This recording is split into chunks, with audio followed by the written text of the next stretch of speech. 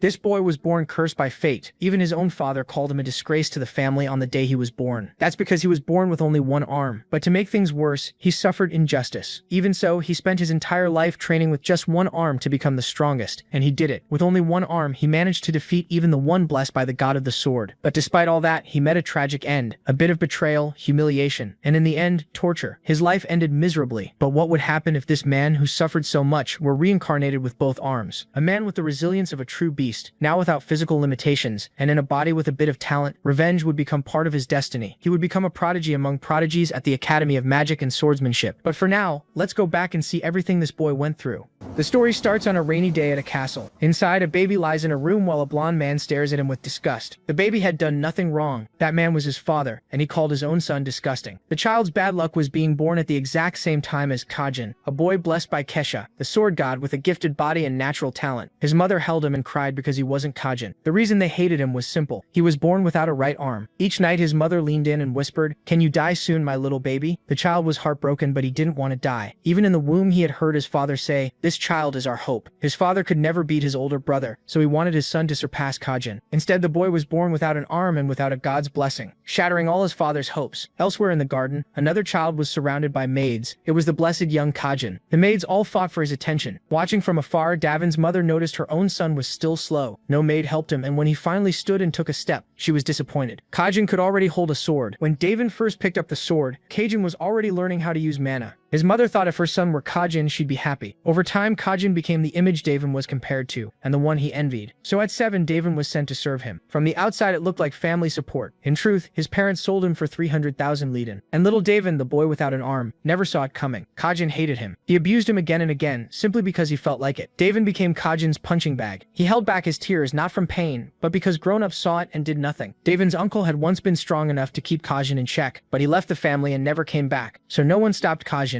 and he grew into a butcher. After a brutal training match, one subordinate's sword broke and the boy surrendered. Kajin's talent and blessing had become poison. He felt no pity and kept beating the boy, mocking him for thinking surrender would make it stop. Then he looked over the others and called for the next one. This time he chose an older Davin. Davin envied Kajin's talent and strength. As he stepped forward, he wished he could be strong too. Their swords clashed until Kajin snapped at him for staring and smashed him into a castle pillar. He demanded to know how a one-armed loser dared look at him like that, then beat him again and asked if hard work alone could ever beat him. Kajin raged that Davin could train his whole life and still never reach him. Then he struck him again. Even so, Davin truly wanted to beat him. He knew hard work might not be enough, but he kept going. Kajin meanwhile got lazy. As he grew older, he sank into alcohol and worse. Still, Davin couldn't beat him. It was a lazy genius against a stubborn worker. Years later, at a tournament, Kajin and Davin faced each other again as adults. Kajin attacked in fury, and their clash sent Davin flying, but he refused to lose and slammed his blade into the ground with all his strength. Kajin recognized how powerful the attack was, but that was only a setup, letting Kajin move in for a surprise strike. Davin answered with everything he had, and when their swords met again, a huge blast erupted. Soon after, the crowd panicked, unable to believe what they were seeing. Davin, the one-armed man, had defeated Kajin of the Storm Sword. Until then, his record against Kajin was 21 draws, 21 losses, and no wins. Now at 29, he had finally beaten Kajin. People had mocked him for years and called him talentless, but he still showed up and won. The crowd exploded over the one-armed man's victory. Davin asked Kajin how long he planned to keep acting like the strongest, but Kajin could only think that he had lost to trash like Davin. That made Davin remember the words he'd heard all his life, "If only my son were Kajin." Davin said that if he were Kajin, he wouldn't have lived like this. He said he would have used that talent for something better, instead of wasting life on alcohol and crushing the weak. Then he turned away, saying he had finally won, until his eyes widened. Kajin stabbed him through the chest from behind. The whole crowd fell into shock. Kajin had really stabbed Davin in the back. Davin could only think Kajin was a bastard to the very end. In his mind, Davin said he wasn't angry. He had finally beaten his rival, but now he was dying. He realized Kajin had used the famous mana sword of the Samam family. Only Saint Rayla could save him now. With a terrifying stare, Davin said Kajin would go down in history as a loser, and that should have been the end. Later, in what looked like a prison, Davin woke up tied up. He asked if this was hell, and a giant man laughed, saying he was lucky Saint Rayla had been in the arena. Who would have thought the miracle-working Saint Rayla would be there? The executioner said she healed him anyway, even though he was dirty and worthless in their eyes. Davin understood how he survived, though his body still felt wrecked. Then the executioner asked if he had really made a contract with a demon. Davin was stunned, and the man said that was the only way a loser like him could beat Kajin. He added that even Davin's parents admitted it, so denying it was pointless. Thinking of them, Davin realized they really might do something like that. Still, he asked if it was true. The man claimed they found sacrifices and bottles of Davin's blood at his family home, and said Davin had sacrificed 300 innocent children to gain power. Pointing at him, he declared that young Master Kajin stabbed him to protect the Samyun family's honor. Davin laughed, realizing he could beat Kajin, but never the Samyun family.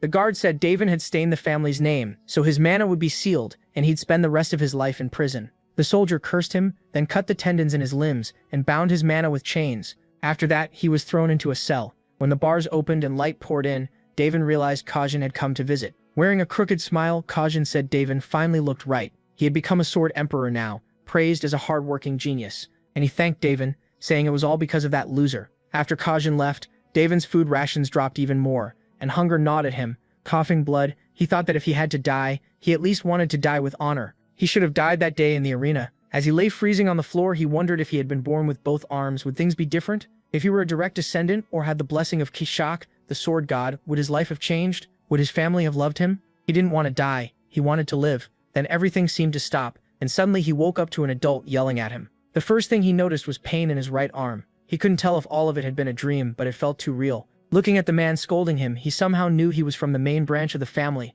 though he didn't know how. Then he heard the man call him Vincent, and memories rushed into his head. Even so, this didn't feel like a nightmare. Nothing could be worse than that prison. Was this a dream where he had his right arm, or some gift just before death? The man grew angrier and asked how long Vincent planned to ignore him. Vincent realized the man was trying to hurt him with mana, so he quickly used a method to block that kind of attack by putting distance between himself and his opponent. But when the man flew back several meters from the blow, something felt wrong. What kind of body was he in? He quickly apologized and said his hand slipped. The man refused any help and called him a reckless brat. As he got up, he said Vincent acted that way only because he was from the main family. Still furious, he swore his son would crush Vincent and prove the branch family could beat the main one. Right away, the protagonist compares this man to his old father, a man who dumped all his failed dreams onto his son. As he walks off, he says he won't forget Vincent's arrogance or disrespect. He tells the boy to wait for the day of the assembly of true swords. Then he leaves Vincent behind. Sometime later, Vincent sits down alone. He keeps wondering if this really isn't a dream. Then more memories start flooding in. He learns his mother died right after giving birth to him, and his father never cared about him either. The other children all treated him like a punching bag. Out of the 8 children in the famous Idenka sword family, he was Vincent, ranked 7th. He was such a coward that even after getting beaten by the youngest girl in the family, he would just hide in his room and cry. On top of that, the branch family kept targeting him because they wanted to beat the main house. The one-armed Davin of the Simeon family had become the useless Vincent of the Idenka family. He starts wondering if this is reincarnation, but he can't make sense of it. Then he searches the room and finds a diary. Inside, the old owner of this body had written page after page putting himself down. His self-worth was so low that he had given up on everything. That makes the protagonist think maybe God answered both their prayers. In his final moments, he desperately wanted to live while Vincent had always wanted to die. So the one who wanted death disappeared, and the one who wanted life took over. Until a voice suddenly asks if he really believes something that ridiculous. He spins around looking for whoever spoke and wondering who's in the room. The voice calls him naive or just stupid. It asks why he's overthinking, and says it's the original owner of this body. Panicked, he asks if that means he really is the real Vincent. Then he sees a purple-eyed figure, and the stranger says he's right. He explains his original name was Vincent, but after giving his body away, he no longer has a name. He asks to be called only Julian. Still confused, the protagonist asks if Julian didn't die and how any of this is possible. Julian says it was a revelation. That's something the gods give humans who are blessed at birth. Realizing this, he points at Julian and asks if he's a god now. Julian says yes, but only a lesser god. He explains he meant to call a spirit god, but brought the protagonist here instead. And if he wants to become a true god instead of a lesser one, he has to complete countless accomplishments, what they call calls. Finish those calls and he can become a true god. The protagonist says he gets the situation, but he has no interest in Julian's goals. If all this is true, then he's been given a new life, and he plans to spend it living, not helping with somebody else's wishes. Julian agrees. He gave up his life while the protagonist begged for one, and this is the result. But Julian warns that his spiritual energy is dangerously low. If it runs out completely, this body will die. Caught off guard, the protagonist asks if that's supposed to be a threat. He checks his body and says he feels way too healthy to die that soon. Then the room suddenly shakes. A cold sweat runs down his face as he realizes he just insulted the god in front of him. When he collapses, Julian asks if he understands now. He says the protagonist is very naive. Then Julian says he'll show him his real memories. A bolt of lightning shoots into Vincent's chest, and Julian's memories flood in. He finally understands what really happened. Everyone called Vincent trash and an idiot, and told him to get stepped on even more. But that look on his face wasn't from someone who had simply been broken. He wasn't drowning in despair, he was pretending to be weak while preparing revenge. Shocked, the protagonist asks if those are really the thoughts of a 13-year-old. He even wonders what kind of world he ended up in. With a sarcastic smile, Julian asks how his perfect acting was. He says he had to escape his family's watch, and the things he wanted to study were considered apostle-level secrets. Even after hearing all that, the protagonist barely reacts. So Julian says, if that's the case, does he know about the great demon Davin and the hero King Kajin? That finally gets his attention. Furious, he demands to know how Julian knows any of that, since it all happened 500 years ago. Julian says history claims a one-armed swordsman named Davin escaped the Simian prison and through a contract with a demon, devoured thousands of lives to grow stronger. They say he killed over 10,000 people, which is why he's remembered as the Great Demon. Stunned, the protagonist repeats it. Davin from 500 years ago? Does that mean he's 500 years in the future? None of it makes sense. And it makes even less sense that Davin and Kajin are now said to share blood with the Simian family. He remembers clearly dying in prison 500 years ago. The Simian family abandoned the one-armed swordsman and chose the storm sword instead. The one-armed warrior died alone, while the storm sword became Sword Emperor. So turning it into stories about a great demon and hero king means the Simian family twisted everything. Enraged, he slams the ground and curses that rotten family. Julian mocks him, saying the hero king Kajin was the great demon's dear friend who loved him so much. Wasn't that romantic? The protagonist angrily tells him to stop this nonsense. Julian asks why he's so shaken, and he snaps back that the whole story is fake. That makes Julian ask if he's actually from that era. When he says yes, Julian teases him again, calling him really old and telling the old man not to get mad. After all, this story was pieced together from records left by the winners. That makes the protagonist wonder what kind of world produces a 13-year-old who talks like this. Seeing no other choice, he tells Julian to keep going with the story. Julian says the king swallowed his tears and joined hands with the greatest hero of that age, his best friend, the Emperor of the Sun Sword, to defeat the great demon Davin. Not knowing who that is, he asks, and Julian is shocked he doesn't know. Aslan, ancestor of the Adenka family. Then he finally remembers the brat named Aslan, calling him arrogant and asking if he really became the first patriarch of the Adenka family. Back then, that boy came to him and said he admired him and wanted to grow up to be like him. Even though Aslan was still young, he was also a friend and disciple Davin taught himself. He visited Davin several times in prison, saying he had committed no crime and that authority could never defeat the truth. He swore he would restore Davin's honor no matter how long it took. But after saying that, the boy never came back. Julian explains that Aslan became the first patriarch of the Adenka family and left them with one mission for life, and it ties directly to his conquest. That mission is to surpass the Simian family and uncover the truth. Hearing this, the protagonist wonders if all of it is just coincidence. Then he opens his eyes and says no, this can't be coincidence. He may not know everything, but one thing is clear. Aslan Falker left the Falker family, created the Adenka family, and went after the truth. Adenka was built to restore Davin's honor. In short, fate put him in Aslan's bloodline. He quickly asks if completing that goal really can turn Julian into a god. Julian says yes, and once he becomes a true god, he'll even be able to grant an amazing blessing. He says it's a deal that helps both of them. The protagonist thanks Aslan in his heart. He'll carry on the mission his friend left behind and crush the Simian family. This time, he'll stay ahead of the family that betrayed him by becoming part of the Adenka family. Outside the castle, Julian asks where the old man is going. That instantly annoys him, and he demands that Julian stop calling him old man. The lesser god argues that if he's from 500 years ago, then he obviously is one. So the protagonist pretends he's forgotten everything and says Julian will have to explain it all again since he's confused.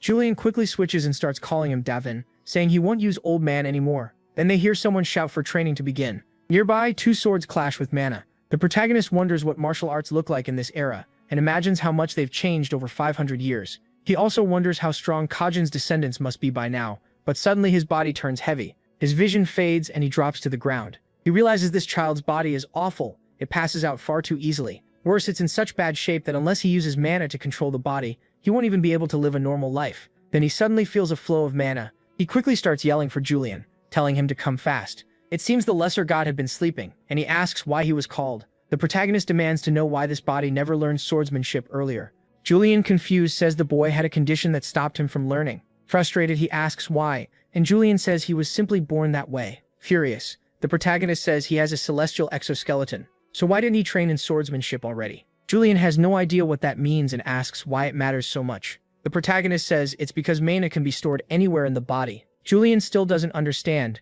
so the protagonist tells him to listen carefully. A martial artist uses mana to gain strength beyond a normal human. Usually that mana is stored in the heart, but with a celestial exoskeleton, you can store mana in more than just that heart. You can store it in your bones too. That means your mana can grow far beyond normal. The protagonist says Julian still doesn't get how huge that is, so he brings up Kajin. The hero king himself had a celestial exoskeleton. That makes this even more ironic. He was reborn looking like Kajin, the very man he killed in his last life. But this world, 500 years later, is stranger than he expected. Julian starts teaching him how to link imagery to the heart and imagine storage space for mana. The protagonist is stunned and asks if people don't use meditation to store mana in their actual hearts anymore. Julian has no clue what he's talking about. So he explains that Falker, the first Adenka, used a powerful meditation method to store mana in his own heart. Julian says people now store mana in imagery instead, calling each one a star. The number of stars shows a fighter's level, and storing mana in the body was abandoned long ago. He even thinks that old method may be completely lost. Hearing that, the protagonist realizes this new system was made to avoid the danger of storing mana in the heart. Back then, over half of martial artists died doing it. Their bodies exploded, but that doesn't matter to him. He starts filling his heart with mana right away. Julian panics, asking if he's seriously doing that now. The protagonist tells him to relax, his heart is strong. If he wants to be a real martial artist, he has to take that risk. Then Julian suddenly notices the mana is flowing in the wrong order, and asks if he doesn't know the circuit formula. The protagonist calls him noisy and asks if there really is such a formula. Julian insists there definitely is, but the protagonist says that in his time they just focused on the feeling. If it failed, the mana circuits twisted and exploded, though only about half died. Julian asks if people really died and he shrugs, saying that means at least half survived. Pretty decent odds, right? Julian gets mad and tells him not to act so careless, just because this isn't his body. That makes the protagonist ask why they neglected this precious body in the first place. He explains that it has amazing potential, strong heart, strong mana circuits. With proper training, it would have thrived. A good physique needs enough mana to support it, and by his estimate, Vincent Adenka's body will die before adulthood. According to him, meditation can slow the damage, but only so much. He likely has just 10 years left. Still, he says 10 years is enough. Enough for the Stormy Sword to become Sword Emperor and for armless Davin to vanish from the world. It's the same span Davin spent trapped in an underground cell, starving to death. Those 10 years felt endless and terrifying until someone knocks, asking what the young master is doing. A voice calls through the door asking what the young master is up to. The protagonist doesn't know who's out there, but the servant barges in anyway and sees the room is a mess. He asks why the young master trashed the whole room. Getting up, the protagonist asks if he's his servant. The boy says, of course, who else would he be? The protagonist remembers him, Wilson, the one Julian will cut down in 3 years. He feels a little sorry for him, then drops the thought. He tosses his clothes to Wilson, says the timing is good, and orders him to clean both the clothes and the room. Wilson is confused. Vincent seems bolder than usual. He asks how the room got like this and even wonders if something weird happened. The protagonist says nothing strange happened. Wilson snaps back that he must have learned black magic or something like that, and says he should report it to the butler and the patriarch right away. The protagonist notes how formal the words sound even while the servant is being blatantly rude. Then he points out that he only gave him extra work. Isn't that a servant's job? Wilson loses it, saying he already said he hates doing this and asks if he's really here just to clean up after him. The protagonist answers yes because he's a servant. Isn't that obvious? Then he suddenly takes the clothes back and says if Wilson won't do it, he'll handle it himself. Alarmed, Wilson asks where he's going. He says he'll find the butler, ask for fresh clothes, and mention that he had to come in person because his servant Wilson refused. That instantly rattles the boy and makes him furious. He snatches the clothes back and says he'll clean everything too. The protagonist realizes that no matter how timid Vincent was, a servant shouldn't be this bold and disrespectful. Someone likely put Wilson there on purpose. Julian agrees it was probably a test. If Vincent handled this rude servant properly, he could prove how the 7th young master of Adenka should act. Julian also says Wilson is supposedly from a gang and has killed many people. So what should they do? That makes the protagonist laugh. Real killers give off a different kind of presence, and Wilson doesn't have it. He's just a pathetic punk. Julian asks how he can say that so confidently. Because in his past life he was the kind of man who actually lived with blood on his hands. That's when Julian realizes he may have summoned someone far scarier than a king of spirits. A while later, Wilson returns and says he washed the clothes and cleaned the room. Vincent nods and thanks him for the hard work. Wilson keeps talking, telling him not to wreck the room like a battlefield next time, until Vincent asks him to bring a wooden sword about 1 meter long and around 500 grams. It should be made of black scented wood and there should be plenty in the family warehouse. Wilson sneers and asks what happens if he refuses. Vincent stands and says he'll get it himself, and tell the warehouse guards a few things on the way. Those guards are elite martial artists, and they're loyal to the family's direct bloodline. Wilson quickly tells him to wait and grabs his shoulder. In the next second, his vision spins. He's lifted and slammed to the floor by a small child. Vincent soon apologizes, saying old memories of being attacked from behind make him react that way. Wilson says he's never heard that before. Vincent tells him to take it as a warning. Even so, his own body aches from forcing that move with such a weak frame. Wilson gets up, furious, ready to argue, but Vincent meets him with a killing stare and asks if he has something to say. Wilson stammers, then repeats that his master wanted a black-scented wooden sword, about 1 meter long, right? Vincent asks if he didn't just say he wouldn't get it. Wilson mutters that he said he didn't want to, not that he absolutely wouldn't, and storms out, slamming the door behind him. A second later, he opens it again and awkwardly says the wind shut it, not him. Vincent is pleased by that small improvement. Still angry, Wilson goes to fetch the sword he was ordered to bring. On the way back, he fumes that he won't lose to Vincent again and will show him who Wilson really is. He returns with the sword, almost expecting praise. Instead, Vincent says he once knew someone who lost his right arm, a man who suffered deeply because of it and met a miserable end. Wilson just hands over the sword, confused by the whole thing and embarrassed. Then he leaves the room. Alone again, Vincent says he needs real training and heads to the training grounds. He strikes the dummies with sharp precision, but after only a few swings, he's exhausted. Even so, he feels made to be a martial artist. Then the dummy in front of him is split in half. A boy shows up and mocks him, saying he didn't notice someone this week standing there. He introduces himself as Raven Adenka and makes it clear he already knows Vincent. Vincent stays calm, while Julian explains that Raven is a distant branch member of the family. He's also the favorite to win the Assembly of True Swords this year, and Vincent already knew his father in the past. Raven steps closer and says he expected to face Vincent if he won, so he came to see him himself. The Assembly of True Swords is a contest between children from martial families tied to the Adenka clan. Its winner earns the right to face a direct descendant of the Adenka family, which means Vincent. Raven taunts him, asking if he'll hide in fear, since the swords used there aren't made of wood. Vincent answers that a true martial artist doesn't fear swords. Raven laughs and says he talks big. Must be because he's a direct descendant. Vincent scolds him and says he should learn to speak better too. Even insults should carry some dignity. He says that because in his past life, even with one arm, he was respected by everyone. But now some brat cuts down his training dummy just to posture. That's shameful for a martial artist. Vincent adds that Raven's father must not have taught him any manners. At that, Raven immediately raises his sword to Vincent's rev. Raven presses his sword to Vincent's neck and says he won't forgive anyone who insults his father. Julian quickly warns that Raven is already a 2-star fighter and has the Man of Steel trait, so Vincent needs to be careful. But Vincent is more annoyed that Raven copied his father's bad habits, acting childish and ignoring a martial artist's manners. So Vincent decides to teach him some proper etiquette. He snaps his wooden sword up under Raven's chin and says a brat like him would have been beaten by the family elders. Raven is stunned. Vincent shouldn't have mana, and he definitely shouldn't know how to use imagery. Raven still believes he's stronger, but he can't shake the feeling that Vincent could cut him down at any second.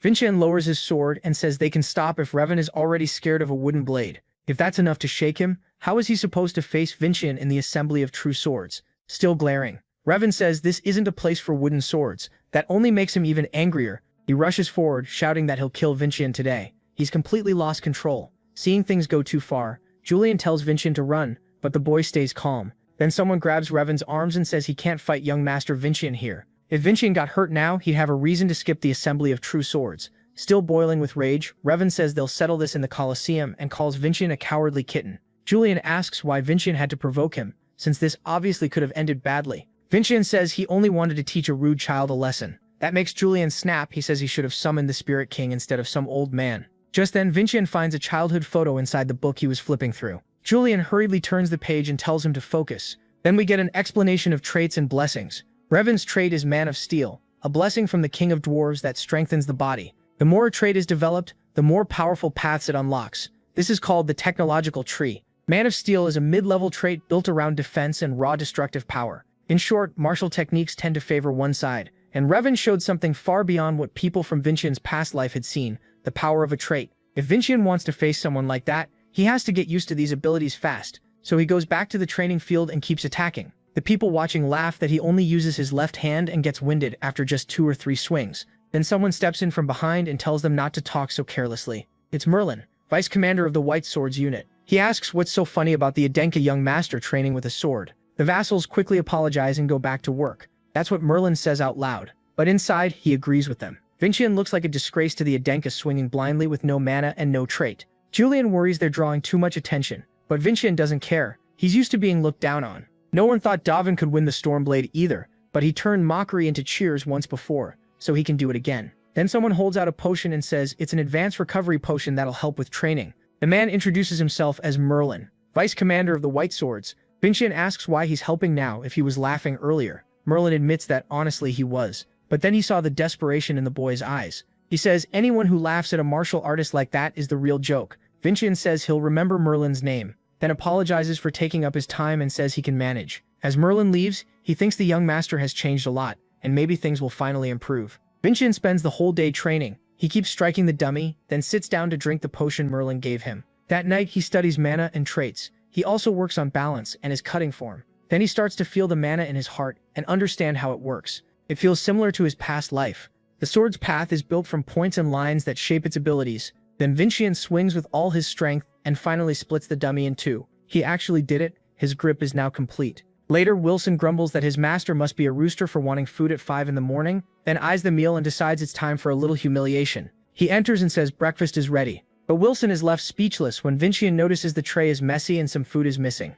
Vincian says if he's going to steal a little, he should at least wipe his mouth first. Then he calmly warns that he may seem kind right now, but Wilson shouldn't cross the line. Wilson boasts that he used to be a street thug and has killed people before. Vincian mocks him, saying that's very frightening, but in his head he reminds himself that ruling by fear is easy, yet that never wins real loyalty or respect. That's why he isn't forcing Wilson with power alone. Only then does Wilson realize his master is using telepathy and already has mana. Vincian tells him to drop the pride and stay by his side. Soon, he says, Wilson won't be ashamed to belong to Vincian Adenka. When that time comes, he'll have to choose fear or loyalty. After leaving, Wilson mutters that he didn't feel pressured at all, but the way he shuts the door says otherwise. The cold aura Vincian gave off almost made him wet himself. Later, Merlin patrols the training grounds. It looks like young Master Vincian came even earlier today. Then he notices something shocking, a dummy cut clean in half, making him wonder if it was done with a real sword, but that makes no sense, since last time Vincian was still using wood. Could someone really improve that much in just a few days?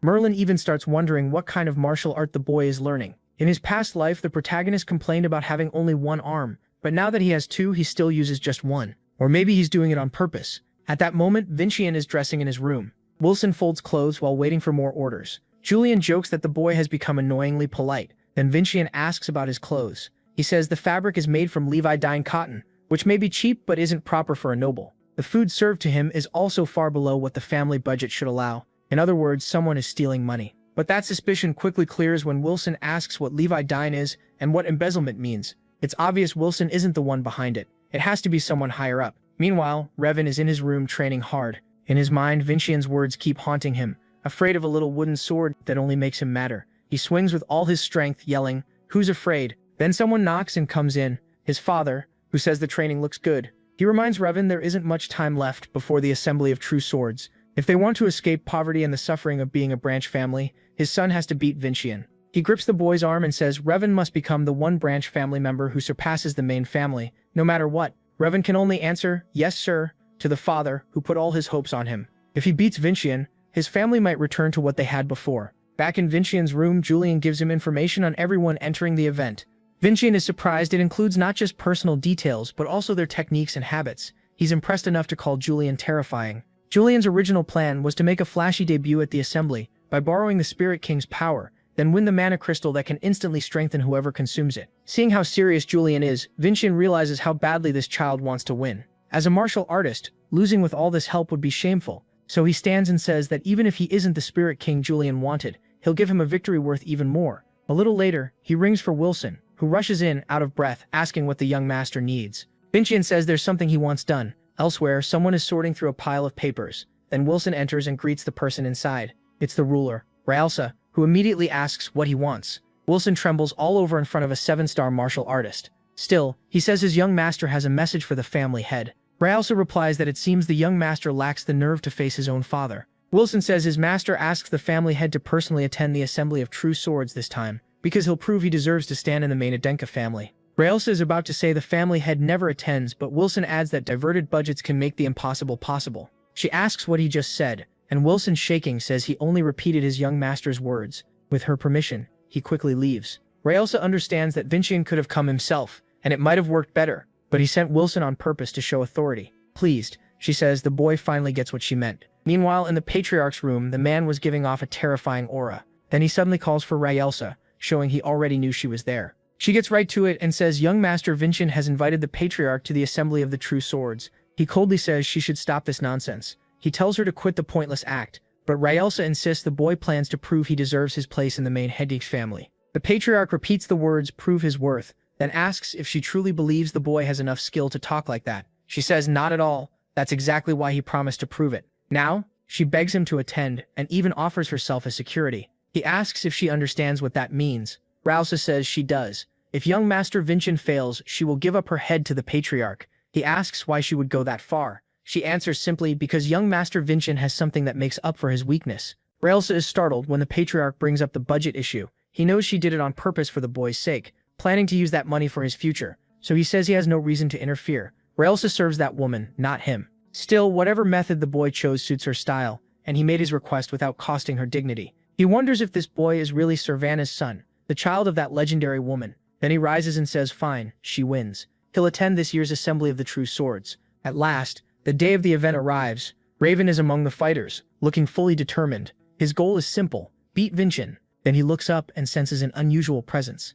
He's shocked to see Patriarch Khan there. Raven assumes he came to watch the rising star among the collateral line. Soon the event begins. Raven pressures his opponent, who struggles to hold him off. Coming down with a heavy strike, he warns him not to get overconfident, but his sword suddenly snaps. Raven immediately moves to finish it, smashing into the boy's shield until it cracks. His father cheers wildly from the stands. The crowd whispers about the boy, the rising star of the collateral branch. Vincent thinks these kids are talented compared to those from his past life, but their martial arts are shallow. Most of their strength comes from their attributes, and Raven's movements show little real combat experience. That's probably why he leans on his attribute and attacks so recklessly. Raven bows to the crowd, giving Vincent some credit for not running away. Vincent, meanwhile, has been waiting for this fight. The Patriarch watches closely. Before long, another broken sword flies through the air, and a boy is sent flying. Once again, the winner is Raven Adenka. Looking at the Patriarch, he says he's beaten every other challenger, and by the Elder's Law, he now has to face a close relative, Vincent Adenka. In other words, he must fight a direct descendant of the family.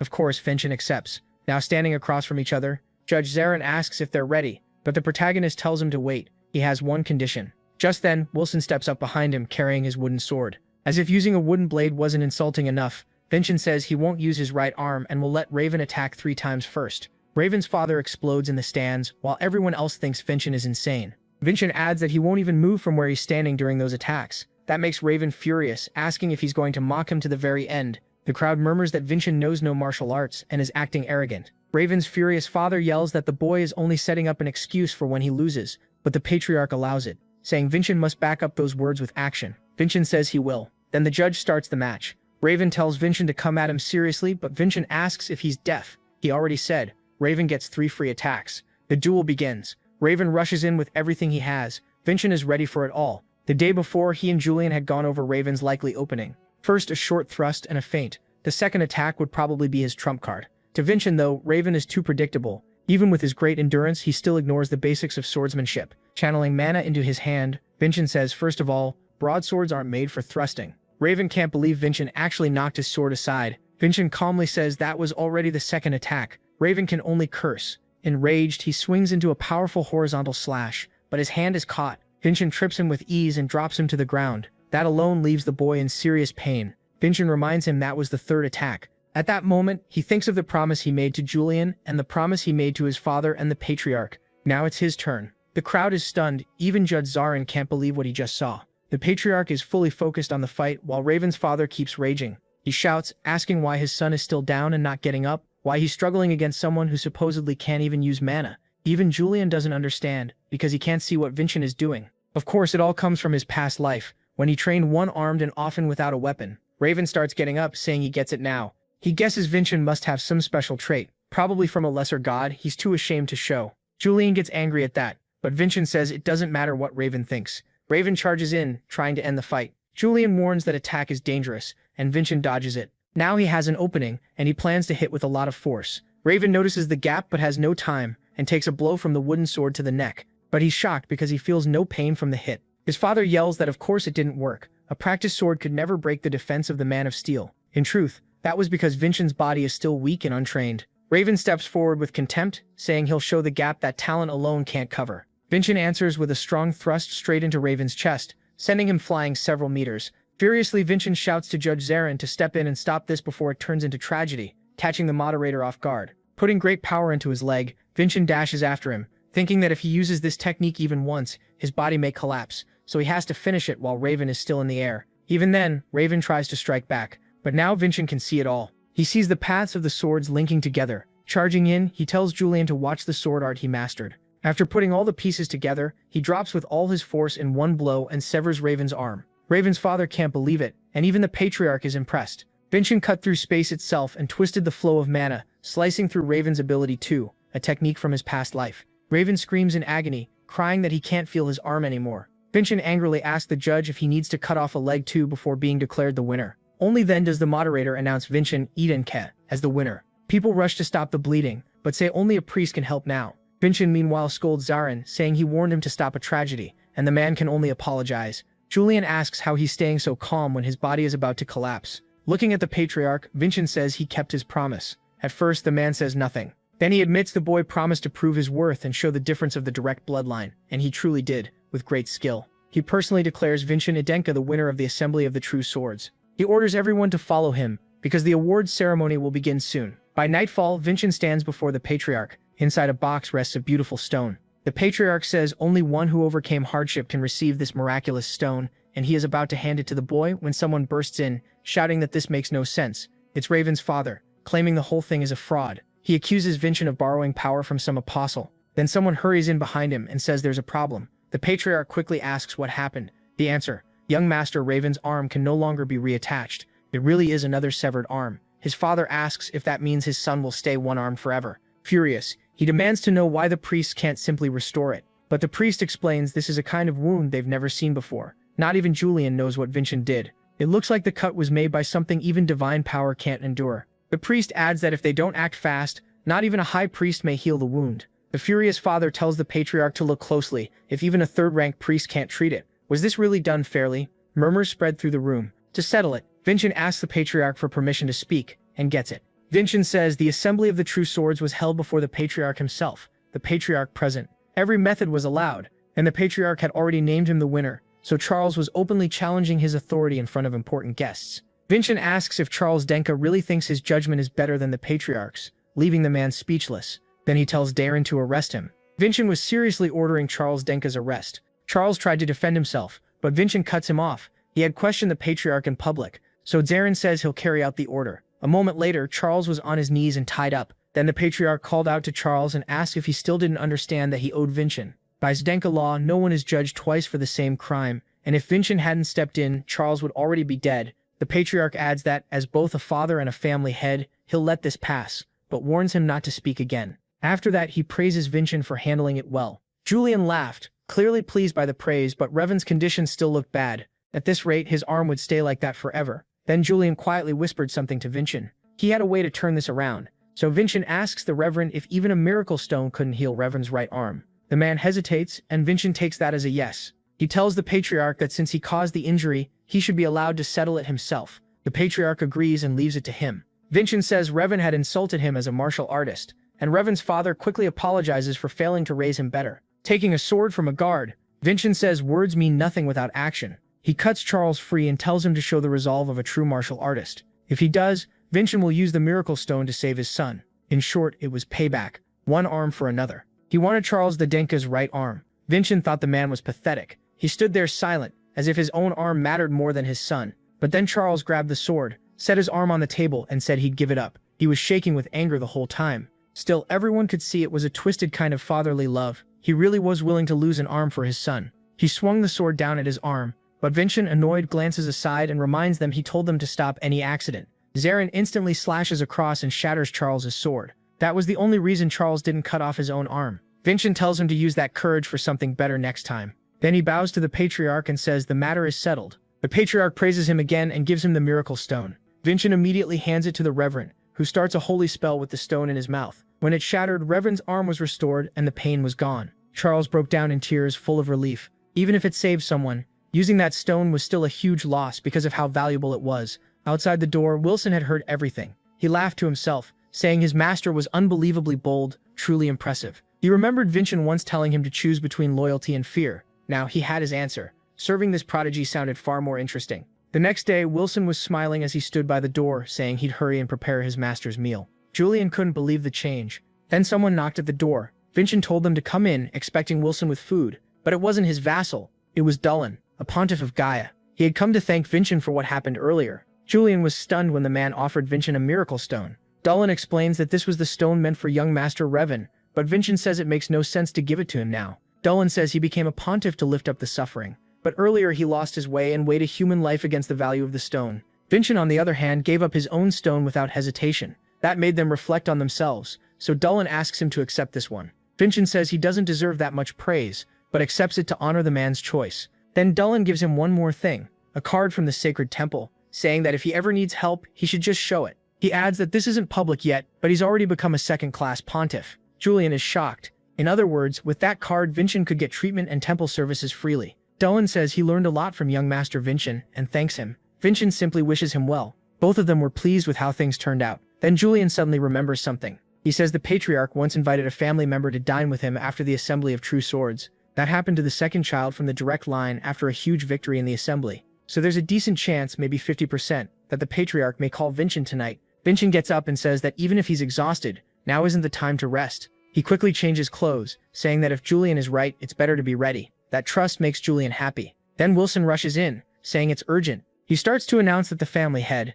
but Vincent cuts him off and asks if the family head has summoned him. Wilson is shocked that he guessed it. At the main Adenka mansion, Vincent heads through the halls toward the Patriarch's office when a woman suddenly tells him to hurry. It was his stepmother. Since Vincent's real mother died giving birth to him, he politely greets her as mother. Her name was Virsa Helene. Once a fearsome martial artist, she now handled the Adenka household. She just says they need to go. His father is waiting. They enter the room, but the Patriarch immediately catches them off guard. He looked furious and shouted Vincent's name. The pressure pouring off him was so heavy Vincent could barely breathe. Still, Vincent quickly realizes the Patriarch hadn't acted like this earlier, so this was probably a test. He says there's no need to pressure his son like this in a private meeting. The Patriarch asks why he thinks that. Sweating, Vincent points out that his mother called him father, not family head, so this meeting was meant to be informal. The Patriarch drops the pressure and praises him for noticing. Then he says he called him here for 2 reasons. First, to congratulate him on today's win. Second, to test whether Charles Adenka's suspicions had any truth. Charles was sure Vincent had cheated. Then Vincent feels a massive presence pushing into his mind. His mother was examining him. He starts sweating under the pressure. The Patriarch asks if the boy could be an apostle, and she says no. Vincent still couldn't understand what this crushing force was.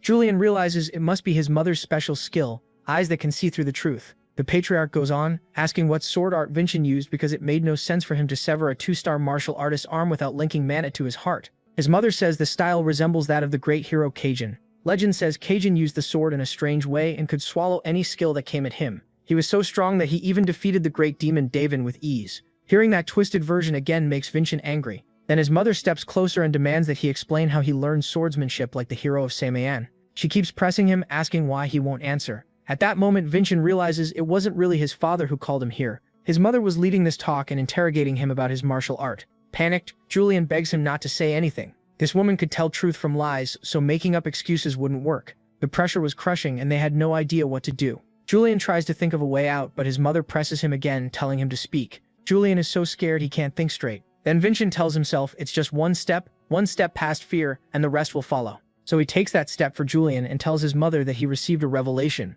She immediately asks if he's claiming he got a revelation without a blessing. Angrily, she says that almost no one receives revelations without blessings unless they're evil. Vincent hadn't known that. Seeing how suspicious he looked, she asks whether he wants to be judged by the sacred court or stand before the judges of Jeremiel. Then Julian urgently tells him what to say next. If she thinks he's suspicious, then she should confirm it with the temple. That answer catches her off guard. Vincent argues that if he were truly evil, a third-rank priest would never have given him a miracle stone and acknowledged him. The woman asks if the miraculous stone is the same one she gave to Dylan, and he says yes. She checks with her eyes and sees he's telling the truth. Then she asks if a revelation taught him swordsmanship. He says revelations taught him many things, but not that. He explains he's always been able to read the strange flow of a sword, and after thinking for a few days, he chose to learn it. He wanted to change, and even if that made people suspicious, doing nothing would have been cowardly. Mixing both their truths together, he says he felt he had to show something had changed. He wanted to prove to their many relatives how much he had grown stronger, and also show his worth to his father. He trusted his father to judge fairly,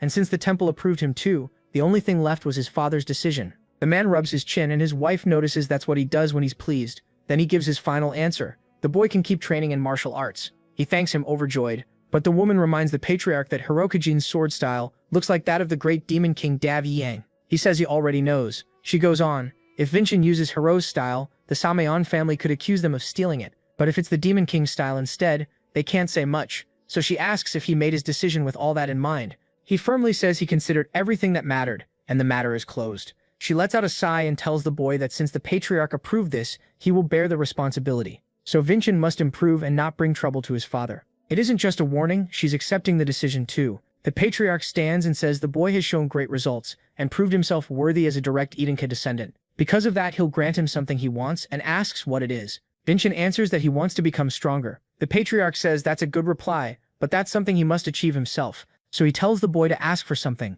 the patriarch can actually give him. Julian tells Vincent to ask for access to the library. The man says only 3-star martial artists can enter and asks if he's linked imagery to his heart yet. He says not yet, and that's why he'd like to use this chance to act a little spoiled. Laughing, the patriarch agrees and lets him into the lower library used by 3-star martial artists. He also tells his wife to give Vincent the Crimson Lotus. The patriarch tells him to take it as the reward for keeping his promise. The Crimson Lotus was the sword his father used in his youth, the blade that helped build his name across the world. It's practically part of the Anicap family's history. Julian can barely hide his joy, but Vincent tells him not to be satisfied with only this. They'll achieve far more later. The lesser deity is so happy, he wonders if he could have done any better by summoning the Spirit King instead of the old man, now inside his body. At that moment he feels he can truly trust the man with his body. Outside, Vincent tells Wilson they should go, but then his mother appears on the stairs and asks if he has a moment. She says it's clear he's been working hard, and she's proud of her son. Since he won the Assembly of True Swords, custom says he must enter the Crimson Fortress, and she asks how he plans to subdue the Crimson Demon.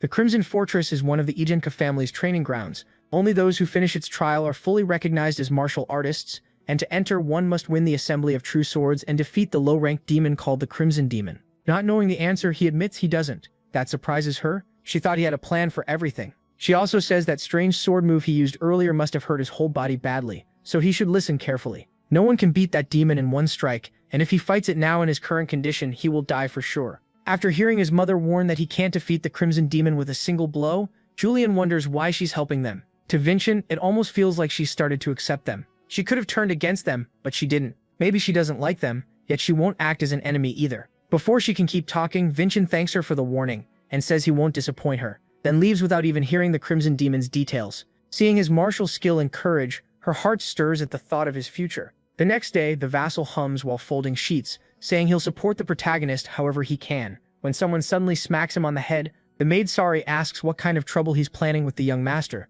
since she still doesn't trust him. He answers that he's only doing laundry, which surprises her. He's actually working. Sarantic asks where the young master is, and he says Vincent is in the library, where only family martial artists are allowed. Inside, Vincent is frustrated because he can't find records from 500 years ago. Julian says that's strange. It looks like that whole period was removed on purpose, as if someone erased it. Vincent decides to leave that for later. Right now, what matters most is raising his skill. At his current level, he can't beat the Crimson Demon, so he needs a training method before reaching imagery theory. Julian points out that Vincent called Aslan's father a child, and uses the late Hero King's sword art, which makes him wonder who Vincent really is. Vincent thinks that if he said he was the Demon King, Julian would probably panic. But lying would also be rude, since Julian once owned this body, and shares the same fate. So he decides to tell the truth, and says his real name. But hearing it gives Julian a terrible headache. He can't even understand the name and asks him to say it again, but the pain only gets worse. Vincent worries about Julian, so Julian gives up on learning his identity for now. Then Vincent finds a book called First Love of a Watermill. Julian wonders why a romance novel is sitting with mana training books, but since this is a family library, it's probably not just romance. As they read it, they realize someone hid a secret historical record inside a love story. Vincent thinks this could be a useful clue, and as he reads more, he finds that the main character doesn't use imagery, but uses the power of love as a trait instead. Vincent thinks it might work, but Julian says that's impossible and dangerous. Vincent argues that whoever did it survived long enough to write this book. Even if it's risky, this is the first real shortcut they've found to grow stronger fast, and they need to test it right away. On his way out of the library, Vincent runs into Saray, who asks if it's true that he beat Raven. Vincent asks Julian who she is, and from his memories he realizes she's someone who truly cared about the old pathetic him. When she learns he really did defeat Raven, she drops to the floor in relief. She thought the assembly would only make people ignore him more. Vincent asks Julian if he knows how to comfort a woman, but Julian says they never taught that in magic and spirits class. Since neither of them knows what to do, Vincent simply apologizes for keeping secrets and says he's trying hard to become a leader she can be proud of. While he's trying to comfort her, Raven shows up and ruins the moment. He says he's been looking for Vincent and has something to say. The two move to a room and face each other in silence.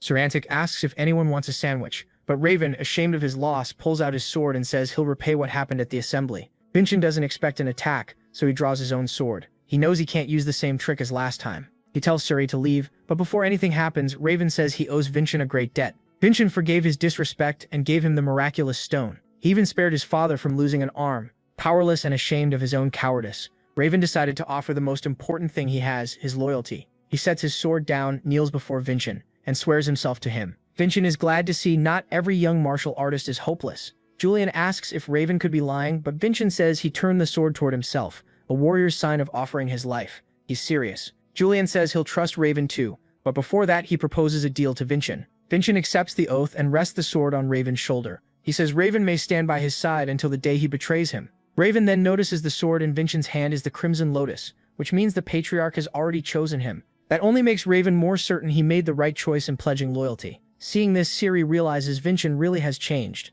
The days when everyone called him a loser already feel far away. Julian uses the moment to suggest using Raven to gain the blessing of the Dwarf King. Later, in the Patriarch's hall, Vincent's mother says he seems to be planning to enter the Crimson Fortress next year. The Patriarch asks about defeating the Crimson Demon, and she says she even tried to explain what resources he has, but he refused with total confidence. The Crimson Demon can use 3rd star mana and has no physical body. That's why beating it is seen as proof you've surpassed the 3rd star. She also adds that in recent days, Raven Idenka has been staying in his quarters, so now Raven is helping the protagonist with his plans. They explain they want the Dwarf King's blessing by using the method from the book. To do that, Vincent has to meditate beside Raven while he guides the flow. That means Vincent is basically trusting him with his life. Vincent has no issue with it, since Raven already swore loyalty. Raven feels ashamed again. If their positions were reversed, he doesn't think he could trust someone the way Vincent does. He's also amazed by this reckless training method. He never thought someone from the main family would risk his life just to get stronger. Julian scolds Vincent, saying he's acting like he's on a tightrope over a cliff. Even Raven says he's moving too fast and shouldn't rush. But Vincent says this is how he's always lived. No one ever handed him anything, so he had to risk his life to move ahead. Julian is nervous he could actually die, but Vincent nearly finishes the flow. Only the final link is missing. He forces the two parts together, but they break apart right after. The clash causes a huge explosion. Raven gets blasted back and crashes onto the bed, badly hurt. Elsewhere, his father says the next Crimson Fortress enrollment is in half a year. Since Vincent already beat a 2nd star martial artist, subduing a Crimson Demon should be just another test for him. Back in the room, Raven asks if he's okay. Even with 2 stars, it took Raven half a year to absorb the Dwarf King's trait, and despite being a genius, he still needs 2 more months. But Vincent doesn't have that kind of time. His father gave him only 1 month to defeat the Crimson Demon. The butler comes to deliver the order. She's clearly worried he barely has time to get ready, and when she opens the door, what she sees shocks her. The room is wrecked and Vincent and Raven are being treated by Sari. She immediately demands to know what happened. Raven gets nervous around her because she's a 7-star butler. Vincent tells her not to worry, and claims he was just meditating. Sari calls that a lie. Nobody ends up like this from simple meditation. The butler notices everything about him feels different, from his presence to the way he talks. Still, when he asks her not to worry, she lets it go. She just tells him to hurry with this meditation, because his father ordered him to finish the rite within a month. Julian notes he's never set a deadline before. Vincent is pleased, taking it as proof his father now expects something from him. She adds that in 1 month she'll personally serve as his protector, and hopes he'll be ready by then. Raven worries because getting the Dwarf King's blessing should take at least 2 months, while Sari is more worried about Vincent's condition and tells him not to push too hard. He promises he won't, but then notices a lot of mana moving around her body, like she's hiding something. Still, he asks her to leave because he has more to discuss with Raven. Raven tells Vincent 1 month isn't enough to get the Dwarf King's trait, and suggests another way to grow stronger. Then Vincent reveals something that shocks both of them. When he forced the flow, he actually completed the magic circuit. That means he can skip ahead to the final step. Julian is thrilled and says the truly worthy can do anything. Vincent says instead of just meeting the 1 month limit, he's going to surpass his father's expectations. 2 weeks later, the three meet in a forest. Vincent is going to manifest the trait again. They get ready, and Vincent tells Raven to stand back in case it explodes, like last time. But Raven refuses. He wants to see Vincent succeed with his own eyes. Vincent starts moving the flow, forming a full spiral. The pattern links up and spreads into several circles. Julian says it feels completely different. Then, when he looks up, he sees the Dwarf King. He's probably the only one who can see him, since he's a god too. The Dwarf King moves to strike and slams right into Vincent, finishing the trait. Raven says Vincent gained a first defense trait, Body Strengthening, which is already a little ahead of his own. He's stunned by how fast Vincent is growing. In less than a month, he got the Dwarf King's blessing. As the Dwarf King slowly fades, Julian tells him to head home. Vincent is glad he's finally built the base he needs to subdue the Crimson Demon. He thanks Raven, who says to save that thanks until after the demon is beaten. Then Vincent asks him for one more favor. 2 days later, Vincent heads for the Crimson Demon's lair in a brand new outfit, apologizing to the butler for the sudden request. He just wants to go beyond his father's expectations. The butler worries because he's not only skipping part of his prep time, he's going in 2 weeks early. She wonders if he'll really be okay. She says she's guarded this rite 3 times for the patriarch and his brothers, and no one from the family line has ever failed. She warns him he can't be the first. Vincent stays firm and says he's not facing the Crimson Demon with empty courage. Inside the carriage, Vincent tells Julian a guardian seems pointless for a mission like this. Julian says they're also there to collect the Crimson Demon's treasures and to keep an eye on him. The butler asks if he studied the Crimson Demon. Reaching 3 stars of mana is only the first step to subduing it, and by her judgment, he still doesn't meet the full requirements. Julian points out that Vincent never once asked about the Crimson Demon. Vincent tells him not to worry, this demon was his first hunt. She warns that even with his strange sword style, he can't drop his guard, so Vincent asks why she's trying to help him. She says she's the test's official guardian, but he sees through it and asks if she's really trying to hide budget issues. Still, if she doesn't want to explain, that's fine. She also never asked about his training. At last, they reach the test site. The Crimson Demon's lair is an ancient temple ruin, a memorial to Father Aslan after he defeated one of the remnants of the great demon Davin. Then she draws her sword and says she'll prepare the area, raising it upward. A huge beam of light bursts out, and a mana barrier covers the whole temple, so monsters can't pass through it. Vincent begins the test, and the Crimson Demon appears. He tells her to watch closely and report exactly what she sees, how he surpasses his father's expectations. The Crimson Demon attacks first with a scythe. Julian tells him to dodge, but making distance would only help this enemy, so Vincent does the opposite and closes in. The Crimson Demon, which had been attacking, is forced to defend against Vincent's assault and can't counter properly with its scythe as he keeps pressuring it. Watching from afar, the butler says closing the gap on a long-range fighter is obvious, but this is still his first real battle, and he's only 14. The way he fights makes it look like he's beaten the Crimson Demon hundreds of times. Vincent is pleased with the Dwarf King's marks. They let him move freely, even without a trained body. Still, he knows this is only support for his true strength, swordsmanship. He uses the demon's scythe as a step and jumps back, creating perfect distance. The Crimson Demon is aggressive, and being forced on defense clearly rattled it. Its anger makes its move simpler and leaves it open. Against an enemy full of openings, the sword's path becomes easy. He uses the mark to lower the cost of his sword skill, and slices through the demon's middle. With one strike, he seems to have subdued it, and a small red orb drops out. He looks at the butler and asks if she saw that clearly, but she isn't satisfied at all. She's worried he really doesn't know why the Crimson Demon didn't die from one blow. It actually has 2 lives, and it starts forming again behind the protagonist, ready to strike. She tries to warn him, but he already knew this would happen and dodges easily. He thinks it's just like 500 years ago, but then another attack comes much faster than the first. He barely avoids it and realizes its form hasn't just changed, it's stronger too. These demons evolved over the last 500 years. The butler explains that once revived, the Crimson Demon becomes enraged. Its speed and power both rise. It slams at him with its palm, smashing the ground with huge force. Vincent dodges but admits it's dangerous to face it now. Then he finds his escape blocked by a wall. The Crimson Demon swings its scythe and splits the wall in half. Julian says this is going badly and tells him to use the plan. But Vincent says he first has to force the demon to lower its guard. He's likely trying to corner it before the finishing blow. Once that final opening appears, he can use the plan. Watching from afar, the butler says that if she steps in, Vincent automatically fails. She doesn't want to ruin his future because he's Sylvana's son. She came from a ruined family and survived by doing illegal work, but meeting Sylvana was like facing a monster. What shocked her even more was Sylvana reaching out and asking her to join them. Back then, Sylvana was traveling to become a martial artist, and she wasn't alone. Her companions were Vincent's father and his current stepmother. At first, the butler didn't even know why she agreed to join them, but she became part of the adventure that later turned into legend in Edenka. Sometime later, she fought a red ogre with that group. She says she wasn't the main fighter that time, while Sylvana took the chance to cut off its head. Sylvana was strong, beautiful, and had a way of making people smile. She became the hope of her life. So when Sylvana gave birth and died, the butler chose to use her own life to protect that child until he became a respected martial artist. But after 14 years, all she had seen were the endless times he was mocked by his brothers. She had stopped expecting anything from him and even thought about leaving Edenska. One day, when she saw Wilson sneaking around, she found out Vincent had finally been recognized by the family. Meanwhile, the Crimson Demon charges at Vincent. Without changing his expression, he calls for Revan, who appears at once and blocks the demon's strike.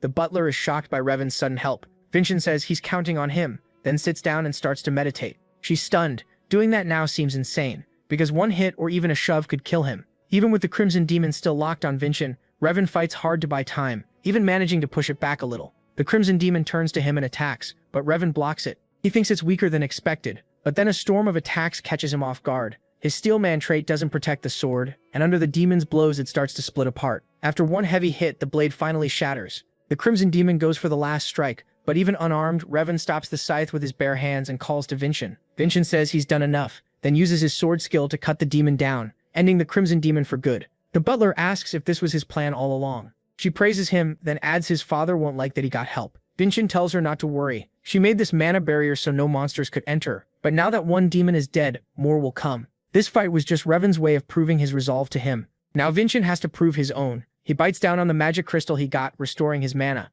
Even with body enhancement, he can only use that power twice a day, and because he still couldn't judge the miracle stone's limit, he had to meditate. When the Crimson Demon attacks, he answers with a huge slash from his sword skill. The blow forces the demon's core open, exposing several weak points. In that instant, Vincent finds the path of the sword again and kills the Crimson Demon in 1 second, leaving the butler speechless. She realizes she never needed to worry. He's become someone truly incredible. Vincent spits out a little blood, but he doesn't fall. Julian is amazed and curious about that technique, since just a few uses left Vincent's body in terrible shape. She tells him to rest and says she'll carry him home if he passes out, but Vincent says it's like the assembly. The last one standing is the real winner. Then something bizarre happens. A huge magic circle appears overhead. Everyone panics when they realize it's a summoning circle. The butler says nothing like this was ever recorded in the rite of passage, as stones begin stacking together. What appears is a giant stone serpent, a guardian of the artifact. A guardian this massive staying, hidden until now, likely means it was made with the temple itself. She tries to speak to it and ask its purpose, but gets no answer,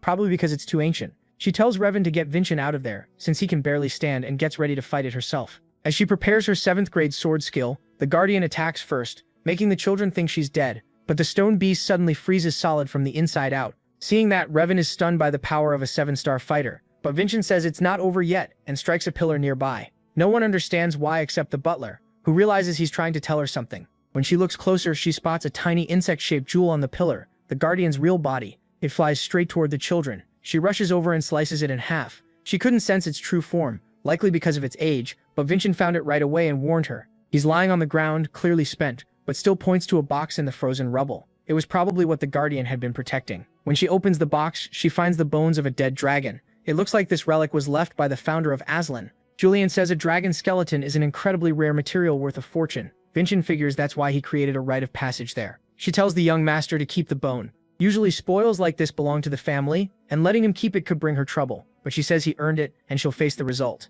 Vincent decides to split the bone and give half to her, because he couldn't have done it alone. The patriarch stands at the graveyard of the old patriarchs. The butler reports that Vincent passed the rite of passage, but he says that should be sent to the presbytery. She says what she saw was too amazing not to tell him herself. She explains that the hostile Revan Adenka was moved by Vincent and risked his life against the Crimson Demon, letting the young master bring it down. As expected, the patriarch complains that he didn't do it alone, but she goes on saying that after that, Vincent killed another Crimson Demon by himself and found a dragon skeleton left by the founder of Aslan. She shows the bone cut in half, and the patriarch asks if Vincent split it himself. She says yes. The patriarch says she's forgetting something, then tells her to break the bone. She strikes it, but nothing happens. Then she uses her technique and puts in all her strength, but the bone still won't break. The patriarch says it takes at least a first-class smith to break a dragon skeleton. It seems his son has a rare talent, and he asks her to keep watching over him. Back in the room, Wilson is nervously worrying about something, but Ciri tells him to keep quiet because Vincent needs rest after the subjugation. He's scared because he'll have to go with Vincent to the Crimson Fortress, a place full of terrifying monsters and martial artists. Ciri teases him, asking if a back-alley thug is really scared of a few little monsters. Vincent asks Julian if he still hasn't noticed the mana flowing through Ciri's body. Julian says he's never felt anything like it, even though he's known her longer. Vincent says he saw a similar flow 500 years ago and asks her full name. She says she's Sarvanna Heasley from the ruined Heasley family. That makes Vincent realize at once that she has a magical body. Julian has no idea what that means, or why the Heasley family matters. Vincent explains that her family studied mana and the body. They discovered the celestial exoskeleton and created a skill called magical body. Like the celestial exoskeleton, she can pour mana into the body. If that power stays stable, she might stop the celestial exoskeleton from dying. Vincent asks if any elder from her family is still alive, but Wilson snaps, asking if he knows why she had to leave. She says her grandmother died, and that was the only family she ever knew. Julian can't understand how a family with powers like that could be ruined, but Vincent says if someone wanted to hide the truth about the celestial exoskeleton, the first thing they'd do is silence the ones who made it. There was one more person, but she's dead now. His mother Sarvanna was also a Heasley. Julian's face shows he never knew that. Her name had been banned in the house because the patriarch always looked sad whenever he heard it. In fact, they're only here because of her, especially the butler, who she once helped. While they talk, the butler enters to say young Revan is leaving. Outside, he says his reason for coming is finished. He helped Vincent get the Crimson Demon, and he can't stay forever. Before he goes, Vincent asks one last favor. He wants Revan to investigate the Heasley family from 500 years ago.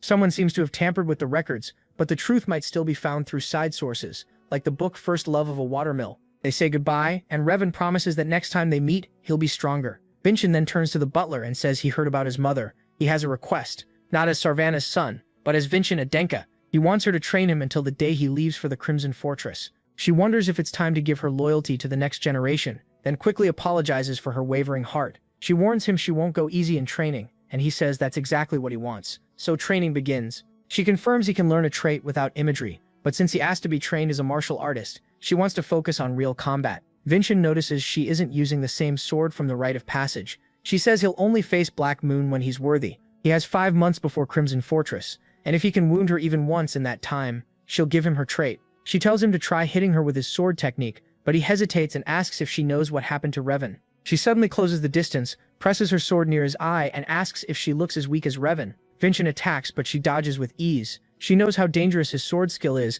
and won't give him a clean opening.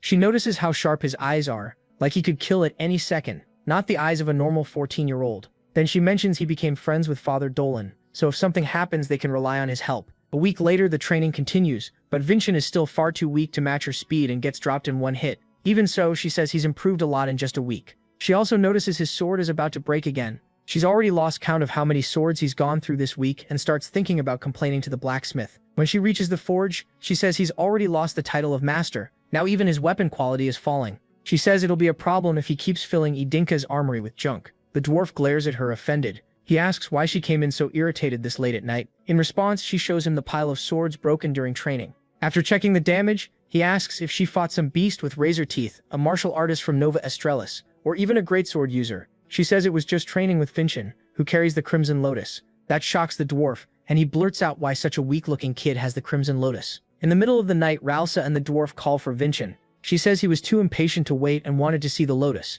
and Vincent replies he can inspect it whenever he wants, since he's the one who made it. Julian explains this is the blacksmith Hansen. He's not only famous but also an old friend of Vincent's father, and once held the title of master. Vincent asks why he lost that title, and Julian explains he quit making big swords to focus on useful, high-quality inventions. Other smiths mocked him for chasing money, so he lost his honor. But Vincent thinks he's amazing because of him. Many people could defend themselves. He put others before his own pride, and that deserves respect. Vincent then properly introduces himself to the so-called Master Hansen. The dwarf looks annoyed for a moment, then laughs, and says the boy sure knows how to get a reaction. Vincent says he isn't mocking him, he truly believes Hansen chose the right path. He remembers the patriarch once saying the same thing. Even if people laugh at him, he still believes his decision was right. Hearing that, the dwarf says the family blood really does run in him. He thought Vincent was the weakest of the children, but maybe those rumors were wrong. Then he asks to inspect the Crimson Lotus. Looking over the blade, he asks if Vincent really beat the Crimson Demon and trained against Sarvana's shadow with it. When he learns that's true, he's shaken. The sword is still perfectly intact,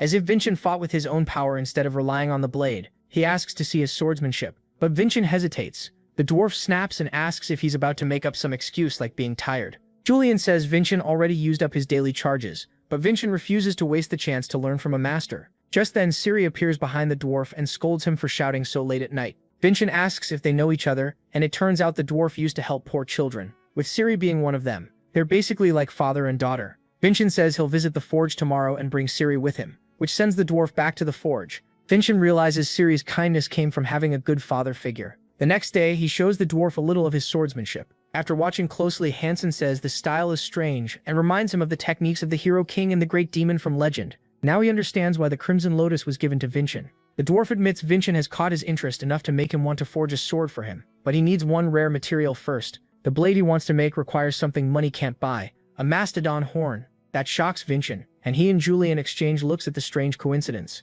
Vincent hands over the dragon bone and the dwarf is stunned they actually have a mastodon horn. Then Vincent gives him the Crimson Lotus too and asks him to forge the bone into it, since that sword marks the beginning of his father's path. 3 weeks later, when they return to get the sword, they're alarmed to find the forge on fire. Seeing how shaken Ciri is, Vincent realizes this has never happened before, so he says they need to save Master Hansen first. Since his attack can cut through almost anything, he slices open the door and rushes inside. Once inside, he finds the dwarf unconscious on the floor. Julian quickly realizes the source of the blaze. It's the Crimson Lotus overflowing with mana. The bone must have been stronger than expected, but they ignore the sword for now because getting out comes first. As they move toward the exit, burning wood collapses and blocks the way. Julian asks if Vincent has any defensive technique, because even a dragon skeleton can't hold back those flames forever. If he can withstand them long enough, the fire should burn out. Vincent uses a skill from his past life. The gentle blade that breaks steel is a mana technique driven by will. He carefully cuts into the flow of fire, keeping the flames from reaching them. Julian is stunned,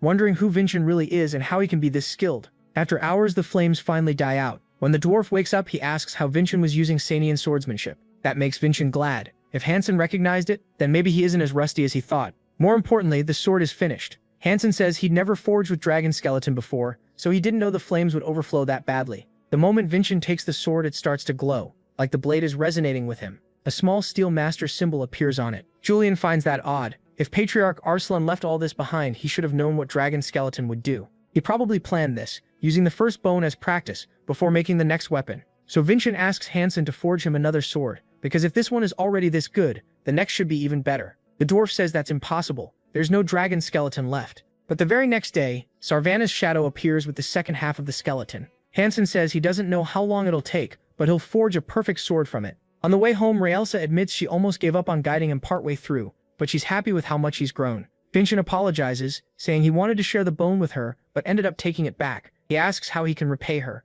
but she says she's already being rewarded. The child born 14 years ago has turned into an outstanding martial artist. Vincent says she's about to like her reward even more. Ever since he beat the Crimson Demon, he's been thinking of a way to defeat her, even though she's a 7-star martial artist. And today he plans not just to fight her but to win and claim her characteristic. The duel between Vincent and Raelsa begins, and he struggles to endure her ice attacks while she mocks him, saying he's nowhere close to beating her. She attacks from above, but he barely blocks with his sword. The clash creates a huge blast, yet both swords stay intact. Raelsa is impressed. She used power equal to 4 stars in that strike, and normally that much mana would have shattered the blade. But she has no time to think about it because a sword line is suddenly aiming for her neck. Vincent follows with his sword technique, but Raelsa dodges at once. She realizes his power is completely different now and wonders what the Crimson Lotus has become. Thanks to the Dwarf King's trait, the sword no longer breaks, it absorbs the shock of attacks. Its new power is simple. The Crimson Lotus can absorb its wielder's traits. Once Raelsa sees how much stronger that makes him, she decides to stop holding back. She vanishes with incredible speed and appears behind Vincent. By circling him over and over, she scrambles his vision and creates a false image. But Vincent doesn't fall for it. Instead of chasing her movement, he reads the mana she uses to move. He deliberately misses, so Raelsa appears behind him, thinking the fight is over. That was his trap. He catches her sword with his bare hand, and seeing the sword path that runs through her neck, uses double sword strike to hit her. The attack erupts in a huge explosion. Even after using both of his daily strikes, he still hasn't landed a clean hit on Raelsa, and she's impressed by how badly he wants to take her sword. Still, he gives it back because he doesn't want a cheap win over someone who's disarmed. Raelsa calls that arrogant. In a real battle against martial artists or monsters, no one would be kind to him. As she prepares her mark, she warns him his enemies won't care about fairness. Then she fully activates it, releasing a freezing aura so strong even Julian is impressed. Telling Vincent to be careful with his own attack, she charges in. But for some reason, her mark suddenly shuts off. That opening lets Vincent grab her and flick her forehead. Even with 4 months still left before the Crimson Fortress, he's already managed to beat her. Raelsa asks how, and Vincent explains he knew even double sword strike wouldn't hit her, so he cut the mana around her and stopped her bind. Since he kept his promise, Raelsa now agrees to teach him about his blessing, the mana flow of the Galactic Wanderers. After just 2 days of meditation, Vincent completes the blessing flow. As he guides mana along the path, it starts to change, taking the form of a cloud. Julian worries about how huge the blast will be if Vincent fails, but that fear fades when he sees the goddess approach him. At the Crimson Fortress, Dean Vargan asks why Director Herka isn't working. She says she's a martial artist, not someone meant to sit around pushing a pen, but Vargan tells her to stop acting childish and do her job. While checking the list of students coming to the fortress, she spots Vincent's name and asks if he's from the Min family. When Vargan confirms it, she says another troublesome person is on the way. Vargan, meanwhile, wonders if the rumors about Vincent being a loser are actually true. If that happens, the Crimson Fortress could lose face, so he plans to stop the problem early and keep Vincent from enrolling. Back in the young master's room, Julian sees the same thing the Dwarf King saw. The Ice Goddess is about to bless the protagonist, and Raelsa says the Galactic Wanderer's blessing has only one step, the Frozen Walk. That night, Vincent studies the Crimson Fortress,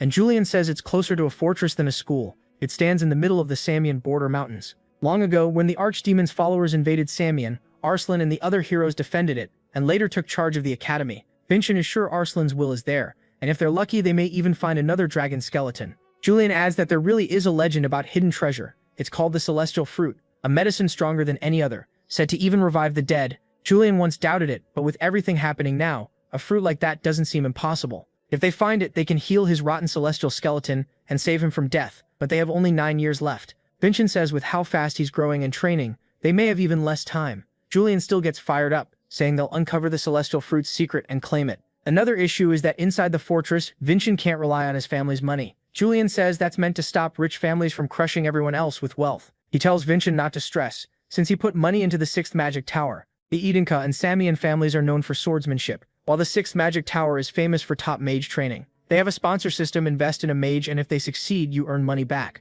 The mage Julian Back just became a co-owner of the tower. The only catch is that if she dies, his investment is gone. Then a hooded man approaches her. He kills her inside the magic tower. When Julian reads that in the newspaper, the only thing he worries about is his money. Vincent tells him to show some respect for the dead, but Julian is too focused on the loss. Vincent keeps reading and learns that in her will, she left everything to her younger brother Vargan Pagoda. Back at the fortress, Vargan appears to be grieving for his sister. He was never close to her talent, and was seen as the family's shame, so even he doesn't know what to feel about her death. Vincent spends the next 4 months gathering all the information he can before entering the fortress. Then the day comes, and he reaches the mountain of the Crimson Fortress. Raelsa tells him that for security, he has to continue on foot. The fortress director will appear soon to lead him inside. Vincent thanks her for everything and says his mother would feel the same. That leaves Raelsa deeply moved. Inside the fortress, Vargan tells the director that young Vincent will arrive soon, but she hates work and says formalities aren't her thing. Just then, a voice from the magic stone warns of a recent monster attack nearby. The director instantly takes the chance and says she has to go protect the people of the fortress.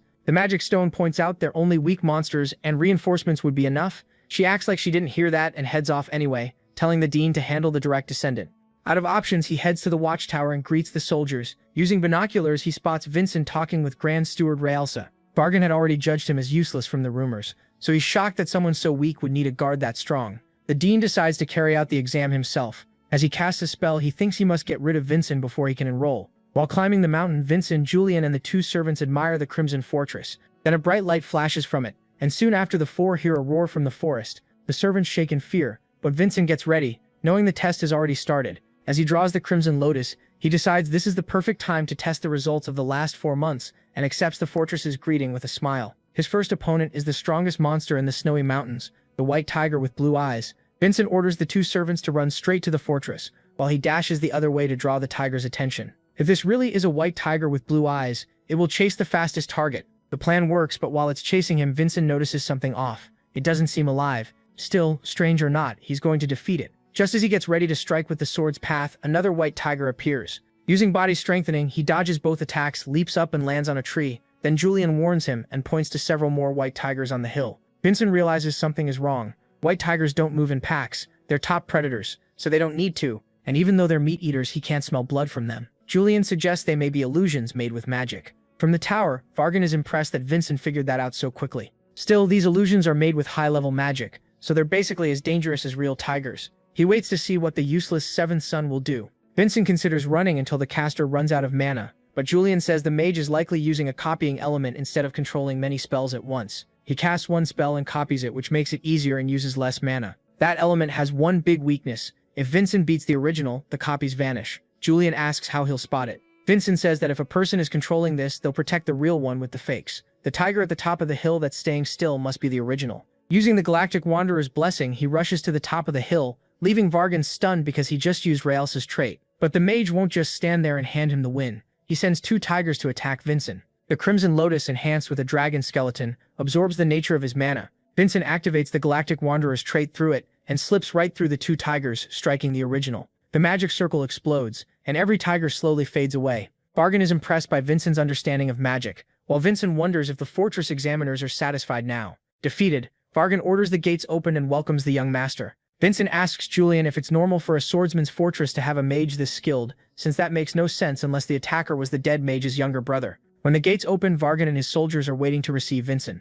Julian says that even without family money inside the fortress, talented cadets can earn support through sponsorship. Now they need to score points with the right person and win all that investment money back. As their carriage moves through the fortress, Vincent comments on how many people live there. Vargan explains that besides instructors, disciples, soldiers, and children, many families live here too. Vincent will share a dorm, and once he moves in, he'll be just another cadet. Any old status is gone. Vincent understands he'll only be treated like a young master during this ride. Siri sees kids in uniform and says he'll look good wearing one too. The protagonist asks what his current rank will be, and Vargan explains that every cadet starts at rank 9. Exams happen twice a year, ranks go from 9 to 1, and anyone who passes after rank 1 becomes an innovative martial artist. Vincent has only 4.5 years to graduate, and by then he must find the celestial fruit or die. Vargan asks how someone from a martial family knew about the copying element. Julian says he was terrible at swordsmanship, so he studied as much magic as he could. But Vincent says knowledge is power, and refusing to learn something useful just because of family tradition is foolish. The dean starts wondering how a child this remarkable ever got labeled useless. Then Vincent asks about the celestial fruit, and the dean is a little disappointed, calling him childish for believing in a legend like that. That answer makes Julian realize even high-ranking people treat it as a myth, which makes finding information on the fruit even harder. Soon they reach the rank 9 dormitory. Varjan explains that the servants stay on the first floor, while the protagonist will use the 3rd, 4th, and 5th. He hands over a sun emblem to show he's a rank 9 cadet, and says the Crimson Fortress greeting is, "Humble respects, glory is absolute." The protagonist heads to his room, but when he enters he finds the other cadets blocking it. He quietly asks Julian if he did something wrong, and Julian has no answer. Then they hear a voice from the doorway. Julian immediately knows it belongs to his older brother, Malone Denka. Even Vincent feels sick just looking at him. Julian explains this is the brother who bullied him the most, even forcing him to eat trash. Hearing that, Vincent nearly throws up because he saw it in Julian's memories. Malone is the kind of person who uses strength to crush the weak, and he clearly hasn't changed. So Vincent asks if he can teach him a lesson. With a friendly greeting, the protagonist says he's glad to see him, but also disappointed that after being away from home so long, he's still only rank 9. Malone snaps, calls over Saizen, and slaps him across the face, saying newcomers need proper training so they don't act out. He warns that if it happens again, Saizen will be beaten. Right then, the protagonist realizes Malona is the worst kind of person, just like Kajin, his greatest enemy from his past life. He can't hold back anymore and drives a punch into Malona's face, leaving all the cadets stunned. Malona snarls that his little brother must have gone crazy, and swings back at him. Vinci slips past the hit with ease, remembering one thing: people like this don't respect martial arts. He grabs Malona by the collar and slams him hard into the ground. Then he turns to the other cadets and tells them a martial artist should fear only one thing: respect. Malona rises, burning with hate, and draws his sword, but Vinci avoids the strike without trouble. Julian says this could be the perfect chance for them. Near the Crimson Fortress, the dean has just finished hunting the monsters. The village chief thanks her, says everyone can finally sleep peacefully, and invites her out for a drink. Just as she considers it, Varjan shows up behind her and says he could use a drink too because his superior has been driving him crazy. At the tavern, Varjan explains how Vinci passed the entrance exam. The dean barely understands the magic side of it since she isn't a mage, but that only makes it more impressive. Vinci beats something even a 7-star martial artist had never heard of. Still, she says he looked timid compared to the other direct descendant who destroyed an entire mountain. Then jokes with Vargan, saying she can't wait to meet someone as cowardly as him. Then a magic crystal calls the dean back to the fortress. When he asks what happened, the crystal reports that Malone and Vincian, both rank 9, have requested a mediator for their duel. When he arrives, the official apologizes, saying he had no choice because both boys are direct descendants and Cadet Vincian requested it. The dean tells him it's fine, and says anything involving Vincian must be reported to him from now on. Using his authority, he allows the duel. When the protagonist draws the Crimson Lotus, Malone is visibly shaken. Still, he claims it's only a copy, and even wagers his right arm on it. That pleases the MC, who tells him not to forget those words. Malona ignores that and says he'll force him to surrender using his blessing, the Daughter of Fear. Its pressure spreads through the room and makes everyone around them tremble. Julian explains that this trait fills the enemy with fear, but he can't understand why the protagonist is completely fine. Vincian says it's his pride as a swordsman. The words he spoke earlier that a martial artist should only fear respect can even cancel a trait. Maloney can't understand why it isn't working, and tries to crush him with his sword. The blow is so powerful it leaves a crater, but when the dust clears, Vincian is gone. He appears behind his brother and kicks him away. Before Malona can recover, the MC uses Swift Blade with Frozen Walk and body reinforcement, striking so hard that Malona crashes to the ground. The dean knows Malona's trash, but he also knows why he stayed cadet representative this long, and now Vincian is threatening that spot. Just then Selbura arrives to watch and sees Malona already down. She says it still isn't over. His coercion is only a side trait. His real blessing is something else. Julian is happy to watch the protagonist crush his brother, but it is strange the dean hasn't stopped the match after Malone lost his sword. Yellow lightning starts pouring from Malone's body, and Selbura reveals his true blessing as the Brain Giant, the god of electricity. A burst of lightning catches the protagonist's right arm and chars it completely. Julian is stunned because the only trait he ever saw his brother use was Daughter of Fear. He says there's no way he wouldn't know, since he was bullied over it. Malone answers that of course his brother didn't know, even if he was born with it. He only learned to control it after joining the fortress. The protagonist asks how many years he hid it, but that was never really the point. Malona was just being cruel. Since coercion alone was enough to beat kids his age, he never bothered to train. Those words hit the protagonist hard. He was born with no talent at all, so seeing someone waste talent like this is unbearable. Malone attacks again with lightning, but Vincian dodges and says he'll take his right arm. He has already used one of his 2 strikes on the illusion monster, so he plans to finish this with the Dwarf King's absolute sword strike. He keeps slipping past the lightning while Malone's blows grow so wild they start tearing apart the whole room. Even the dean sees that Malone is drunk on his own mana and losing control. Siri, who has been watching closely, is nearly crushed by falling rubble, but the dean saves her with magic. Vargin checks if she's hurt, orders Braun to evacuate the cadets, and teleports her somewhere safe. Then he notices her body is filled with mana. The protagonist keeps dodging. The trait is strong, but it leaves plenty of openings, and if he closes in with Frozen Walk, he can finish it fast. But then his body gives out, and Vincent drops to the floor. He was wrong to think he could handle Frozen Walk like Ralsa. His body is too exhausted now, and he has only one move left. The Dean realizes his own mistake too. They may be kids, but they're still direct descendants. To keep the fight from getting worse, he throws up a barrier around them. Now the protagonist has even less room to avoid the attacks. But Julian says they can cut something other than Malone with the absolute sword strike. After dodging again, the protagonist decides to trust that plan and jumps toward the air. Malone takes the chance and fires a huge blast of energy, but that was exactly what Julian wanted. Vincent cuts through the barrier, freeing the attack so it slams into the ceiling. As the roof comes down, Malone can't escape and gets buried under the rubble. The protagonist lands over him and says a martial artist's vow weighs more than anything else. Then, with the sword his father gave him, he rips off his older brother's arm. Vargin is shocked that Vincent destroyed his barrier. It was far beyond what any normal martial artist should be able to break, yet one strike shattered it. Malone screams from the pain of losing his arm, and the Dean finally ends the duel. Right then, Wilson arrives with a 5th-class priestess. Chevin asks who carries the mark of a 2nd-class priest and why the protagonist has something so valuable. Still, anyone holding that symbol is treated as if the priest himself were present, so a 5th-class priestess has no place questioning him. Chevin heals the burns on his arm. Seeing that, Malone screams for his own arm to be healed too, but Arvin asks if he's really sure. He wagered his right hand in an official duel, so letting the same person who took it restore it would ruin whatever honor he had left. Malone gives up that honor and begs to have it healed. Julian acts like he didn't hear him and tells him to say it louder so everyone can hear. Malone shouts that he has no honor left and begs them to fix his arm. Satisfied with the humiliation, Julian allows the priestess to heal Malone's arm. Even after restoring it, she tells him to rest and avoid hard training. The cadets who watch the duel are stunned that Malone lost so easily. One asks if they could ever become like Vincent. He tells them to overcome their fear first, then they'll reach far more of their potential. Malone is still boiling with hate and tries to catch the protagonist off guard. He charges a stone and gets ready to throw it at his head, but the Dean stops him. He says the only reason he's overlooking Malone's behavior is because in a month, that hand must be healthy enough to hold a sword. A week later, in Dean Vargin's office, the protagonist learns from Julian how to properly offer condolences at a time like this. Vargin says he's 4 months late, and the whole thing feels awkward.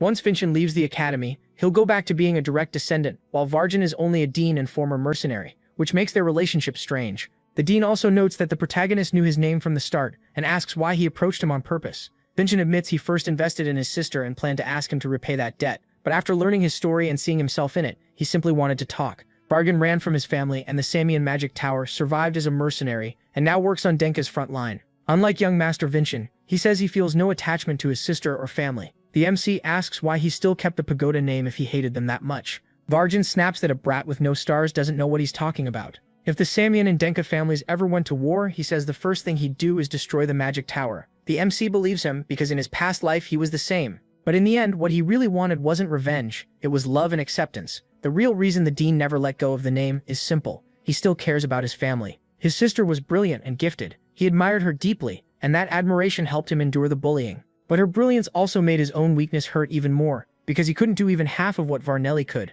Unable to handle that pressure, he ran away. Vargin feels ashamed. He thought he understood Vincent, but it was the other way around. Those condolences truly reached him, and even though his sister is gone, he can finally be honest with himself. So the Dean decides to sponsor him, which means Vincent no longer has to worry about fortress expenses. Julian is genuinely happy. Riven, Relelsa, Master Hansen, and now Dean Vargin, they all fell for the protagonist's sincerity. He says all he did was speak honestly. Then he notices Sizen and Selbura walking over. Since they haven't properly met before, Selbura introduces herself as the second representative of the Rank 9 cadets. When they greet each other, the MC feels the same strange sensation he once felt from his mother. Her trait, discernment, lets her read an opponent's strength and potential. But when she checks Vincent, she sees no image at all. His crimson aura blocks any red on his hidden potential, so he quickly pulls his hand back and says he didn't like her using that trait as a greeting. She's shocked since not even the instructors can pick up what they're doing, while Vincent clearly can. She explains that cadets aren't allowed to walk alone at night. They could freeze, get lost, or run into the evil spirit of Davin. The moment he hears that old name, Vincent asks what she means. That leaves her a little embarrassed. Sizen says that after the Demon Arch was defeated, parts of his spirit spread across the world. People say those spirits grant power in return for a martial artist's life. Sebira adds that there are reports of contractors now and then, though she doesn't really believe the story. At the dorm, the archdemon spirit speaks to Malone and offers him a contract. He's frightened at first, realizing the legend about Davin's spirit might be real, but decides that doesn't matter if it helps him reach his goal. When Vincent gets back to the room, everyone is asleep except Malone, who isn't in bed. Meanwhile, Cizan is on night patrol. When he hears something in the dark, the second he calls out, his arm is ripped off. Then, out of swirling black magic, Malone steps forward and asks where Vincent is. Even with one arm gone, Cizan draws his sword and asks if he made a contract with an evil spirit. Malone mocks him for trying to act like his brother, grabs him by the neck and slams him down. Just before he can finish him, Instructor Brondich rushes in and attacks Malone. He tells Malone to surrender, then realizes his strike did nothing. Bronda immediately orders Cizan to sound the emergency trumpet. Back in the room, Vincent is still awake, waiting for his brother.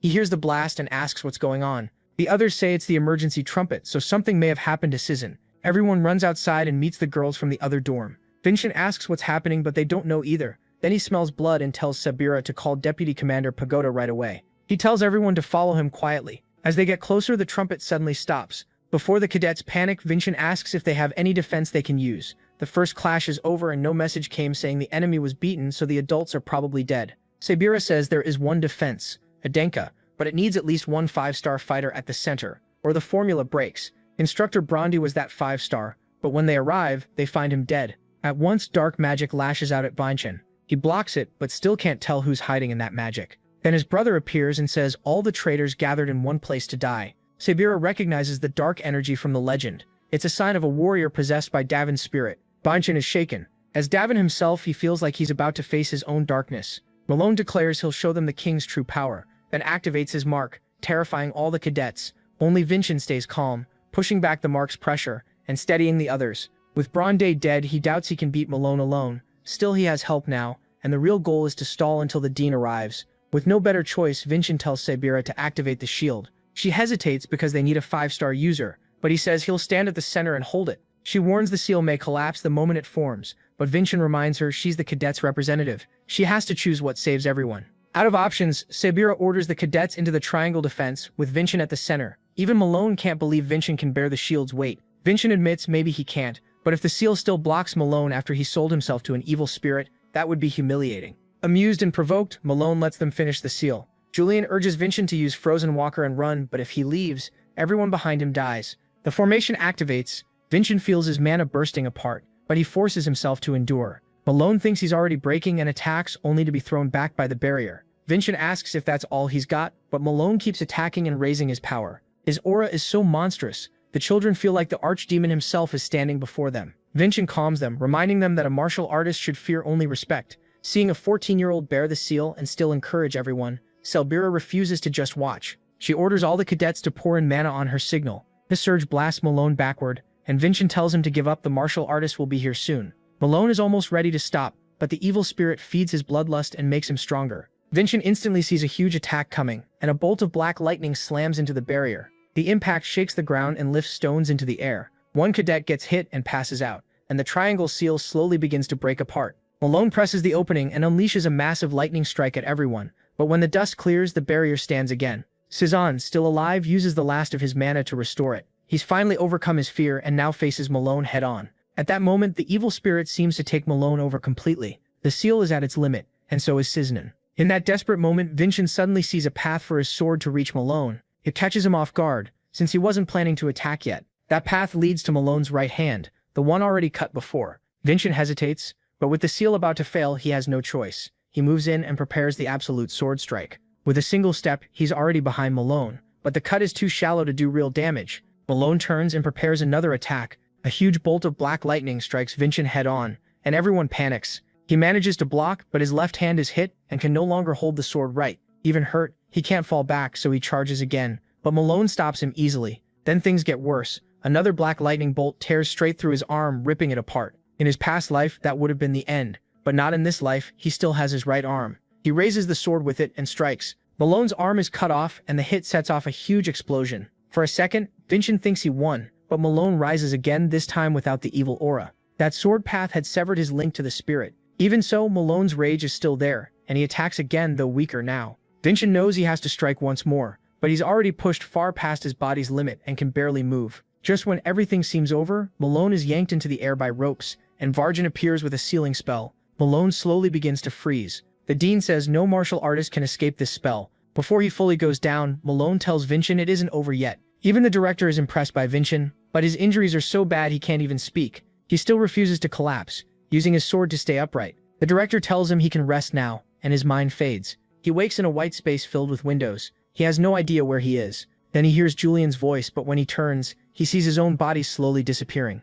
A few days later, the fortress director speaks frankly with the patriarch. She politely greets Lord Edenka and asks him to honor the absolute glory. He tells her to drop the formality and explain what happened. The red-haired director hesitates, knowing this won't be easy to say. 15 rank 9 cadets were injured, and 1 instructor died. Sism was the first to face Malone and barely survived. Hearing that, the patriarch says the dead should be honored, and the injured should have all their treatment paid for. The director feels guilty she didn't deal with that first, but the old man says evil spirit contracts are full of unknowns. He adds that her choice to stop it after careful planning wasn't wrong. The real issue is why Malone survived the contract at all. History says people who take those contracts gain huge power in exchange for their lives. Once that power runs out, they die. The director says the fortress mages examined him but still found no answer. Still, the cadets claim Malone was freed from the spirit after Vincent struck him. That alarms the patriarch, who realizes the strange swordsmanship Vincent used before can also cut a spirit contract. Since his foolish son stepped beyond a martial artist's limits and made that contract, he'll spend the rest of his life confined to the guest house. His imagery will be sealed, and the tendons in his remaining limbs will be cut, so he can never hold a sword again. If one son is being punished, the other should be rewarded. But the director reveals that after the fight, Vincent fell into a coma, and still hasn't awakened. Inside his mind, Vincent and Julian stand in that white space, and neither knows where they are. After looking around, Julian guesses they might be inside Malone's memories, which instantly alarms Vincent. Julian wonders if this is another effect of his swordsmanship, but Vincent says he's never entered the memories of someone he fought. As he tries to understand what's happening, a memory of Malone starts playing from one of the frames. In it, Malone asks the rector why he has to train that brainy giant when he's already the strongest in rank 9. Varjan answers that he's one of Edenka's respected sons, so he needs to stop relying on brute force and train seriously. It seems the rector had a reason for covering for him. Then Malone shows the flux to the brainy giant, leaving Vincent and Julian stunned. But suddenly, black mist starts filling the space. When Vincent looks for Julian, he realizes he's alone. 2 giant hands appear and grab him,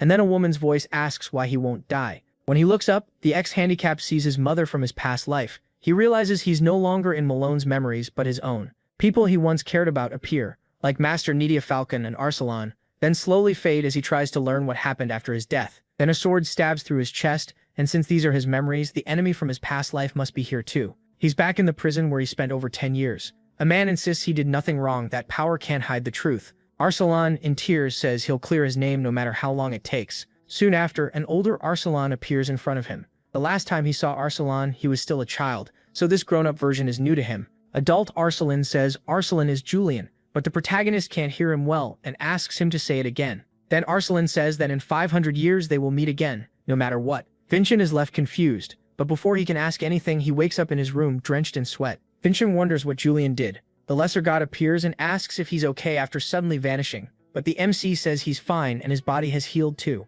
He's still puzzled, wondering if adult Arsalan met him before he died. Siri and Wilson are shocked to see the young master finally awake. They get so overwhelmed that they throw themselves at him, hugging and crying. Wilson thought he might never wake up, while Siri is just relieved. The ex-handicapped, who never had this kind of affection before, doesn't know what to say, but thanks them for caring. The director walks in and asks if she's interrupting the moment, then greets the sleeping beauty who finally woke up. She doesn't care for formal talk and tells him to just call her sis. Vincent asks if she shouldn't be at the fortress, but she says a recent incident forced her to report straight to the patriarch. She adds that Varjan handles the fortress better anyway, and since she hates working, she's leaving it to him. After wrapping up a few things in the central area, she plans to head back with him. But first she has a small favor to ask. She wants him to rough up the young master of the Sanian family. The moment he hears roughing up and Sanian together, he gets excited. Then she explains it's only a friendly exchange event, which kills his mood since he was ready for a real beating. The director says it's a special event where martial families compete. Both patriarchs will attend, and this year it's being held at the Crimson Fortress. The skinny guy asks why she's bringing this up only now. She says Malone was supposed to take part, but now that he's a crippled prisoner, Vincent is the only choice left. That makes him connected to the stage the principal mentioned in those memories. Maybe it was this event. She goes on to say his opponent is the Sanian family's 6th son. The kid is so strong that Malone never even planned to win. Still, none of her second sister's sons has ever won this exchange, so she tells him not to stress too much. But our lefty, who loves crushing extras, says he'll beat him until he turns white, which makes the director like his attitude even more since she enjoys stomping extras too. Just then, the patriarch enters the room asking if he's ready to stand by those words. The protagonist says the sword assembly already showed how he takes responsibility and promises to come back with a win. The old man likes that answer and says he can't wait to see the Sanian family lose. Before leaving, he tells his son to rest because his internal injury is serious. Outside, the patriarch remembers he still hasn't rewarded Vincent and says when the director returns to the fortress, he'll go too. His reward will be having his name carved into the Crimson Monument. Hearing that, the redhead is stunned because only Edenka's heroes are honored there, and she asks if he's really serious. While resting in bed, the protagonist gets fired up about the friendly exchange event. He wants to help Edenka surpass the Sanian family, and this is the perfect chance to test where they stand. Vincent asks Julian if he knows anything about the sixth son, but since he never expected to face him, he never looked into him. Vincent asks what his chances are, and Julian says that with the surprise of his absolute sword, he might have a shot, but the odds are still bad. Grunjin is at most 3 stars, while the other guy is likely 3 or higher. Realizing lying around won't help, the lefty decides to train a little. Julian warns that his internal injury is severe, and he shouldn't use mana. Grunjin says he'll be fine as long as he avoids mana, then heads out to swing his sword, while the lesser god tells him not to wreck his body. As he starts training, he thinks about the coming fight. One thing is certain, beating up the Sanian family's descendants sounds great. Raven shows up while he's thinking, saying this reminds him of the first time they met. They sit down for tea and Raven says he found something Grunjin asked about. Grunjin gets excited, hoping it's about 500 years ago, but it's actually about his own family. Raven got curious how a family with no martial talent and only a modest estate compared to other branch families could still attend the sword assembly as spectators. When he says that, the protagonist remembers tossing Raven's father across the room despite Vincent's weak body. So the blonde explains that he kept pressing for an answer until his father finally gave in and showed him. The Baron gets up and goes to a bookshelf, then uses magic to unlock a hidden door. He says even the patriarch can't enter this place without his permission. Inside is a library full of Edenka's hidden knowledge, the real reason his family keeps such high standing. As Raven walks through it, one book grabs his attention. The lost record of the Heasley family still exists. That instantly excites the protagonist because it might contain proof of his innocence. But Raven tells him not to get ahead of himself. He'd need to become patriarch to access it. Vincent asks if it's really okay to share this, since it sounds like secret family business, but Raven says he owes him his life, so it's fine. Then the blonde remembers something important and pulls out a magic crystal. The dwarf asked him to pass along this message. The crystal glows, and a hologram of the dwarf appears. Right away, the old protagonist thinks it's a live call, but Raven says it's just a recording. Real communication crystals cost a fortune. The dwarf starts by saying the recorder is a gift, and that he has news about the dragon skeleton. First, forging a perfect dragon sword is impossible. The fire in the workshop started when he struck the Crimson Lotus, after transplanting the dragon skeleton. The reason is that the skeleton absorbs the user's mana trait, and because he carries the blessing of the god of unwavering flames, everything burst into fire. That's why making a weapon like this is almost impossible. Still, if they made a hammer from the dragon skeleton, it could work, since 2 bones hitting each other don't absorb mana. Even then, he says it doesn't solve much, because using the bone for a hammer means there'd be none left for the sword. Then the old man signs off and tells Vernjin not to bother his daughter. Raven says that's all he had to deliver, and he needs to get back to the workshop for his sword. He asks if Vernjin has a reply, and Vernjin immediately says to tell the old man to forge the hammer from the dragon bone, because he'll just find another skeleton for the sword. Raven says he expected that, but it's still wild how he talks about impossible things like they're settled facts. Later, Julian says everything they've learned so far has been useless, but the protagonist says the opposite. Now every path is open, so they just need to grow stronger and make their own way. That starts with beating the 6th son of Sanian, though he has no clue how, so he asks the useless god if there's any way to win.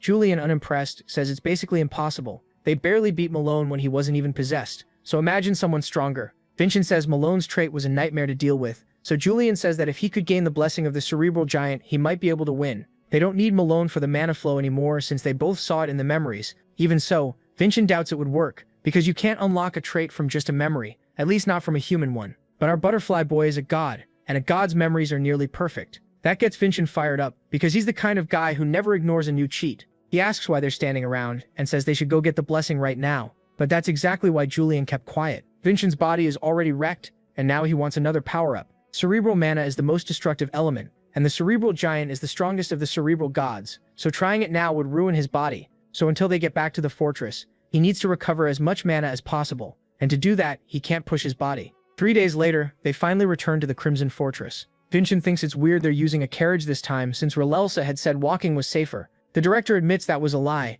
It was only to make his rite of passage easier. She also says they forgot to tell him he'll be part of the recording ceremony. Once inside the fortress, cadets gather before a huge stone carved with heroes' names. In front stand the rank 1 cadets, led by Hannah Edenka. Behind them, cadets from every rank line up to watch. It seems the rank representatives are always direct Edenka descendants. Well, except Malone, who got folded pretty easily. The rest of the descendants are the real deal, and rank 1's Hana Adenka is on another level. Just looking at her is intimidating. While everyone waits to see who will engrave the name, the Adenka patriarch arrives. He immediately calls Vincent forward. Vincent jokes that he didn't know he was getting such an amazing gift, but Khan tells him this isn't a gift. He earned it. The old man takes the Crimson Lotus and announces he's carving Vincent Adenka's name into the stone. You'd think he'd carefully write it, but one swing nearly tears the place apart. Vincent is stunned. The patriarch used just a little mana and did what rank 9 cadets can barely endure. The other direct descendants are left staring, finally seeing the true power of the Adenka. When he's done, the letters are still burning. On the way back to the dorms, the cadets are still hyped over what they saw. Then Salbera shows up, asking where Vincent is. Even the freshmen don't know. They guess he's at the training grounds. Of course, our favorite hack chaser didn't waste any time. He's already trying to get the Cerebral Giant's blessing. First, he has to guide the path through 3 points, but Julian suddenly stops explaining because he's crying. The patriarch finally recognized him as a son. Vincent tells him that doesn't mean much yet. They're aiming for way more. Then he tells Julian to quit crying and explain the blessing properly. Step 1 is turning the circle into a perfect triangle, but the moment he does, a huge lightning bolt crashes down.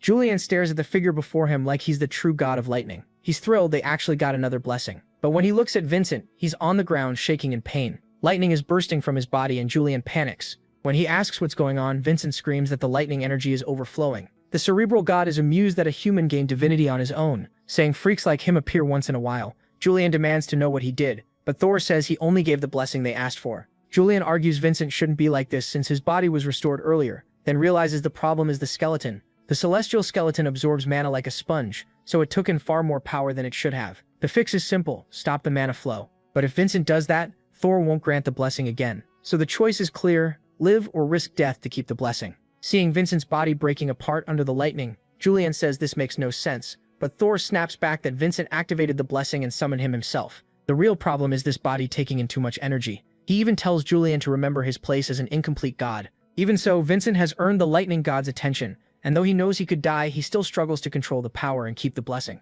Watching Vincent fight this hard for another hack, Julian realizes he can't just watch. So he uses his weak divine power to shield Vincent's heart. A butterfly barrier forms around it. Julian thinks all he has to do now is absorb the lightning, but his power isn't enough, and the energy starts spilling over. He forces himself to hold on because if the heart explodes, they're both finished. But his divine energy burns out fast, his hand starts disappearing, and the lesser god feels death closing in. That one mistake brings the worst outcome. Vincent's heart explodes. Julian watches his friend, his body dropping to the ground, and screams for help. Then somehow someone answers, asking who's there. Julian turns and recognizes her, the priestess who healed Malone. For the first time, he feels hope. She must have heard him through her sacred powers, but even she is shaken by Vincent's condition. Julian realizes Vincent is still alive and still fighting, so he can't give up either. She says she can hear the lesser god and asks if he was the one calling her. Julian introduces himself and begs her to heal Vincent now. But she can't get close because of the lightning, so Julian uses sacred power to control the lightning and opens a path for her to heal him. This time he's resolved.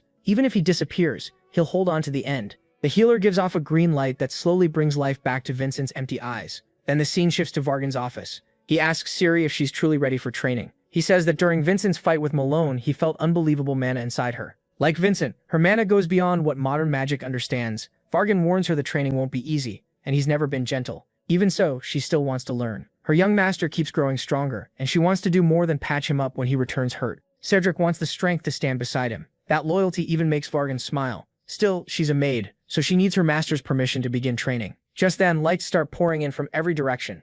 Even Vargan doesn't know what's happening. They rush to the training room, and Siri is shocked to find Vincent there. The lightning rain is stopped, leaving only a crater behind. Vargan asks what happened, but the priestess tells him not to worry. Young Master Vincent is fine and has successfully controlled the cerebral giant's blessing. A little later, Siri asks Vincent for permission to study magic, which excites Julian, since a maid being taught by a wizard like Vargan is incredibly rare. Vincent asks if she'll really be okay, since the training will be brutal. But after seeing how serious she is, he agrees and asks the dean to take good care of her. After seeing Malone's growth, Vargan can quickly tell Vincent's new blessing comes from the cerebral giant. In the blink of an eye, he picked up another hack. Since Vincent is safe, Vargan says they can move on and plan the class. Vincent then realizes his maid has a teacher, but he doesn't. It bothers him that he still hasn't learned the swordsmanship. Aslan left his descendants. With the friendly exchange getting close, he needs to train as hard as he can. So he asks the dean who will train him in the fortress, but Vargan doesn't get the question. In this place, you're supposed to find your own teacher. It may be called an academy, but it's still a fortress. Usually, an elder sponsors a promising child and provides a teacher. Vincent asks Julian for help, but Julian says not to expect much. There's no elder backing him. If anything, it's worse. Nobody wants to sponsor the so-called useless Vincent. With no one left to ask, he sends a letter to the only person who might help. Wilson says the letter is for the patriarch, but he was too scared to face him alone, so he handed it to Relsa instead. She brings it to the family head and gives him the letter. After he reads it, she asks what's inside. He says his son needs a teacher in the fortress. That worries her, since this should have been handled much earlier. The patriarch doesn't get why Vincent sent the letter, but Relsa says it's simple. He's a son asking his father for help because there's no one else. The patriarch, not being clueless, asks if she wants to teach the boy, but Relsa passes the job to someone else. She says it has to be a master of Adenka swordsmanship. Not knowing who to choose, the patriarch asks Relsa for help, and she says she already knows the right person. It's someone the family head knows very well, the strongest swordsman among the Adenka. The patriarch says the man has to want it himself, but Relsa promises she'll convince him no matter what. He's the only one who can properly train Vincent. That swordsman is Merlin. As he walks through the training grounds, he realizes it's been months since he first met Vincent, and wonders how the boy is doing. Then Relsa suddenly appears and asks if he still takes these night walks. She says she has a new offer for him, a private tutor job at the fortress. The second he hears teacher, Merlin shuts it down. Relsa presses on, and says she wants him to teach the useless young master Vincent Adenka. That gets his attention a little, but not enough to make him care about working as a teacher, so he refuses again. As her last move, Relsa reveals that Vincent just gained the blessing of the lightning giant, the same blessing Merlin has. Now he's interested, and she offers a bet.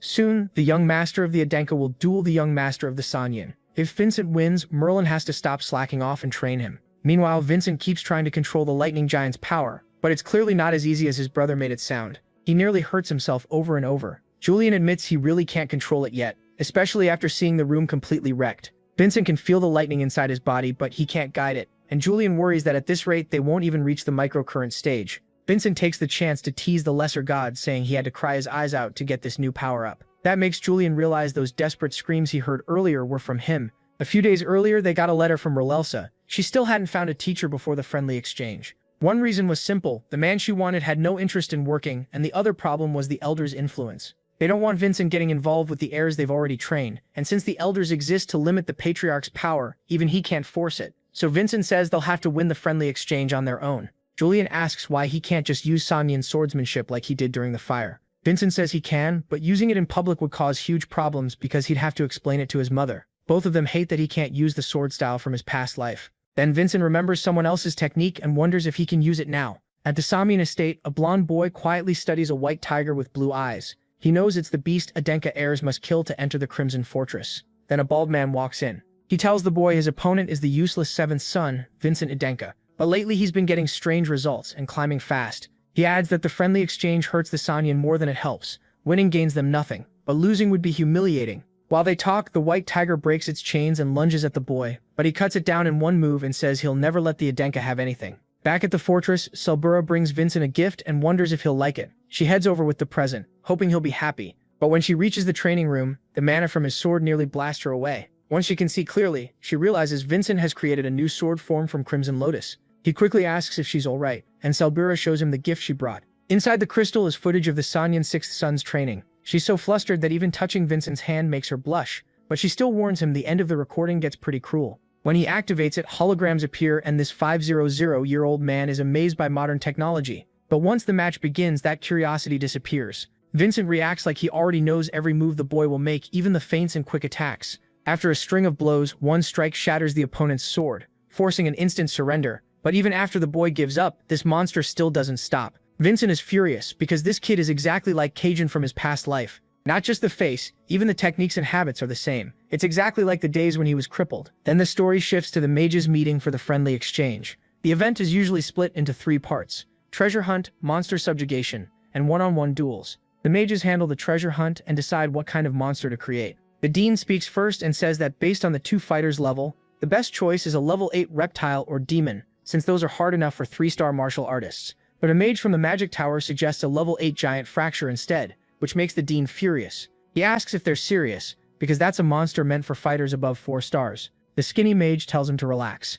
He just wants the match to be entertaining. Barjan fires back that using a giant only helps the Samian young master, since they already train with one. The sorcerer says if he's that upset, he should just quit, making the dean ready to throw hands. Before it gets worse, Alberto steps in and suggests they settle it with a vote. That's when the dean realizes the whole thing is rigged, and they've been taking Samian money from the start. Later, the school director is forced to deal with the mess because the friendly exchange meeting will be held at the fortress. The redhead asks Vargan if he's handling the illusions for stage 1, but he doesn't even want to hear about it because every mage from outside the fortress has already been bought by the Samian. That's bad enough. But they've even influenced the supposedly neutral association mages. Still, if Vincent wins the other stages, it'll be enough. That catches the director off guard, and she asks if the dean really thinks the young master can win. When it was Abel, he said the odds were under 10%, but with Vincent, he has hope. The redhead teases him, saying he sounds like he's in love with Vincent, pressing herself toward him and joking that she'll get jealous. Vargan teleports away to escape her headlock, saying if there's time for jokes, he'd rather go back to work.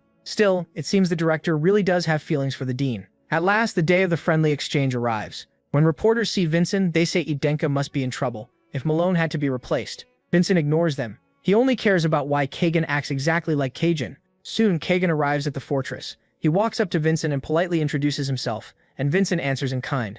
As they shake hands, reporters go wild, saying they look evenly matched. Kagan keeps up his nice guy act, saying it's good to meet someone his own age, but the former cripple sees through it. There's plenty of malice behind that smile. The Samian says he hopes Vincent can show his strength, and the director and dean recognize it as a greeting that treats Edenka like the weaker side. Vincent answers calmly that he hopes Kagan can prove his talent too. The reporters love the tension and realize the exchange has already started. The fortress director officially opens the event and reveals the first round, the treasure hunt. Both participants will enter a magic space and retrieve a chest while dealing with monsters created by sorcery. They won't go alone. Each can bring 2 level 9 cadets. Since Edenka lost last time, they pick first. The director even hints that he should choose Silbera, but Vincent ignores that and picks the 2 weakest level 9 cadets instead, leaving everyone stunned. Suzanne and Harmon step into the arena looking nervous. The director asks if he's sure and warns him not to blame them after he loses, but that's exactly why Vincent chose them. He doesn't want Kagan using excuses. He also says they both carry Adienka blood, and beating the Samian with the blood of Patriarch Aslan matters. Even after hearing that, Selbera still looks a little disappointed. She'd clearly hoped he would pick her, but Vincent says he trusts her completely, and expects her to do her best in the exchange. Annoyed by that jab, Kagan chooses the representative and vice representative to join him. Vincent stays calm and says it was a smart choice, while Vargan wonders what he's planning. The mage who mocked the dean earlier can't understand why Vincent gave up the strongest cadets, but Vargan says he should be excited for the first stage. 3 mages begin casting, and 2 portal-like gates appear before the fighters. With everything set, the director starts the first stage of the friendly exchange. Vincent enters the cave with his team and keeps them close. In the other dungeon, Kagan tells his team to split up, which annoys Selbera because of how arrogant he sounds. Outside, the crowd gets fired up, and the director notes that Vincent is different. He doesn't treat his teammates like tools. Inside the cave, Harmon asks if Vincent really thinks they can help, and Vincent says yes. They faced their fears and became martial artists. Then a huge explosion throws them all back. When Sazan opens his eyes, he sees a giant monster, and fears the plan is ruined. For a second, they think Vincent was crushed by the giant, but he used ice steps to strike from above and nearly cuts off its arm. As the giant crashes down, Vincent tells the others to start the distraction plan. Sazan and Harmon pull drums from their bags and begin drawing the giant's attention. Fractures have bad eyesight and react to loud sounds, so they try to lure it toward the entrance while Vincent goes for the chest. The plan looks solid, but the director says they're doing it wrong. Even if it's called a treasure hunt, the real point is to show off martial skill. Vincent keeps moving and finally spots the chest, but before he can grab it, a second stronger giant slams into him. He avoids its blows, but now the plan is in danger. He needs to save at least 1 absolute sword strike, and fighting 2 giants makes that much harder. Outside, Vargan is puzzled by the second giant, but soon learns it was an intentional mistake by the tower mages. The dean gets furious and tries to go after the skinny mage, but the director stops him, saying too many people are watching and it could look bad. The tower mage says the dean is calmer than the rumors claimed, and the director instantly threatens to kill him. In the other dungeon, Selbura watches Kagan in total fear. The giant is getting overwhelmed by the young Samian's skill, and 1 strike to its eye brings it crashing down. Kagan says he expected more from a giant, but while he's showing off, the second one attacks from behind, making Selbura panic and try to warn him. But Kagan had already seen it. Using Samian swordsmanship, he slices the giant's hand clean off. Then, with a few quick steps, he runs up its arm and strikes straight at its eye. The 2 cadets are stunned. Even if they hate to admit it, he's incredibly strong. Even with more people, this slaughter wouldn't change. Meanwhile, Vincent sprints from the giants, and Julian starts panicking because nothing is going to plan. He asks if Vincent can use 1 sword slash to cut both giants at once, but that's not so simple. They're huge, and he can't clearly see the full path his blade needs. To pull it off, he needs a point between them for the slash to pass through without cutting it. Sazan and Harmon finally reach the tunnel entrance and face the giant, but Vincent is nowhere in sight. Then he suddenly appears, carrying the chest. Vincent says the plan changed. Someone else is coming. When Sazan asks who, he sees both giants charging toward them. The 2 of them nearly lose it. As the giants rush in, Vincent yells for Julian to get ready. Even though Julian is scared he'll be the target, Vincent dodges the first giant's attack and searches for an opening, but just as he thought, he can't find a path that cuts through both. Still, even without seeing it, he feels the other half of his soul finding a sword path that leads to Julian.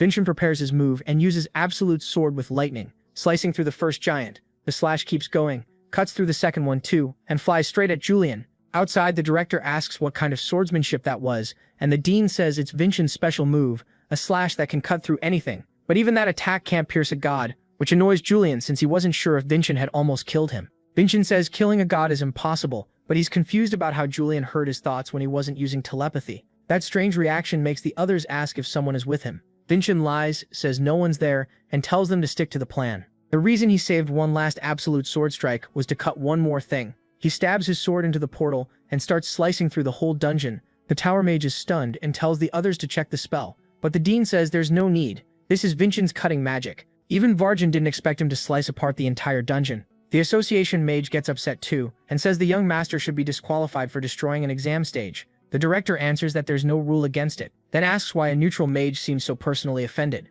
The two students bring the chest to the director and ask if they won, but the tower mage says stage 1 is about showing strength, not arriving first. If young Kagon keeps displaying his swordsmanship, the Saiyans will win. Then Vincent walks up and says Kagon's about to finish the stage 2, which leaves the mage confused. Vincent asks the dean if the dungeon used a copy element, and Varjan says yes, an element was used to make both dungeons identical. So now the real question is, after Vincent destroyed his copy, where did all that mana go? He compares it to water split into two streams. If one gets blocked, the other overflows. So the mana from one side would pour into the other. Kagon realizes the giant just got stronger, but its attack pattern is still simple, so he thinks he can still cut off its hand. But when he uses a Saiyan technique on the giant's fist, it's become so tough that it ignores the attack and nearly lands a hit on Kagon. The giant keeps throwing more blows, and Kagon realizes something must have happened outside. A dying monster doesn't suddenly get this strong. The giant winds up for one last attack, and this time Kagon is in real danger. But Selbira beats her drums and pulls the giant's attention away before it can strike.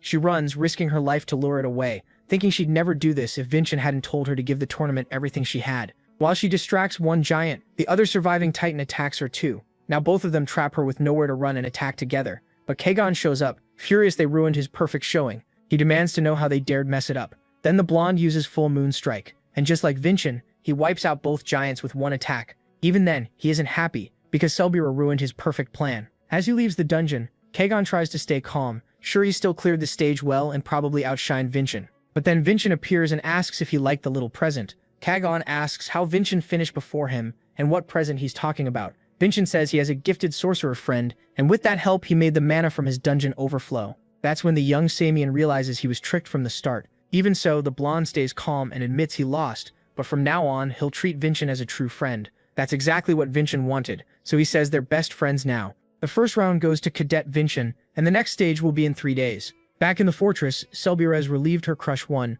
but then Kagon walks up and thanks her for saving him. He offers her a handshake, but for some reason she feels like she shouldn't take it. Still, he keeps insisting, so she finally shakes his hand, and it's clear that wasn't an ordinary handshake. Since he's a complete jerk, that can't mean anything good. The story then moves to the forest, where Carrie keeps training her spirit magic. She's interrupted by Wilson, who brings her things. Siri asks what happened at the friendly exchange, and he says the young master won, thanks to having such a capable servant with him, which makes her feel better. Wilson asks if training alone in the forest is too hard, but Siri says it's better for now. She connects with spirits more easily there, and if she stays near the young master, she'll lose focus. Suddenly, she hears a voice calling for help. It doesn't sound human, it sounds like a spirit somewhere in the forest. Back at the fortress, Selbira and the others celebrate the victory, but Vincent doesn't get why they're only ahead by 1 point. Selbira says even 1 point against Edinka is huge in history. She says she was only helping the Samian side, so she shouldn't have much to say. But Vincent tells her she was key to his win because what she did at the end helped the judges give him the victory.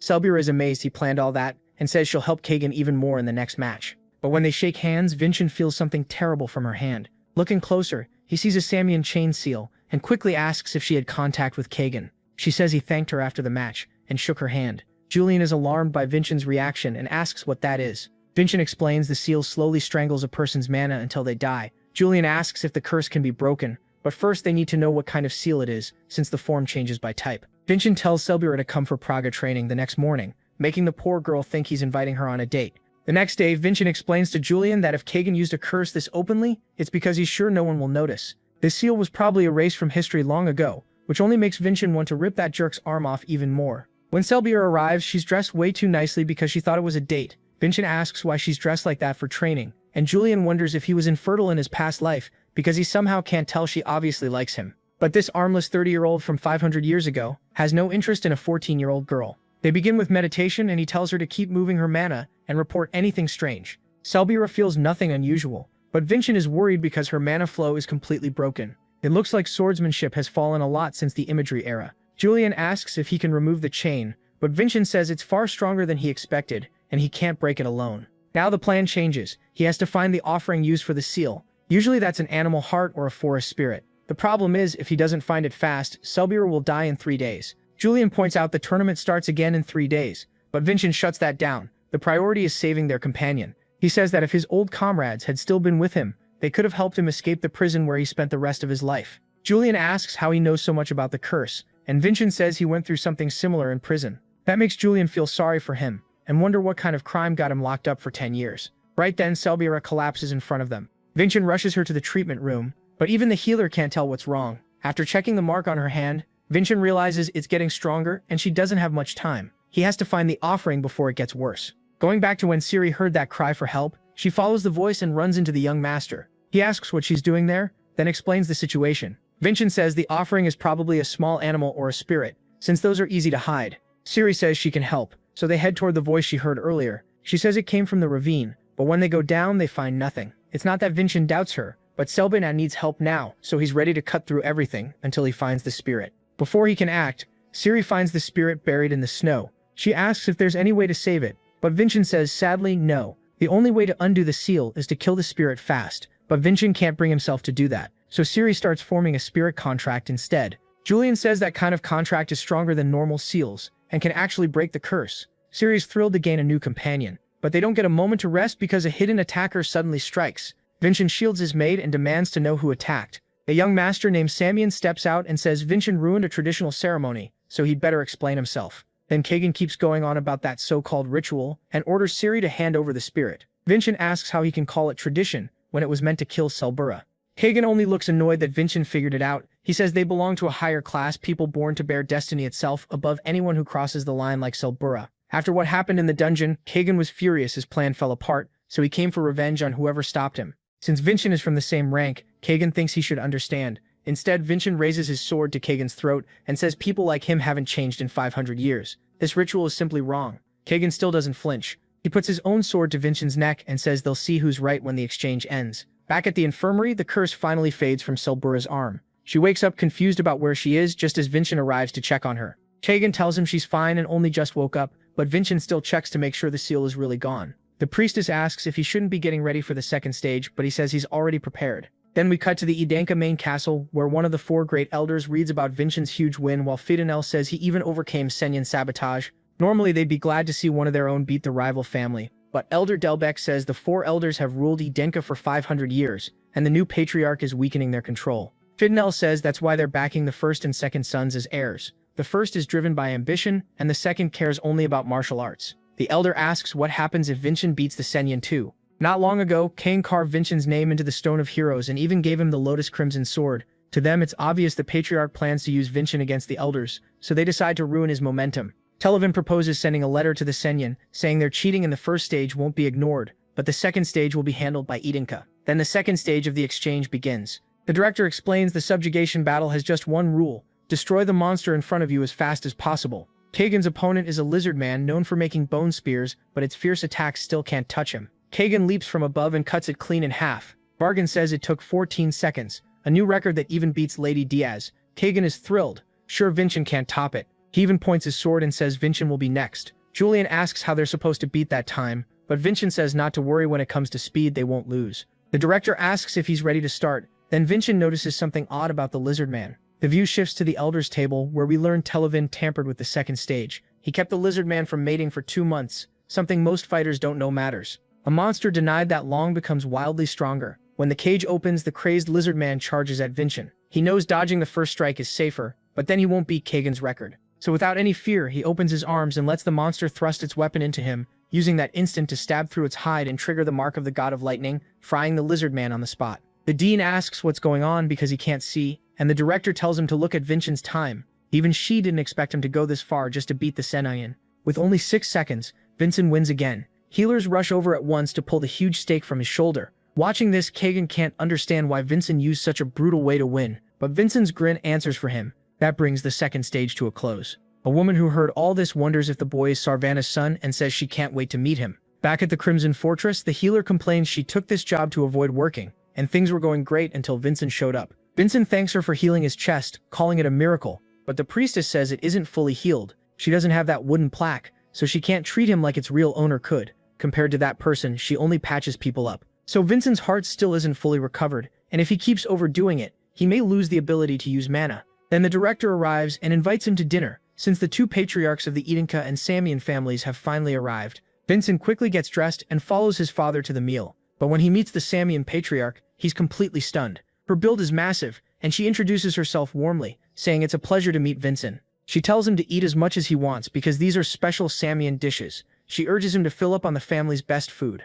Vincent studies her closely. Like his father, she carries the weight of an entire family. Yet unlike what he expected, she speaks calmly with Khan and jokes that he's gotten stingy with age for hiding such talent. She teases him for keeping Vincent a secret this long. That alone is enough for Vincent to leap back and draw his sword, which impresses her, since he sensed the tiny bit of mana she let out. Vincent is shaken. To her it was nothing, but to him it felt like death brushing past. Even so, he gets excited at the thought of fighting her one day. His father asks why he's smiling, and Vincent says it's because she's strong, making Khan proud that he noticed. Then the patriarch looks at Kagan and does the same thing. But unlike Vincent, the blonde boy doesn't react. That makes Vincent and Julian realize the two patriarchs are quietly comparing whose son is better. After dinner, the two patriarchs step onto the balcony to talk in private. The Samian patriarch says someone is plotting something ugly and wonders who dared interfere with the exchange. Kan asks if it was the Samian elders, but she says they meddled in the first stage while the Edinka elders tampered with the second, and both sides share one target. Vincent Edinka. She asks if he really thinks Sarvana's son will win, and the patriarch says yes.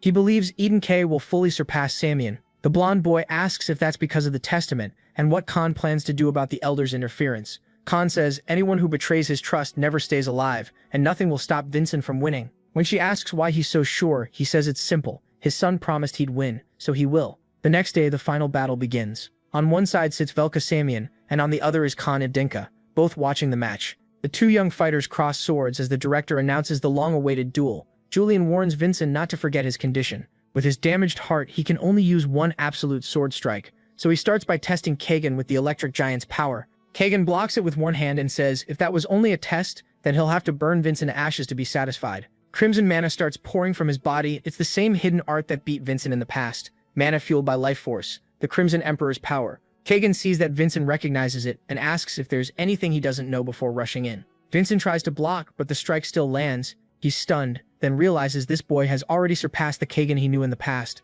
The fight goes on, and Vincent is pushed back by non-stop attacks. Kagan wants to cripple him again, but Vincent keeps fighting back. Their blows collide and explode across the arena. Vincent knows the Emperor's power weakens in long battles, but Kagan gives him no break and keeps attacking. Kagan starts to believe victory is his, but that confidence falls apart when Vincent uses Kajan's sword style. In his past life, Kajan was a madman who kept beating opponents even after he had already won. He would even mock them for losing to a one-armed man. Vincent had watched all of it, and when Emo appeared, he asked why Kajan kept striking after victory was already certain. Emo was a friend Vincent met on the battlefield. They were all just tools used to test Kajan's strength, but Vincent was the only one who still tried to bring that monster down. He knew that wish was probably foolish, yet his friend always respected him for fighting with everything he had. Emo wasn't just an amazing swordsman, he was also a true friend who never mocked that dream. But he grew too strong too fast, and was thrown away by the Saiyan. All he left behind was his swordsmanship, and now Vincent will use that very style against the Saiyan. Even knowing this technique was made by someone his family destroyed, Kagan calls it useless and charges in fast with a Kagan lunges, but the Dragon Slayer blocks it with ease. Even so, Kagan keeps pushing, and Vincent is shocked. It feels like fighting Kagan from 500 years ago. That resemblance is exactly why Kagan is about to lose. He vanishes from sight, confusing everyone. But Vincent slips past the surprise attack without trouble. He can't lose to this kid because he already knows this style too well. He fought Kagan hundreds of times in his past life. Kagan starts getting annoyed and rushes in recklessly. Vincent is almost thankful he inherited Kagan's bad habits too. He enlarges his sword and brings it down with a savage blow that snaps Kagan's sword in half. Vincent thinks it's over. But then Kagan's mana suddenly rises again. He admits he's still a beginner, so this is risky, but he's ready to burn everything he has to form his soul blade. Kagan is impressed by him. Not even his own mother knew he had this gift. The blessing of the sword gives insane talent, and at its final stage, the user can turn a sword into an imagined element. Vincent points out that Kagan already burned through his strength with the Crimson Emperor, but the madman doesn't care and charges anyway. Kagan says he risked his life in the second stage, so now he'll go all out even if his body breaks. Vincent refuses to lose to someone like that, and he's ready to risk himself too. Both of them are terrifyingly strong, but Vincent's technique starts to give out and shatters, making Kagan think victory is his. But Vincent doesn't depend only on sword skills. He slams a punch right into Kagan's face.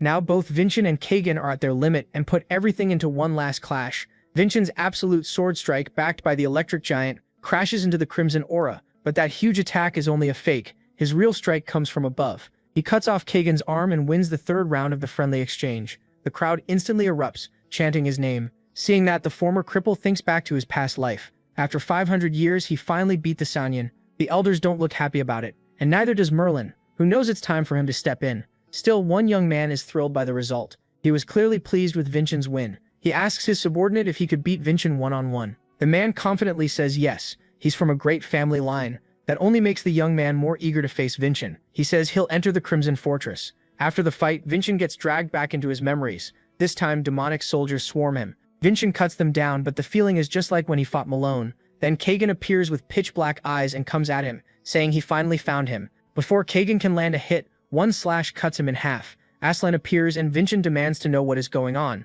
Then the real archdemon rises in the sky, ready to strike. Aslan says he sensed it and warns Vincent to recover fast. Now Vincent has to move past the Sanyan and face the truth he left behind, as he gets ready to fight the demon. Vincent wakes up in his room with everyone gathered around him. He still doesn't understand Aslan's last words. Even after beating the Sanyan, he still wasn't worthy of seeing the truth. Then the Edinka Patriarch walks in, and all the Kadats immediately stand straight. He tells them to relax, he won't stay long. Ken says he's proud his son kept his promise and wants to reward him. Vincent says he still isn't a true Edinka and needs a master to teach him the family's swordsmanship. The Patriarch asks if he realizes the elders still dislike him, but Vincent says that after beating the Sanjan they can't stop him anymore. His father gives a faint smile and tells him to come along. At the end of the hall stand Realsa and Merlin is surprised Vincent remembered his name. Realsa introduces him as Vincent's new teacher. He's an 8-star martial artist and the holder of the electric giant. His full name is Merlin Falker. The moment Vincent hears Falker, he freezes, because that's Aslan's true last name. Back at the Sanyan main castle, Kagan gets scolded by his mother. She says his enemy read his anger perfectly, and that's why he ended up with that humiliating wound on his arm. She rests a hand on his head and warns that if he loses like that again, she'll cut his muscles herself. But the boy doesn't even flinch. Then he suddenly feels a wild rage and tells her to calm down. They're standing before the matriarch, and this evil presence is calling itself an ancestor. Back with Vincent, he asks if Merlin holds major power in the family. Realsa explains that the Falkers are one of the oldest families serving the Edinkas,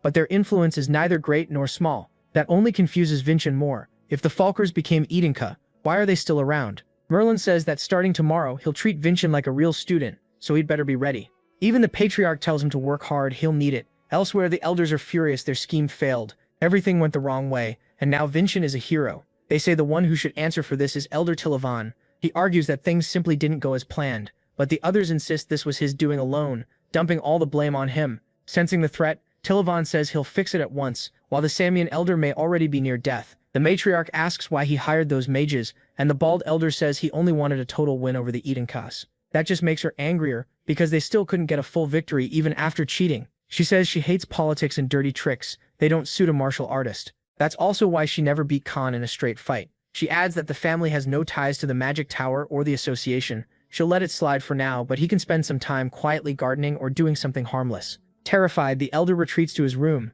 contacts an Edinka elder, and asks what went wrong. Tilavan says Vincent's ability was far beyond what he expected, which makes the Edinka elder furious. He says someone has to take responsibility, and orders him to find a way to get rid of Vincent before things get worse. Meanwhile, Vincent is sleeping peacefully until an assassin nearly kills him. He dodges and pulls his sword at once, but it turns out to be a test from Merlin. He says it's past midnight, and now he's officially Vincent's master. From here on, Vincent will train day and night until he can truly control the electric giant. Only after that can he leave and learn Edunka swordsmanship. Vincent asks what's wrong with his technique, and Merlin says everything. He shows him a necklace with a strange pendant and explains that it's a magic item that will break the moment it touches someone else's electric energy. Vincent thinks this should be simple and wants to finish fast, but the second he attacks, Merlin triggers his mark and blows him back. When Vincent looks up, he's stunned. It feels like Zeus himself is standing there. Julian says this is nothing like what they saw before, and Merlin proves it's not just his look that's different by smashing Vincent away with a single hit. Vincent wonders what this blue lightning is and why it's so powerful,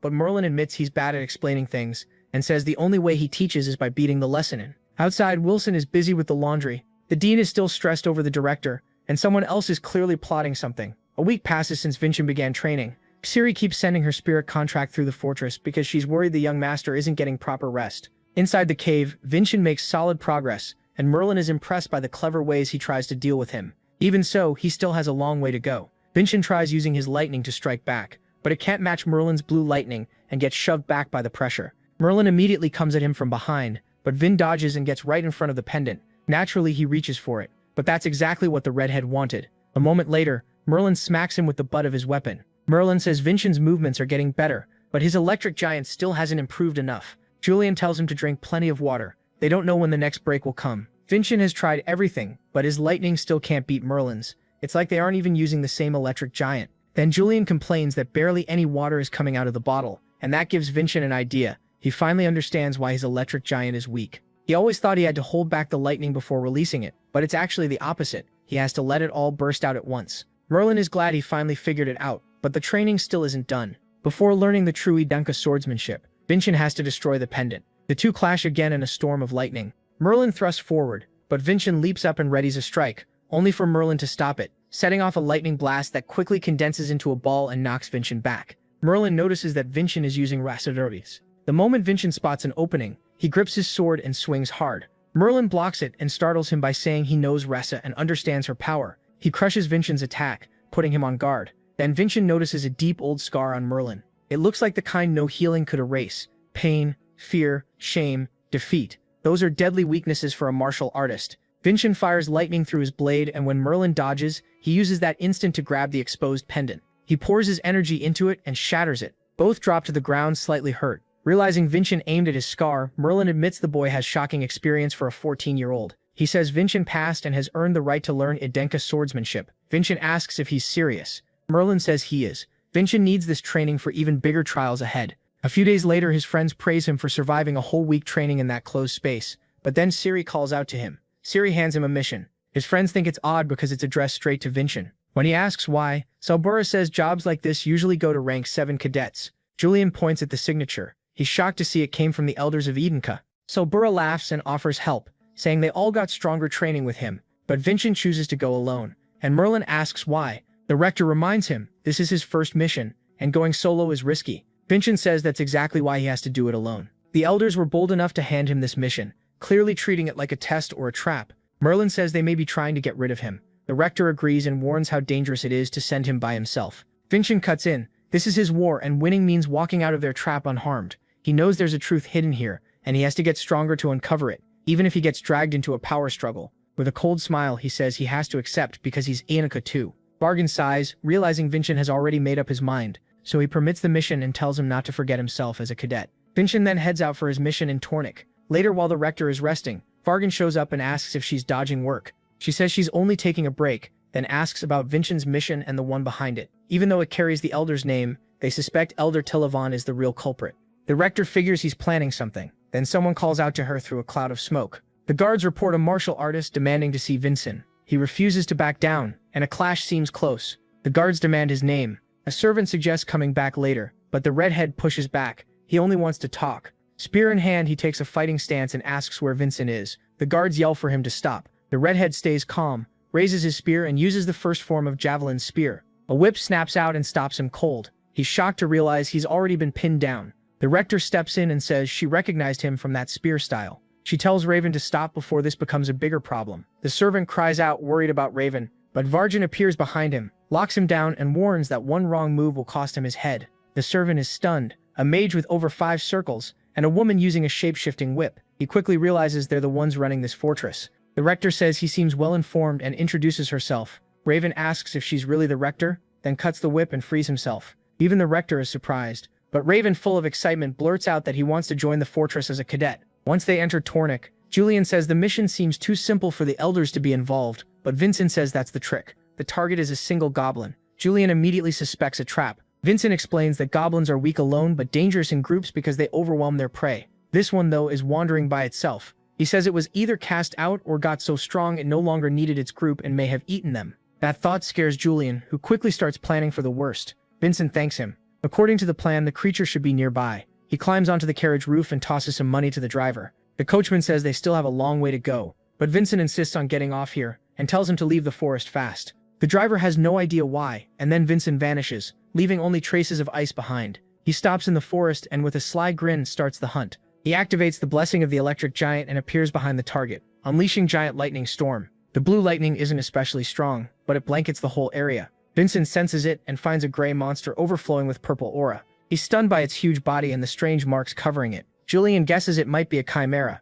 Unable to judge its level, Vincent moves in carefully. Then he senses someone else and wonders if an assassin is nearby. He dodges a spear and Raven arrives, cheerfully saying he's glad to finally meet him. He explains that he came to challenge Vincent. Confused, Vincent wonders who this guy is, especially with a rank 9 badge, since someone that strong shouldn't have slipped past him. Suddenly the goblin rushes toward Vincent, catching him off guard. Its roar shatters a tree, but he jumps clear. Raven asks what that thing is, and Vincent warns him to stay sharp. It might be a chimera. The monster charges Raven and swings a heavy punch, but his spear flies back into his hand and slams into the goblin's back. Raven says he doesn't know the full story, but he'll take the goblin down. Back with the director, she sighs, relieved to be free of trouble for now. Varjan asks if that was really an accident, thinking she rushed Raven's enrollment so she could send him after Vincent. As a descendant of someone with the third highest authority, Raven could be a shield for him. The director insists she knows nothing about that. She just says she still has a few vacation days left. Back in the fight, the goblin winds up to punch Raven, but Raven smiles and slices through it with his spear, smashing it to the ground.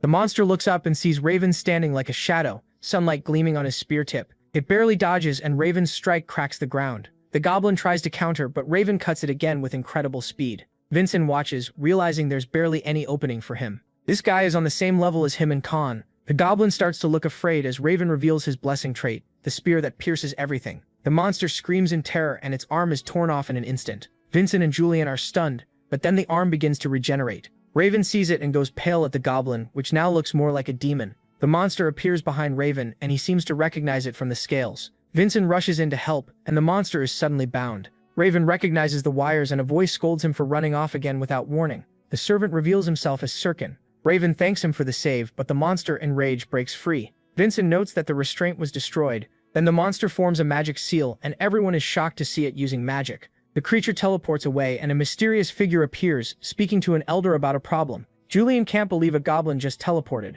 Vincent asks who these two newcomers are. They introduce themselves as the young master and butler of the Vartican family. Raven says he became a cadet today, and was sent to find Vincent under the director's orders. Julian reacts to the family name, and Vincent asks if they're important. Julian explains the Varticans are one of the 3 great martial families, famous for spearsmanship. That also explains why Raven is so strong. He adds that the Vartican patriarch has only one child, making Raven the sole heir. Vincent wonders why the only heir of that family is at the academy. Julian suggests staying with them for now. No one would dare touch the Vartican successor. They can work together and use that as cover while they figure out the elder's real goal. Vincent quietly appreciates the director for sending 2 powerful allies. Sirkin says he wants an explanation. He asks why that goblin was here and why a direct descendant like Vincent was sent alone. This mission clearly wasn't just about taking down a monster. With a hard stare, Sirkin warns them not to drag Raven into an internal Adenka conflict. Depending on the answer, they may leave. Raven suddenly cuts in and says something else matters more right now. He challenges Vincent to a duel.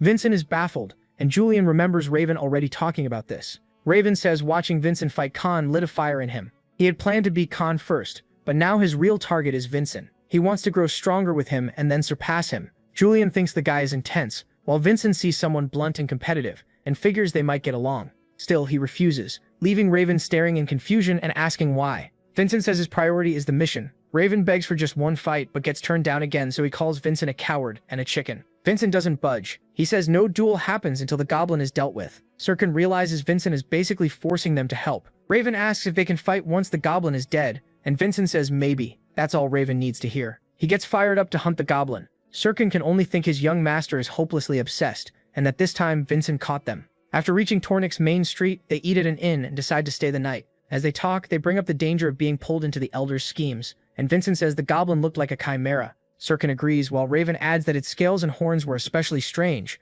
so they decide to investigate more. Then Vincent senses a presence and a smell like the Sanyan prison. A man comes down the stairs. He freezes in shock and blurts out Vincent's name. Vincent is surprised the man knows him, The stranger suddenly stumbles down the stairs and Vincent catches him, demanding to know who sent him. Then red mana starts pouring from the man's chest, and panic takes over. Vincent sees the man's mana flow spiraling out of control and asks what's happening. A moment later, he turns and shouts that the man is about to explode, but the others say they can't feel anything. Only Vincent can sense that mana as the man's skin cracks and his eyes glow from the overload. The body starts to burst, and Vincent yells that it's dangerous. The man explodes. Raven shouts because Vincent is right next to the blast. People scream and run, while Sirkin wonders why he didn't sense the explosion and throws up a wire barrier around Raven. Raven says they have to save Vincent. He's still inside it. As the explosion swells, Vincent cuts through it, shocking them both. He drops to the ground, worn out, and Raven rushes over. Sirkin is stunned. He thought Vincent had been swallowed by the blast, but he actually sliced it apart. Raven carries him away while Sirkin checks the body. Vincent realizes he almost died.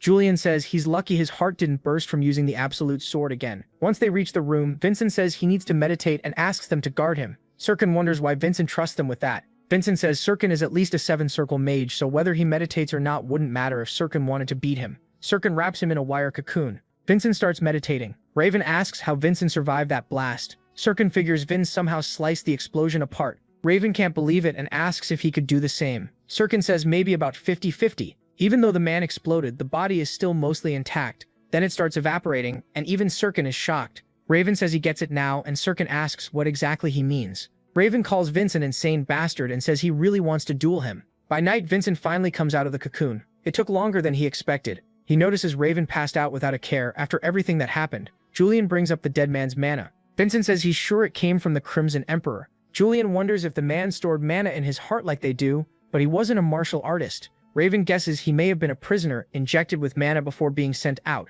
Vincent thinks this points to something bigger involving the elders in the Sanyan. Sirkin walks in and asks if Vin knew the man would explode, why didn't he run? Vin says there were too many people nearby, including a woman holding a baby. Sirkin asks if that mattered more than Vin's safety and goals. Vin asks what Raven would have done and whether Sirkin really thinks he would have left him. Sirkin gets the point, though he admits not everyone would act like that. Then he says Vin carries the finest sword among the Edenka. Vincent thanks him. Sirkin says that out of respect, he'll step back from the subjugation mission. Elsewhere, a shadowy figure appears with the goblin on a leash and tells it to be quiet. Soon enough, it'll get to eat Vincent Edenka, and maybe Raven too. In the forest, Raven walks along humming, excited to hunt the goblin and head back after killing it. Vincent can't sense Sirkin nearby and realizes he really kept his word. He remembers asking earlier why Sirkin was leaving the subjugation, and Sirkin answered that Raven comes first. If things got bad, he would have killed the goblin himself, but that would have gotten in the way of Vincent's growth. He wants to see how far Vin can go with an honest sword, so he promises not to interfere. Vin finds it funny having someone that strong cheering for him.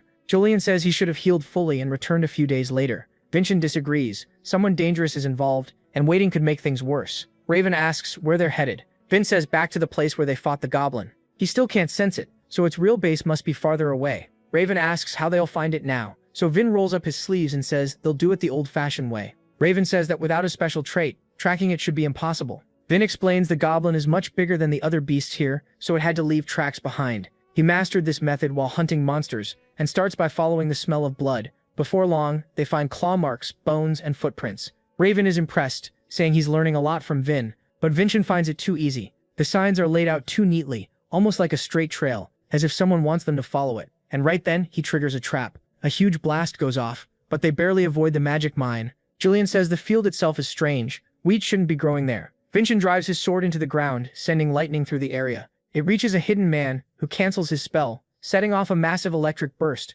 Vincent says he's the one who lured them here. The man praises them for figuring it out and introduces himself as Carvel, thanking them for accepting his invitation. Vin asks if the elders hired him. Carvel says Vin's head is worth 100 million. Vincent thinks he's talking way too openly. Carvel says one thing clearly, he has no plan to let Vin live. Then the goblin appears behind them. They immediately draw and strike at it, making the creature shriek. Vincent realizes it reflected their attacks. Carvel tells them not to forget about him, and fires magic projectiles. They dodge, but Vincent feels pain in his chest. His body still hasn't fully recovered. Carvel mocks them, asking if they really think they can beat both him and his chimera at the same time. Vincent says he'll handle the gauntlet. Then wires suddenly bind Kargan and explode around him. Sirkin says he's surprised Vincent noticed he was there. Vincent knew he'd never leave Raven alone. Raven shouts that Kargan's body vanished, leaving only bits of clothing. A moment later, Kargan teleports back. He remembers Sirkin's name, the famous Vardican assassin, and calls him the King of Assassins. Raven is lost, while Sirkin is surprised his name still carries that much weight.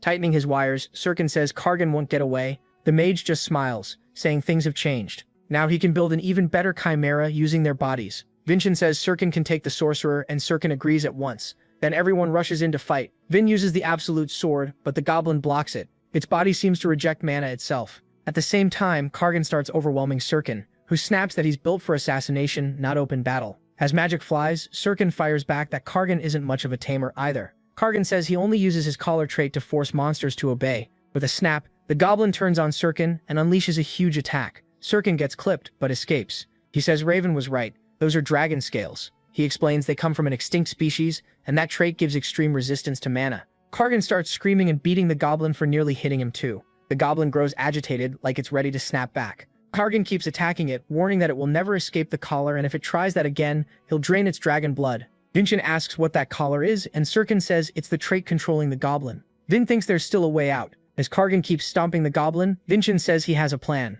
Kargan looks up and realizes they're gone. Sirkin strikes first with his wires, but Kargan dodges. Raven attacks from behind, yet the mage teleports again. But Raven activates his spear's blessing. Kargan panics and uses the goblin as a shield. He catches Raven's spear and hurls him upward, thinking the whole thing is pointless. Kargan misses Vincent using the second form of the true sword. That's when he realizes he was the real target all along. Still, even with the technique, the cut only grazes him. The mage laughs, saying the odds still favor him, and orders the chimera to kill them. Instead, the goblin screams and turns on Kargan. Vincent says Kargan was never the target. The collar trait was. The monster charges him, and Kargan throws up a magic barrier, but the dragon scales tear right through it. In the end, his own monster kills him. Julian says the tamer clearly didn't have much trust with his beast. Vincent says he shouldn't even be called a real tamer. A true one shares the beast's pain and joy, while Kargan only controlled it by force. The goblin's scales start melting. Sirkin says this fusion was never stable in a chimera. Magic was just being used as glue to force it together. Vincent says he'll finish what he came to do,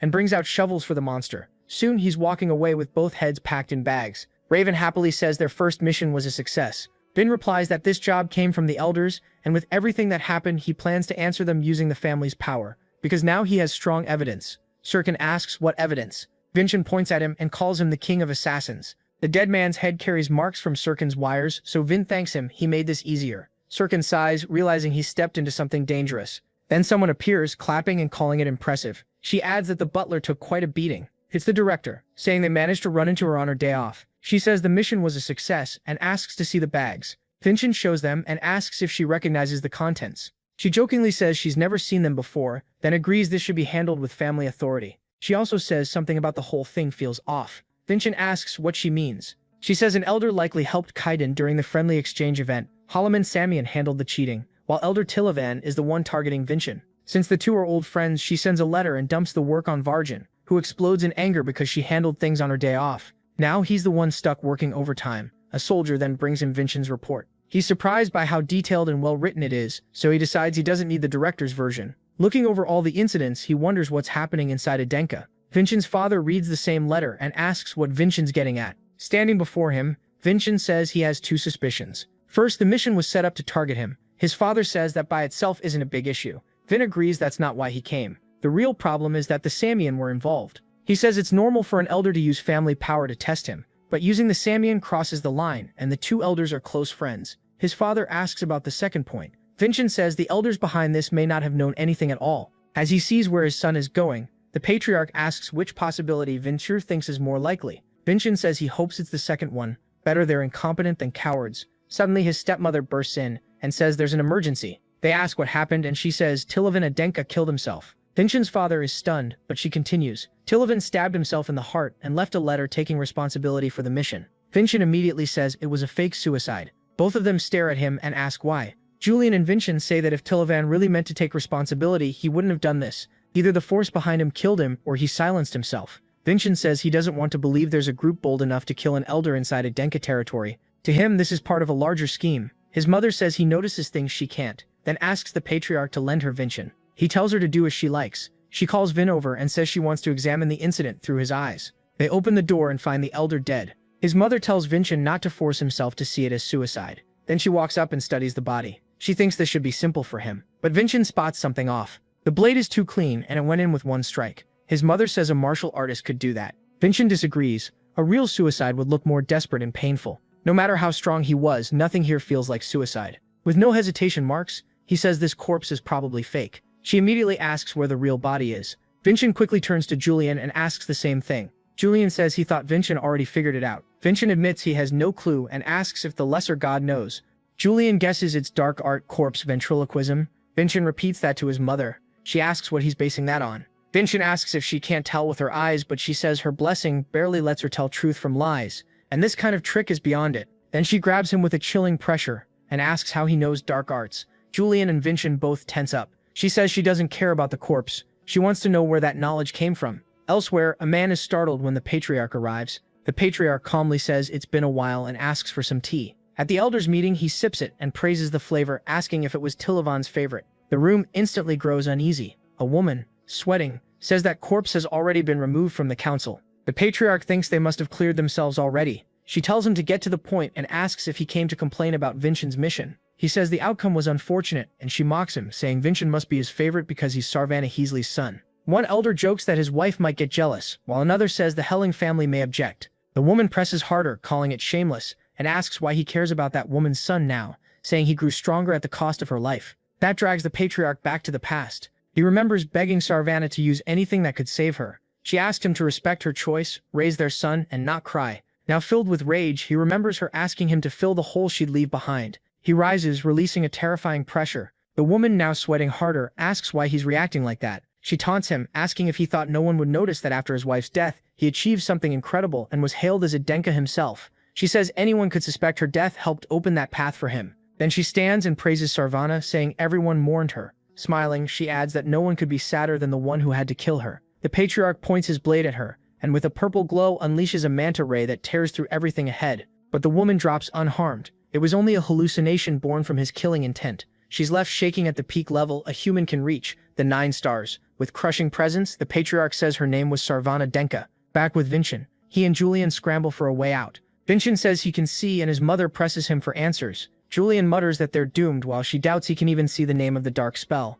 Vincent says he actually can't, trying to slip past her eye of truth, so he says he received a revelation. His mother is surprised and asks if it's like what happened at the sword assembly. Vincent says when he observes with his feelings, revelations come to him. That's how he found it. He notices her eye doesn't react. She warns him never to tell anyone. He agrees, and Julian is shocked that it actually worked. She asks what the god said and whether he revealed Tilavan's location. Vincent asks Julian to help him out. Julian says if even his mother can't sense it, then a huge amount of dark magic was used. Tilavan has burned away most of his life force. Vincent relays that, and she asks if a third party is involved.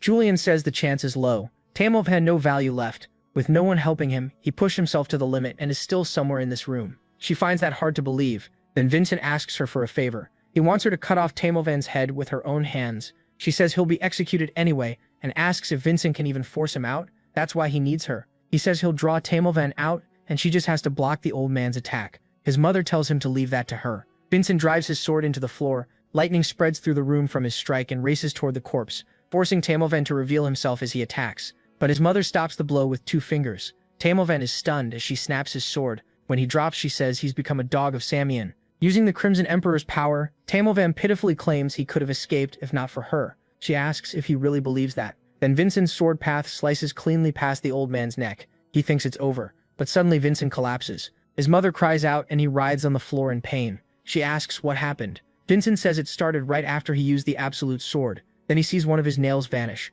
Julian is shocked while Vincent says he didn't expect it this soon. The destruction of the celestial exoskeleton. His mother runs to call a priest, while Vincent says this wasn't supposed to happen for years. Julian isn't surprised.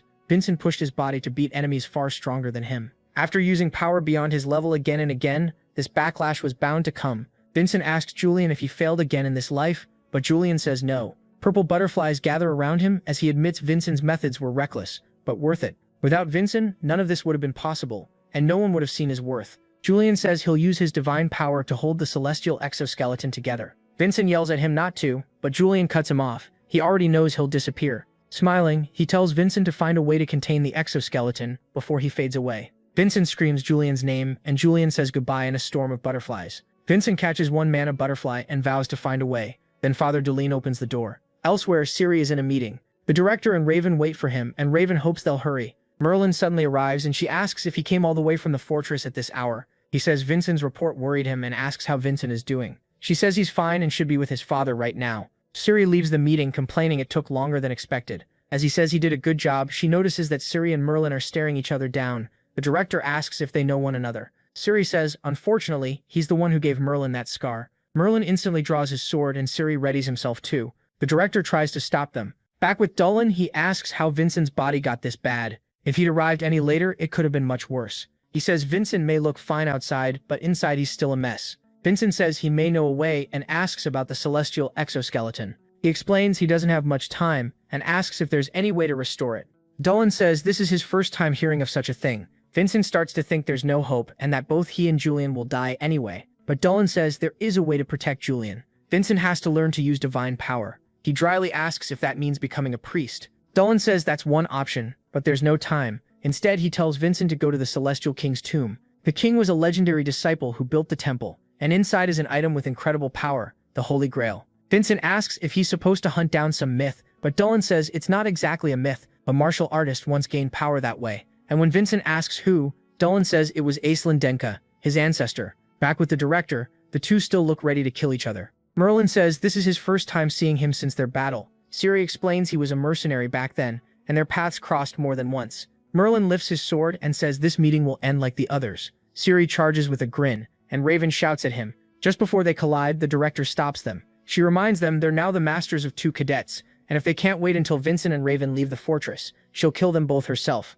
Merlin later sees Dolan trying to stop Vince from entering the tomb alone, but Vincent has already made up his mind. The others overhear, and Cedric says he must be chasing another adventure. He tells Merlin Falker they'll finish their fight next time, and Merlin says he hopes so. Then they leave. The director, surprised, asks if his name really is Falker. Near the tomb, Dolan questions whether Vincent really plans to go in. Vincent says he didn't come all this way to turn back. Under all that pressure, he knows he can't delay because of Julian. Dolan reminds him that no one has ever come back alive from the tomb and they know nothing about what's inside. Vincent asks why Dolan told him about this place at all. After all, with the guards, he could have reached it without a second-class priest. Dolan asks if he knows the Holy King Laimegor. Vincent says only a little, remembering what he studied. Laimegor was the hero who founded the Gaia religion and died fighting the Archdemondavin, but much of his story was lost. Dolan says he is the priest who inherited the Holy King's power, and priests like him carry a prophecy. Only someone who has faced death and recognized God can find the Holy Grail. Even Dolan doesn't fully know what it means to pass through death, but he believes Vincent is the one the prophecy was talking about.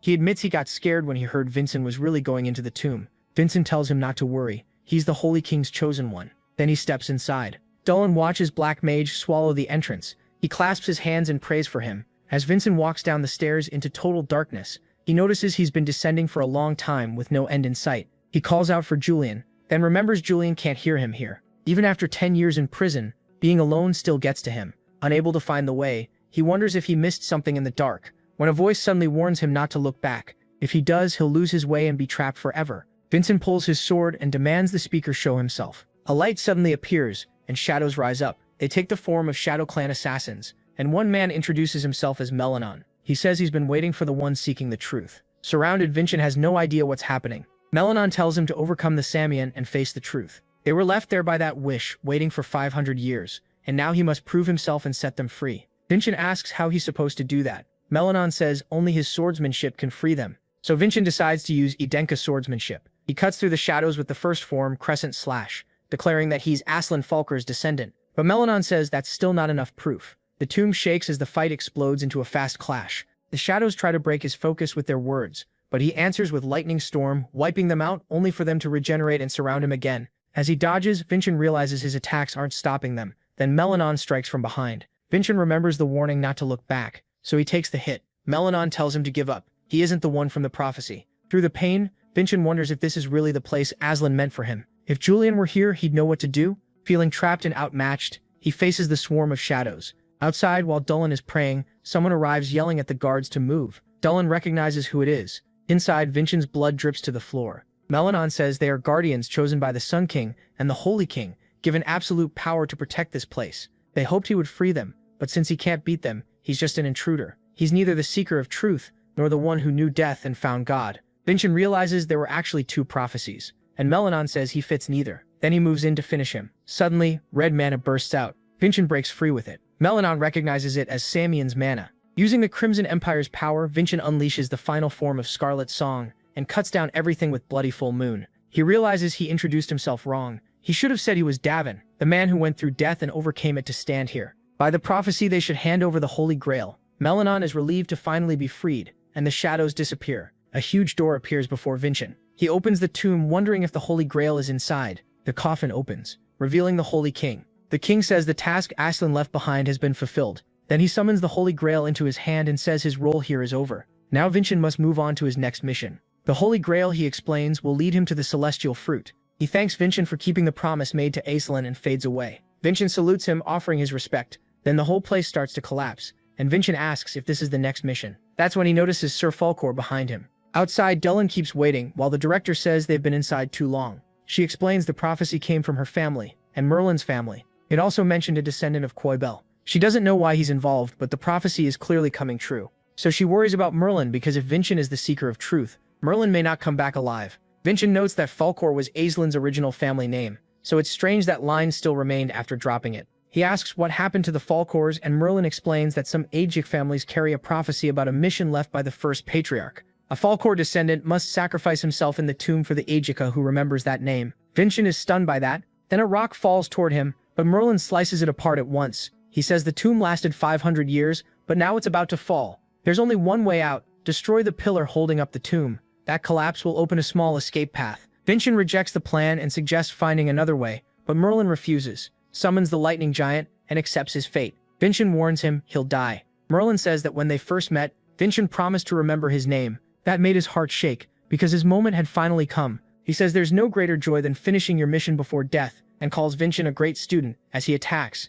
But Vincent blocks the strike and asks if those are really his last words. Does the name Falkor mean that little to him? If he were the Aslan Falkor, Vincent knows he'd never throw his life away for some mission. Aslan was a kind child who cried over the unfair pain Davin suffered. He would never abandon his own descendants like this. Merlin yells that if this keeps up, they'll both die. Vincent says they can both survive, because Merlin was planning to spend all his power making a path for him. If Vincent moves faster, Merlin won't need to use everything. He starts focusing, activating all his blessings. Merlin sees the traces come together, and Vincent bursts with power as he gives Merlin the signal. Merlin draws his sword and destroys the pillar. With the opening made, Vincent rushes for the exit. But just as he gets close, his power suddenly runs out. As he starts to fall, Merlin catches him with a smile and tells him to find the truth no matter what. Then he uses his lightning and throws Vincent out of the tomb. Vincent screams for his master, but then a beam flashes past. The director cracks her whip, shattering the debris and wrapping it around Merlin's leg. He hangs on, relieved he made it. She says she figured Quebel's name was in the prophecy to save the Falkor. Vincent wakes up shouting for his master and finds him asleep beside him. The director says that for someone who caused so much chaos, he sure slept well, and asks about the item. Vincent says it's the Holy Grail and asks if they want to see it. Dylan can't believe it's real, and when he touches it, he starts absorbing its holy power. The cup fills with water. Vincent wonders if drinking it would give him divine power. The director, disgusted, points out it's been sitting there for 500 years and he still wants to drink from it. But the moment he does, divine power floods his body. A purple butterfly appears and Julian shows up in front of him, asking what happened and whether the exoskeleton was restored. Vincent says he restored Julian's sacred power and now has enough divine power to keep the exoskeleton stable. Julian then asks what happened to the place. Vincent says the tomb collapsed. Julian comments on the mess he's caused again. Later, the news hits the papers and people start talking about it. His mother reads it, thinking he was supposed to be home in bed. Vincent says he recovered fast. She lowers the paper, furious, and says she can tell, considering the chaos he caused.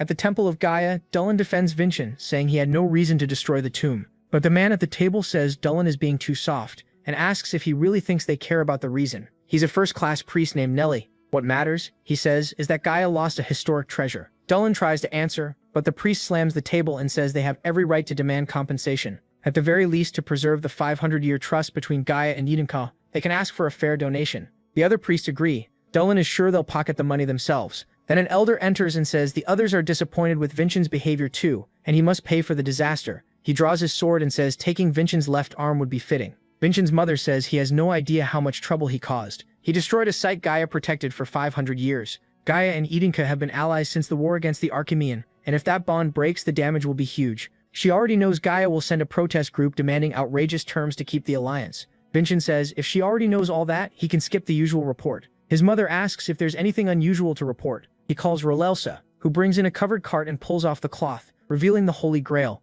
His mother thinks it's just an ordinary cup. No matter how valuable it is, she says Gaia will still demand whatever benefits them. Vincent tells her not to worry, they'll be thanking him for this. She tells him to go on. Vincent explains they don't actually care about the tomb. Even as a historic site, it sat abandoned with only 2 guards and a priest could let anyone in. They had also stopped researching it. If it truly mattered, they'd still be studying the inside despite the danger. So to them, it had become useless. He asks if that proves enough. His mother says she's disappointed. Even knowing what her eyes can do, he still dares to lie to her face. Raelsa gets nervous when her trait activates. With a frightening aura, his mother tells him to say what he's hiding. Vincent admits he knows he can't lie to her, and asks her to look at something. They're both shocked to see a sphere that seems to have come from the Holy Grail. His mother asks if it could be fake, but Raelsa says it's far too old. With this, they can completely turn things around. A few days later, the priests arrive. Nellie says that boy won't get away with this, and mocks Dullen for believing in the Holy King's power. That's how this ends, just because he believed in him. Dullen says he's making a huge mistake, but the priest insists he's right,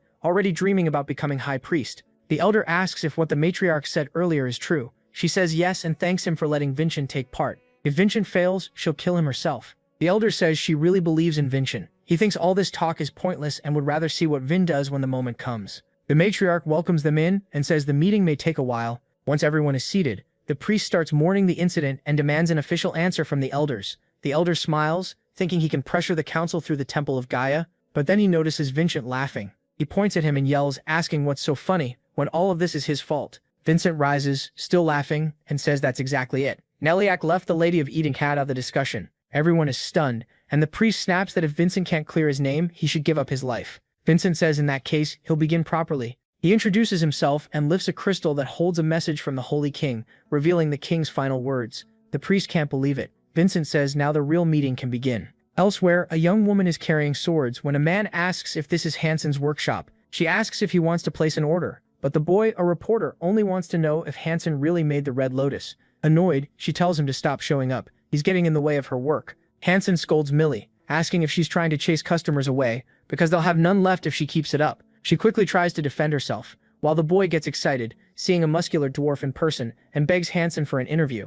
Hansen comes back, blaming all this chaos on Vincent, as the reporter keeps pleading. Still, thanks to Vincent, people are calling him a master again, but Vin never came back. Not a single word since he took the transmission crystal. Back at the trial, everyone is shocked to see the king's message saying the tomb collapsed because the mission was complete. Even Vincent didn't expect the crystal to be used like this. The priest explodes, claiming the message is fake and meant to cover Vincent's crimes. But the other elders say a mana crystal can't be altered. Vincent says there's still more to show and reveals the Holy Grail. The elder is stunned at once, but the priest scoffs, doubting that an old cup could be the real Holy Grail. Vincent says Merlin of the Yellow Dragon unit swore his life on it being real. The priest is shaken by Merlin's involvement, and Dullen adds that he also witnessed it and stakes his life as well. The priest is furious that Dullen, one of theirs, is backing Vincent. Then the matriarch offers Elder Delbeck a serious wager. A mother should answer for her son, so she coldly bets her right arm that Vincent is telling the truth. The elder starts trembling and asks her to put up her left arm instead. He realizes he can't back down now and stakes his own arm. Vincent says his life was already on the line the moment he walked in. He steps toward the priest and points out that he's the only one who hasn't bet anything. So Vincent tells him to offer something equal to the lives already at stake. Under all that pressure, the priest convinces himself it can't be the Holy Grail and wagers his life too. The other priests copy him and bet their lives as well. Vincent then tells Dullen to begin. Dullen touches the Grail and draws in its power, leaving everyone speechless. It proves the Holy Grail can absorb divine power and turn it into holy water. Vincent asks if the priest will now admit the Holy Grail is real. The man goes stiff and says nothing, but another priest beside him claims he still won't accept it, calling it a trick. But before he can finish, his head is cut off. The priest stares at blood splashing in front of him, then realizes his own head is separating from his body along with the other priests. The elder asks what this means, and then his arm is sliced off too, making him scream in agony. The matriarch, as Lady Edenka, declares that her son's honor has been restored. Everyone is left frozen in shock. Vincent, who didn't even notice her striking, finally looks at the woman known as the Giant of Edenka. The whole hall goes quiet when Vincent asks if he may speak and says he wants to keep them alive. With the Holy Grail and the High Priests, they can still be saved. His mother asks why. Vincent says he doesn't want to stay a child sheltered by her. He wants to prove his own honor. She allows it. Vincent tells Dolan to move, and Dolan immediately orders everyone to help, fast. The priests begin pouring their power into the Holy Grail. Julian says everything has gone just as planned so far and wants to see Vincent's next move. When the priest regains consciousness, he wonders how he was brought back. Dolan sets the Grail on the table and says it's good to see him alive again, then tells the elder to come over so his arm can be restored. But Vincent cuts in and says the elder won't be getting his arm back. The elder demands to know why. Vincent says he's such an honorable martial artist that surely he wouldn't want the arm he bet so boldly returned, otherwise that honor would mean nothing. The elder, furious and groaning, admits the lost arm is proof Vincent spoke the truth. Vincent mocks him, saying he hopes to be that brave someday. Still in pain, the elder mutters that one day he will. The matriarch asks the priest if everything is settled now. Shaking, he admits Vincent is innocent and says they will no longer demand compensation. He quickly tries to leave with the others, thinking they can still get out before losing anything else, but Vincent stops them, saying there's still unfinished business. He shows the crystal and explains that the emperor gave this task to the Holy King, yet the temple ignored it and left it unsolved. Vincent, on the other hand, searched the tomb and earned the king's gratitude, so as descendants of that king, they should have something to say. The priest thanks him for what he did in the tomb and bows, and the others follow. Julian says that is the highest sign of respect in Gaia, but as the door opens, the priest quietly swears revenge, and suddenly reporters rush in. They see the priests kneeling and start taking pictures at once. The priest yells at them to stop, and the elder tries to call the guards. He refuses to let Vincent gain even more from this, and quotes a law saying the meeting can't be published. Vincent explains that anything bringing honor and profit to the Edinka can be reported. He just forgot that last part, and no matter how they spin it, this is clearly good for the Edinka. A few days later, news spreads that powerful figures bowed to a young boy. The temple tried to win and failed. Dulin asks if it's really right to hand over the Holy Grail. Vincent says he inherited the king's power, so no one fits better, and since he'll need divine power ahead, he wants the Grail with someone he can trust. Dulin realizes there's no arguing with that. He clenches his fists and admits the temple is rotten right now, and if he stays there, he might end up using the Holy Grail the wrong way. Then he asks if Vincent truly trusts him. Vincent does. After all, Dulin is the same priest who gave him the Miracle Stone, and Vincent believes he'll use the Grail for good.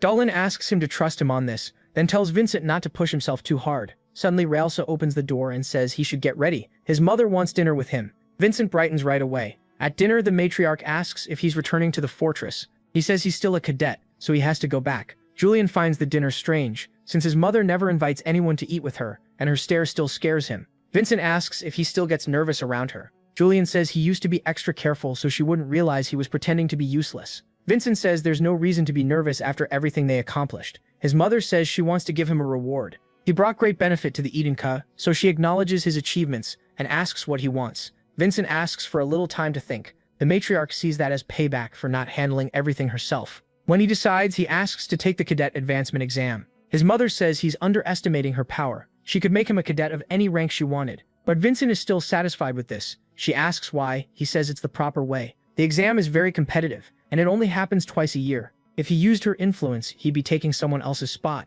He wants to rise by his own effort. The matriarch says that choice may be slower, but it will take him much farther. She once believed in things like that too, but age and duty changed her, and now she usually chooses the fastest path. She says he'll receive a mission that counts as his advancement exam, and she'll be cheering for him. Vincent thanks her. By his carriage, his mother watches him leave and tells Realsa to prepare things, because she'll write the mission herself. Realsa asks what the mission will be. The matriarch says he's going to melt him. Realsa asks if that's the city ruled by the Vire family, the place overflowing with money for no clear reason, maybe because they're stealing from the people. She asks if Vincent will be sent to strike them, but the matriarch says no, that would be too much for him. His mission is to escort the priest of Gaia being sent there. Realsa questions that since he humiliated the temple and now has to protect one of them. The head of the Vire family is greedy and might even bribe that priest to kill Vincent. The matriarch agrees he'll be in danger and remembers that Vincent always chooses the right path. It's risky, but that's why it's called an exam. Back at the academy, the director welcomes him and congratulates him for achieving something amazing enough to make her emotional.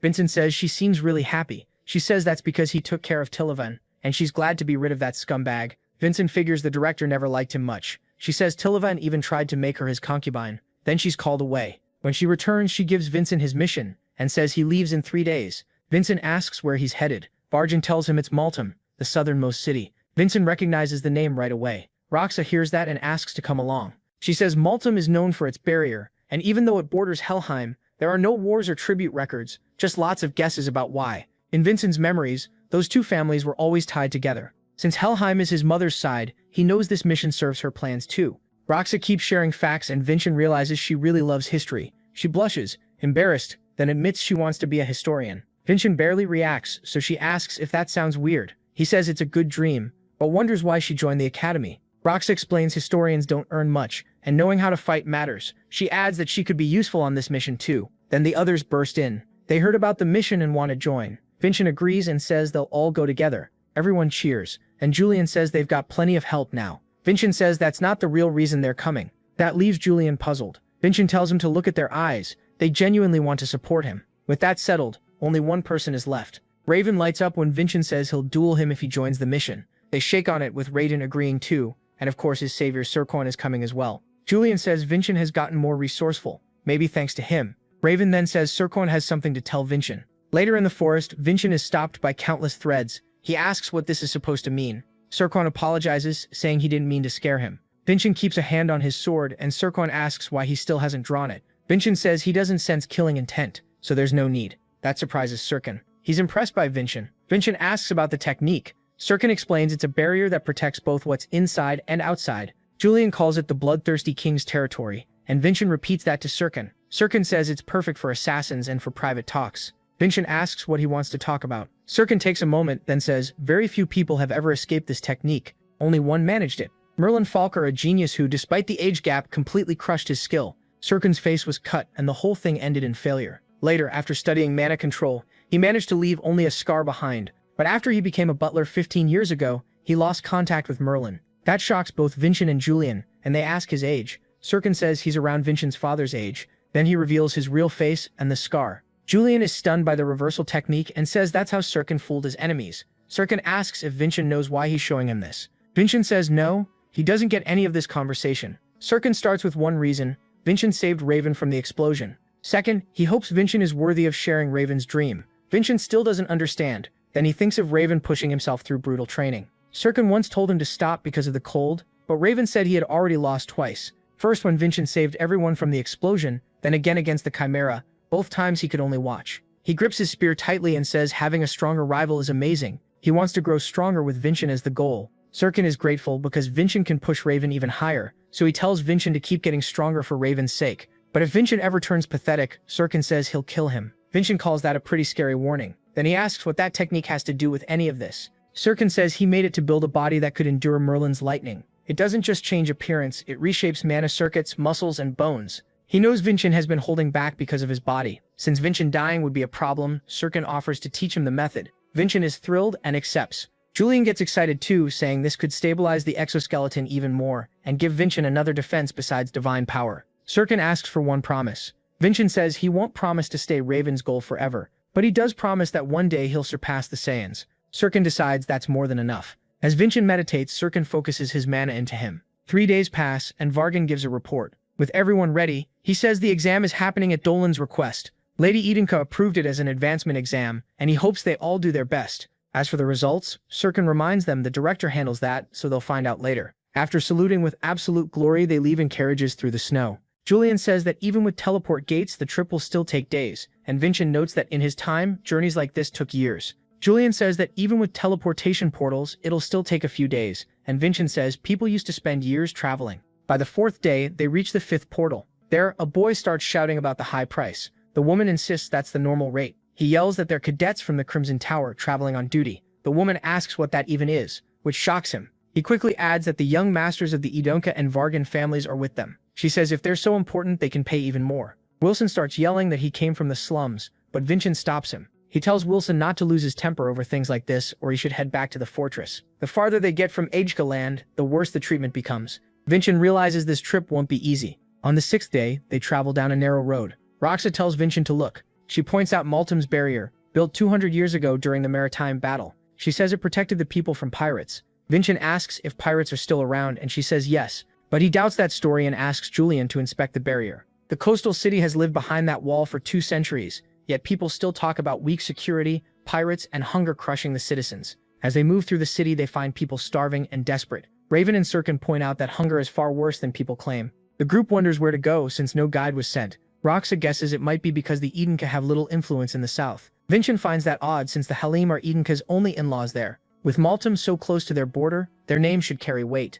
So Vincent decides to visit the temple priests. At Gaia's temple in the city, they meet a priest named Lisane. When they bring up the mission, he tells them to leave for everyone's good. With a strange look, he claims the city is peaceful and doesn't need guards. Raven complains about how long they traveled, but the priest shuts the doors on them. Everyone is stunned that he brushed them off. Roxa asks what his problem is, while Vincent asks whether Julian finished checking above. Trembling and worn out, Julian finally returns. The distance weakened his powers, leaving him exhausted. Vincent asks about the barrier's condition. Julian says it has no damage at all. No spell marks, nothing.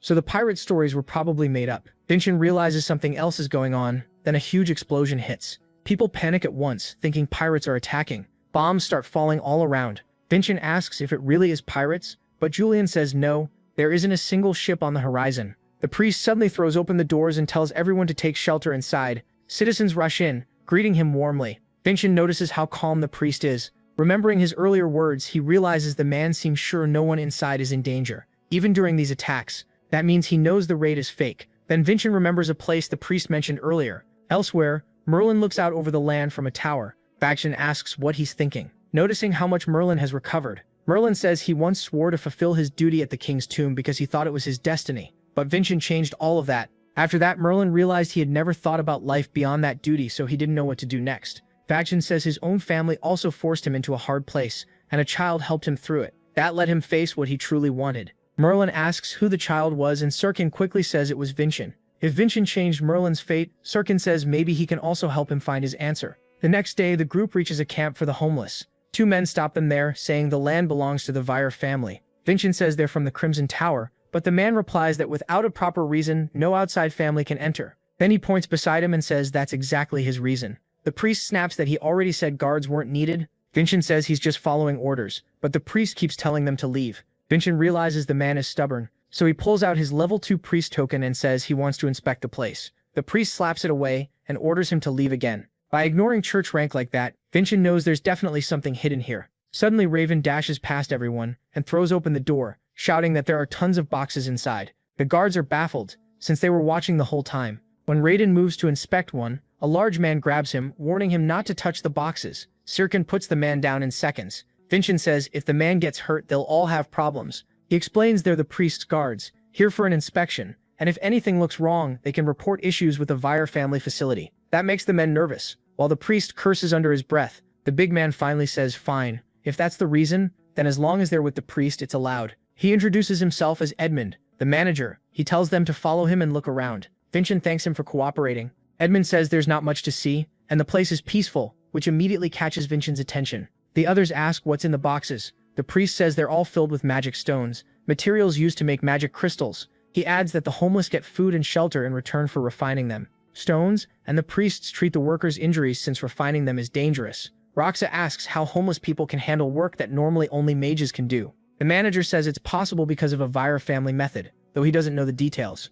His friends add that this is why the family makes so much money. Those stones sell for a lot. Soon they reach the work area where people are breaking down minerals. The manager claims he's helping them as much as he can so they can stand on their own someday. Then he leads them to the final stop. It's the roof overlooking the barrier. Vincent asks about the buildings nearby. The man says they're for storing and maintaining the stones, but Vincent can tell that excuse is weak. Then the priest shows up and tells them to head back and rest. That night, Vincent watches those buildings. In the forest, lights reveal people being moved like slaves. The captors rush them along before sunrise. Then we're introduced to Yahello, a martial artist from the Vire family. One man begs to be let go, saying he isn't homeless. He says the priest put him there and reminds them he has a daughter. Yahello knees him, dropping him to the ground. Then he asks where the man's house is, saying he'll bring the daughter too. The man breaks down crying on the floor. Yahello warns everyone not to even think about escaping. A boy with lifeless eyes keeps mumbling that he wants to go home, but suddenly he's caught. When they arrive, Helk says the real work starts here. He forces them inside, warning they'll be beaten if they resist.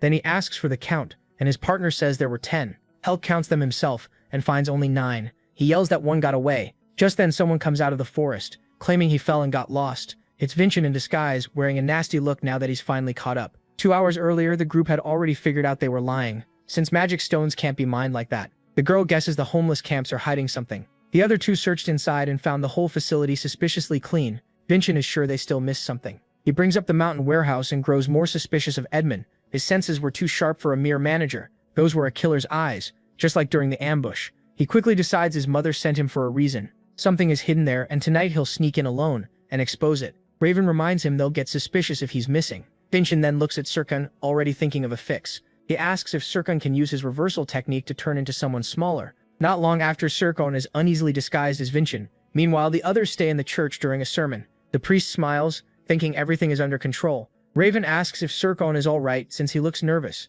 The girl tells him to act more like an elder and speak the way Vincent does. He sighs, admitting his young master saw through him again. Then we cut to a filthy dark cell. A mercenary throws Vincent inside in a rage. He hits the floor hard. The guard curses him for being a hassle, saying he thought he'd lost one of them. After shoving the boy in, he orders them to stay quiet. Julian trembles in fear, but Vincent says he's used to places like this, so it isn't that bad. Suddenly, a blue and purple mana circle appears, and a magic mole pops out. It asks if he's alright. Vincent says he's fine, he got inside without being caught, and now he needs to gather all the information he can. A man suddenly screams for help, shaking the bars and begging to be freed because he isn't homeless. It's the same man from earlier, now crying as he gives the full address of his home, begging them to at least let him feed his daughter. The mercenary walks in and orders him up, holding a pill with a creepy smile. He says it's time to eat. Vincent quickly senses something is wrong with it. The man asks what he's waiting for and tries to force the pill into his mouth. Julian panics and warns Vincent not to eat it since they don't know what's in it. Vincent says the fastest way to learn is to test it himself,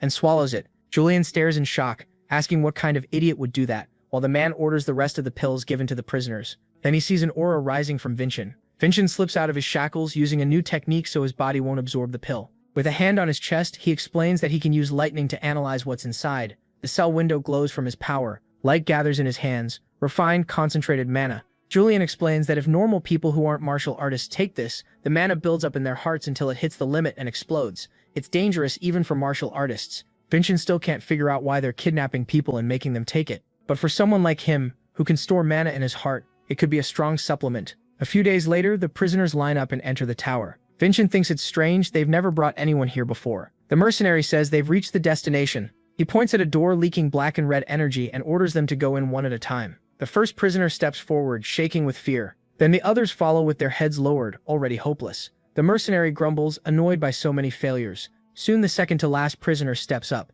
The old man, terrified, he walks to the doorway and crosses over. Inside, he keeps moving forward. He wonders what this place is, as creatures with red eyes surround him. Their sharp teeth and dark aura close in, and soon that power starts eating away at him as he screams in pain. The mercenary laughs, glad at least one finally worked. As the man breaks down completely, he keeps repeating his address and saying he'll be home to see his daughter soon. Julian and Vincent grow tense. Vincent suddenly understands and recalls what he knows. It's a contract with the evil spirit of Davin. The old man screams even louder, like he's about to die. Vincent can't believe a normal person could make a deal with an evil spirit. Then he remembers the pills and why they were packed with mana. All at once, chains appear and wrap around the man's neck and arms. The mercenary says the manager will be happy. One of them succeeded, and the chained man now looks possessed. Then a guard orders Vincent to go in. The mercenary smirks, hoping for another success. He shoves Vincent toward the door. The moment he steps inside, Vincent realizes he's in danger. As mana surges at him, once everything turns pitch black, he drops the disguise and returns to normal. He realizes the spirit is trying to steal his heart by using his darkest memories. He sees his family looking down on him from the moment he was born, with his father and mother looming over him like they'll seize him. Then he's back in a cell, thinking they never loved him, not even at the end. Charging lightning, he apologizes to his parents. As he fires, he says he won't be taken. A voice screams his old name, but he doesn't move. The mercenary gets suspicious and goes to see why Vincent has gone still, when lightning bursts from Vincent's eyes, setting off a huge blast that tears apart everything around him. People in the mountains see it and start wondering if pirates attacked. The priest is horrified because he knows what happens there. Sirkin is just stunned by Vincent, who has blown apart nearly half the tower. The mercenary rises through the smoke and says he knew Vincent was suspicious all along. He orders everyone still standing to capture him at once. Vincent instantly moves behind him, sword already drawn and charged with mana. The mercenary turns and sees the strike coming. Vincent fires a strong bolt upward and the mercenary blocks it. He says a nobody like Vincent shouldn't even try that. But then his sword snaps in two. Vincent follows with a fast, clean strike. The man screams in pain as Vincent says that as both a martial artist and a human, he can't ignore what they've done, then drops his disguise. Two henchmen rush him from behind, calling him insolent, but Vincent vanishes into a blue mist with snow. They freeze, confused by his sudden disappearance. They don't get time to think. Vincent cuts both down at once. The mercenary clutches his wounded arm and says the bleeding won't stop. Vincent drives his sword into the ground beside him. He says the blade carries lightning so the wound won't close, and warns him to call a priest fast, or he'll lose the arm for good. The mercenary grabs a stone and calls for backup, summoning priests and soldiers. Vincent is satisfied because once the priests arrive, the cadets will come too, just like he planned. As he heads deeper into the tower, he calls for Julian and says their whole conspiracy is about to be exposed. Parts of the tower still seem untouched, until another blast sends up dust and flying stone. Vincent tears through the place with a guard already down at his feet. Vincent shouts that an intruder is here, and that he's just a brat. Vincent lands as another soldier goes flying behind him. The guards charge, trying to stop him from reaching the production area. His aura turns gold, and he uses Absolute Slash in an alternate form. With glowing eyes, he activates the Dwarf King and blasts apart a huge section of the wall. Other guards stare, wondering if everyone else already fell. Their eyes widen, but lightning soon surrounds them as Vincent forms a giant electric figure and charges up. Then he unleashes giant thunderstorm, wiping out all the soldiers there in one massive electric blast that even tears up the floor. It crashes down, lightning still snapping through the air. Vincent figures those were the last martial artists, and that he burned too much mana. As he starts looking for proof, a red knife flies at him. He catches it in time and dodges as it slices past. A clown-like man steps from the shadows, draws another blade, and says Vincent got greedy. Julian warns him, this is Jaster Lancerto, a 7-star fighter from Vyra. Holding 5 knives, the clown mocks the useless young master and asks what kind of dance he'll show. Julian adds that Jaster is one of the 5 strongest in the Vyra family. Jaster talks about the gap between them, but Vincent can already tell this man is different. Compared to Rowlessa and Sirkin, this 7-star is far weaker. Vincent points his sword at him and says it out loud. Jaster freezes for a second, then lunges with his knives. He throws a storm of blades, asking if Vincent will keep talking once he's dying. The knives tear up the ground. Through the smoke, Jaster spots Vincent's hair and laughs, bragging that this power gap is absolute and talent means nothing. Then Vincent speaks right beside him, arms folded, saying the mask looks even uglier up close. Jaster is stunned and realizes the one who blocked his attack below was Sirkin, using threads to hold the knives. Vincent reminds him, he said he was weak compared to other 7-stars. Now shaken, Jaster wonders how there can be 2 of them. Sirkin rushes in with a dark aura, threads whipping forward. Jaster is cut down before he understands what happened, while Vincent watches his body hit the ground. Sirkin asks if everything went the way Vincent planned. Changing back, Vincent says Sirkin's arrival, and Jaster showing up too, worked out perfectly. He guessed the mercenaries had backup plans after Sirkin showed his strength in the abandoned fields, and knew Raven wouldn't ignore this kind of evil. Raven arrives, demanding to know where those bastards are. Vincent says they're gone now and they need to search the lower floors. Sirkin sighs, realizing he got used again. Dropping down, he says they should check because he wants to know what they were hiding in the shadows of Meltem. After dealing with the soldiers, they find a room full of books. Vincent guides the slaves and asks what happened here, since this was where magic stones were made. Shaking, an old man says the priests kidnapped him and forced him to make those stones. He says the dark door was used to make evil contracts with people who had mana talent, and the survivors were sent to the mines. Vincent listens in disgust and clenches his fists. The temple and the Marshall family who were supposed to protect people caused all this suffering. With rage rising, he wonders where the city's justice went. Sirkin asks how the stones were made. The old man points to a device like a crystal ball and says that tool uses dark magic to let the stones absorb mana. Vincent stares at it, clearly shaken by everything, then puts his hand on it. Dark energy reacts at once and starts spreading. Julian jumps and asks what he's doing. As the mana wraps around him, Vincent thinks that since he survived the door and swallowed the pills, he can handle this too. The mana condenses into a crystal, and soon he's holding a large glowing stone. He asks Julian if that stone can store the information. Julian says yes, it's perfect proof. Vincent tosses it up, and blue lightning bursts from it.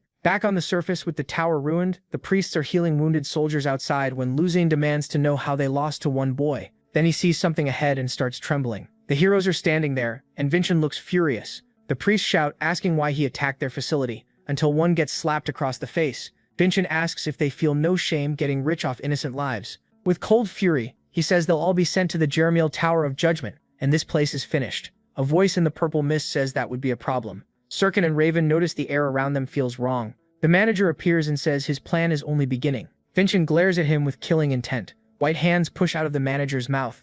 Vincent tenses at once. The man's body splits apart, and a pale, long-haired being crawls out. He says he should introduce himself properly. In the purple haze, he names himself Edmund, a first-class strategist of the Nightmare. Everyone freezes as the dark mist and aura swallow the area. He asks if they know what Nightmare is. Julian doesn't, but guesses it's some secret group. Then Julian realizes the truth. If Edmund revealed himself, he probably plans to kill everyone here. The priest and guard beg him to save them. Instead, Edmund casts a strange spell, and a giant purple mana serpent appears. The priest is too terrified to even move. As the serpent eats them both, Edmund calmly says they did well. Furious, Vincent points his sword at Edmund and demands to know what Nightmare wants. Edmund looks at Vincent, unsure for a moment, then says their goal is, in his view, a better world. Skeletal hands start pushing out of the ground. Vincent realizes they're undead, and wonders if these are the civilians who died here. More skeletons rise beside the serpent, all staring at them. Edmund tells the king of assassins and the heirs of great families to get ready. They're about to become his puppets. The skeletons rush in, screaming,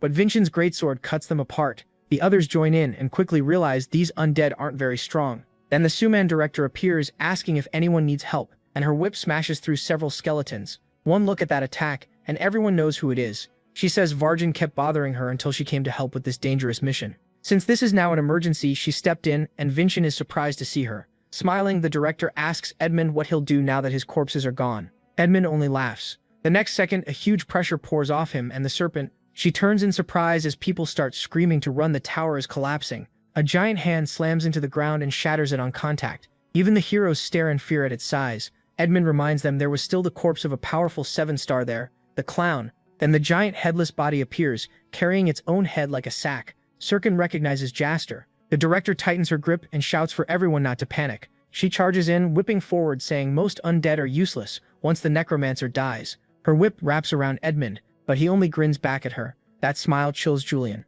He says Edmund is probably a lich. The director snarls that she'll rip him apart. Vincent warns her not to. He's a lich. She's stunned by that. A lich can't be killed unless its phylactery is destroyed. Tear it apart and you only make it stronger and widen its attacks. Behind them, the clown raises its hand to strike and smashes down, blowing apart a huge area. Sirkin jumps to shield Raven while Vincent and the director dive away. Even then, the blast keeps surging forward, tearing through everything. When the smoke clears, they've barely escaped. Edmund says his collection just gained another powerful soldier, and as he strokes the serpent, he thanks them in advance for becoming his nightmare troops. The serpent lunges at them, and they dodge again. Sirkin says revived martial artists can become even stronger under a necromancer than they were alive. The director mutters that using a 7-star like that feels like cheating. Sirkin can tell the fight is turning bad. She stops on a branch, and he calls out to her. He says that as the Vartican family's butler, his duty is to protect his young master first, no matter what. She gets the message. He means he'll run if he has to, and thinks he's a bastard. The director says she'll leave Vincent with him so they can flee too, but Vincent refuses. He says they'll beat the nightmare here and leave with their heads high. The director looks surprised and says he's starting to sound like Vargin, which confuses him. She says they're alike because they both wear that strange smile, and neither seems to know how weird it looks. Then she asks if he actually has a way to beat Edmund. Before he answers, Edmund summons 3 serpents and says their goodbye is taking too long. Vincent dodges the serpents and says he's done all he can as a cadet, while sprinting along one giant body. He leaps up, raising his sword for a huge strike that makes Edmund freeze for a moment. With battle lust in his eyes, Vincent tells him not to forget who the 7th son of the Edenka is, but Edmund blocks the attack. He adds that he was never the real target. Then ropes and whips suddenly lock the nightmare in place. 2 allies appear on both sides of the monster to back him up. They jump in and drag Vincent away. He curses at them and demands to know where they're taking him. Then a bright beam of light hits his face. Raven is above them, ready with his spear technique. He dives down and drives the attack into the lich's chest. The blow launches Edmund into the air and smashes the ground hard. Raven grins and asks how that hit felt, but his butler warns that it isn't over. As Edmund slowly gets back up, purple aura leaks from him as he recognizes who he's facing. 2 7-star fighters and a family heir stand ready, but he mocks them, saying they can only stall him for a few seconds. Still smiling, he releases more aura and asks if they're crazy enough to think they can kill him. The director says they don't have many options. Vincent told them they'd all survive, so they chose to trust him. Sirkin adds that the young master is good at making people believe in him. The nightmare sneers that they're holding on to false hope because Vincent is probably already dead. Soon the clown starts spinning its head and throwing heavy attacks. Even so, it can't land a hit on Vincent. Under pressure, Vincent calls out to Julian, asking if he's ready. Julian tells him he needs a little more time.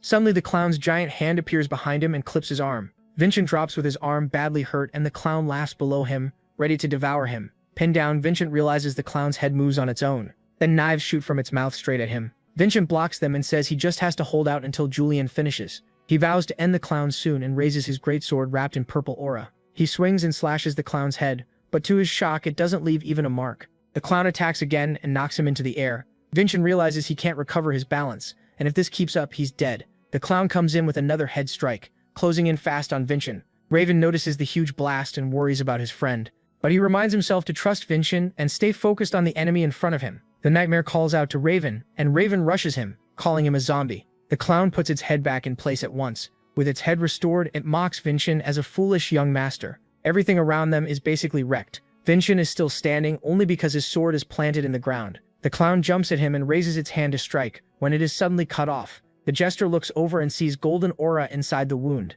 Vincent says it worked. Julian's divine power was poured into his sword, now glowing gold with chains. It reveals the Edenka chain art, the divine power of chains. Vincent remembers training with Merlin, who said chain enchantment is one of the main Edenka sword styles. Merlin also taught that there are 7 styles, just heavy, fast, and finally chain. Compared to the others, chain art isn't flashy. Merlin draws his sword and shows lightning running through the chains on the blade. That lets the user combine the power of the body with the power of the sword. It's said to be the best style for someone with many techniques because it grows stronger as they gain more abilities. Vincent smiles, thinking Aslan must have left behind the perfect style for him. The clown can't understand how martial arts and divine power are being mixed like this. Vincent tells him he should feel honored to be purified by the king's heavenly power. He focuses on merging Falker fencing, divine power, and the art of chains, Then he triggers Divine Power Ascension and unleashes a long-range slash of golden mana. Seeing that power rush toward him, the clown can't believe anyone could wield it. A huge part of its body is blown away by the golden strike.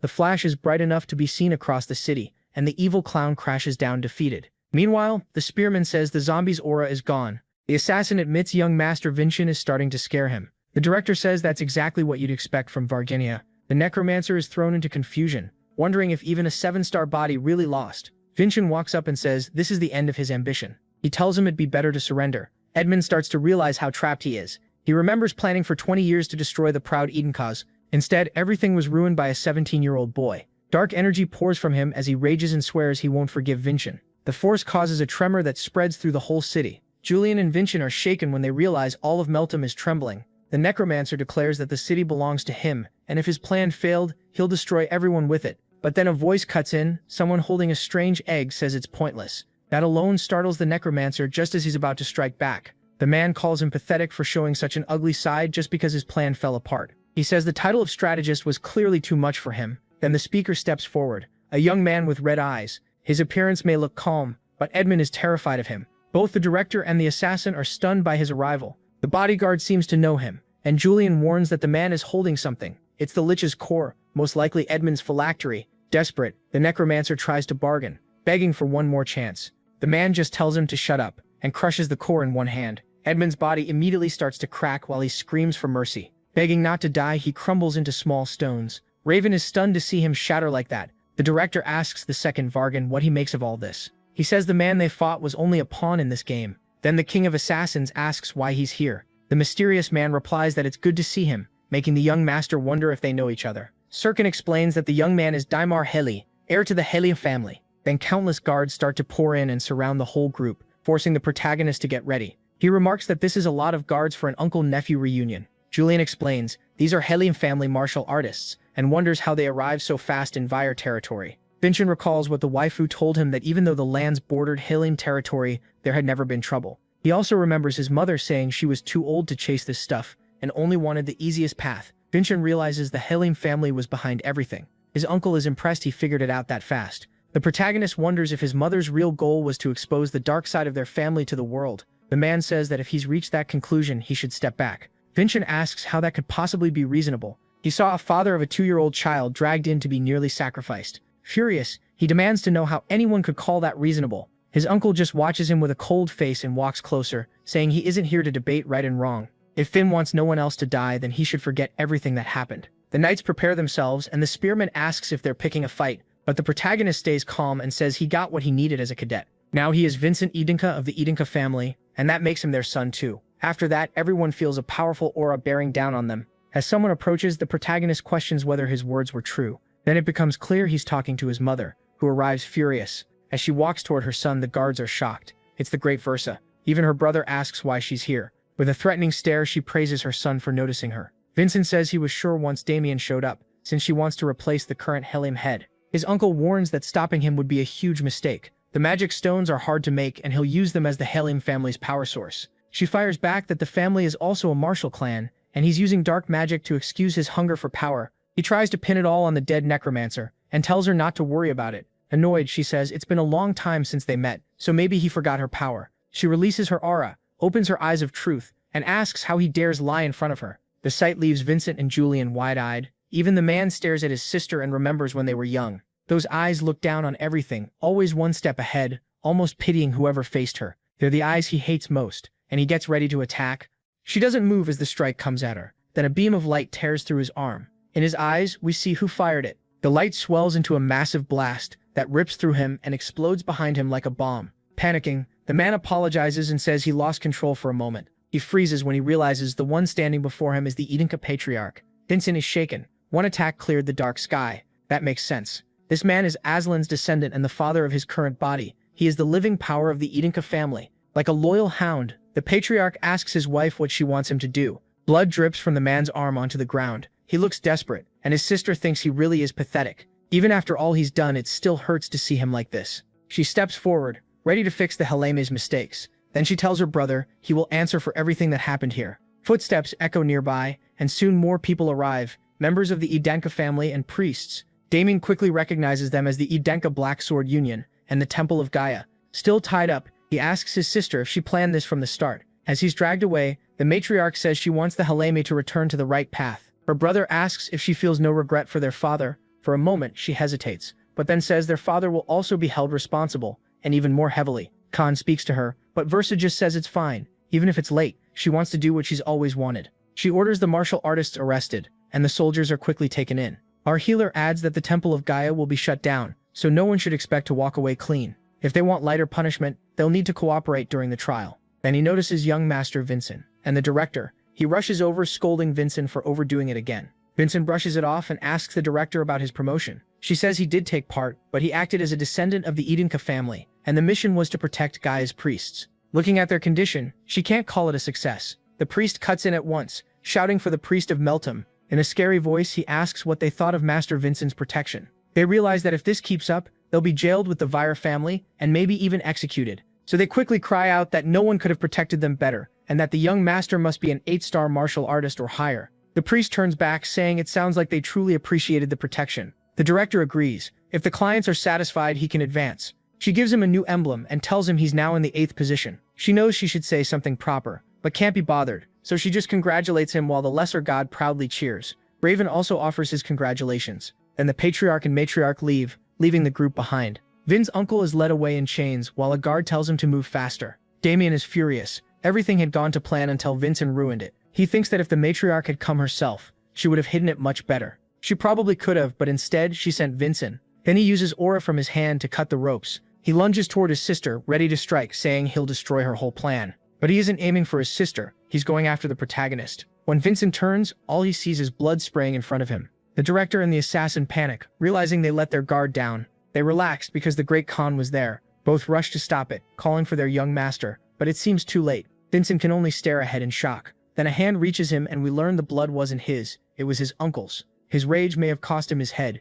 His sister quietly says she hoped it wouldn't come to this, as her brother's body drops to the floor. The director is left completely stunned. Even the man called the King of Assassins thinks she's cruel for killing her own brother. Vincent is frustrated. He couldn't react, while she countered with ease. Then something catches his eye. His mother's hand is trembling. He walks up and calls out to her, then shows her a magic stone made from her life force, saying it's proof of the crimes committed there. When she reaches for it, she says her burden feels lighter, and thanks him, adding she'll return it after checking it. But before she can, Vincent takes her hand and says it's a gift from him. The sudden gesture catches her off guard. He says it can't replace what she lost today, but it's from the heart. Julian can't understand why he's comforting the great Versa. But then Vincent says her hand was shaking, and someone that gentle doesn't fit that title. She clearly likes the gift, smiling as she looks at him. Later that night at the Vire family's main house, someone is suddenly run through by the Edenka patriarch, who holds the body up like a puppet. The other guards stare at their captain in fear after he was taken down so easily. Khan says there is proof the Vire patriarch was involved in the Meltum incident. He throws off his cape and declares he'll remove anyone who stands in his way.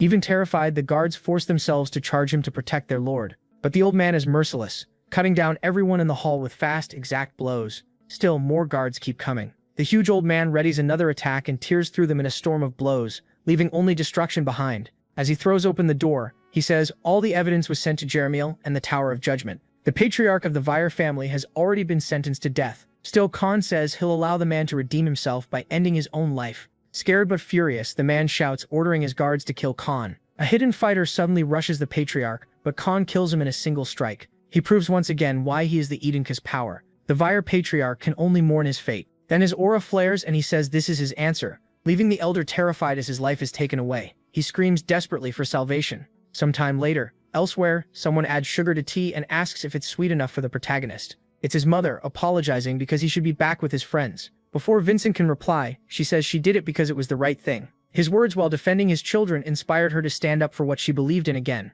Vincent and Julian both look pleased hearing that.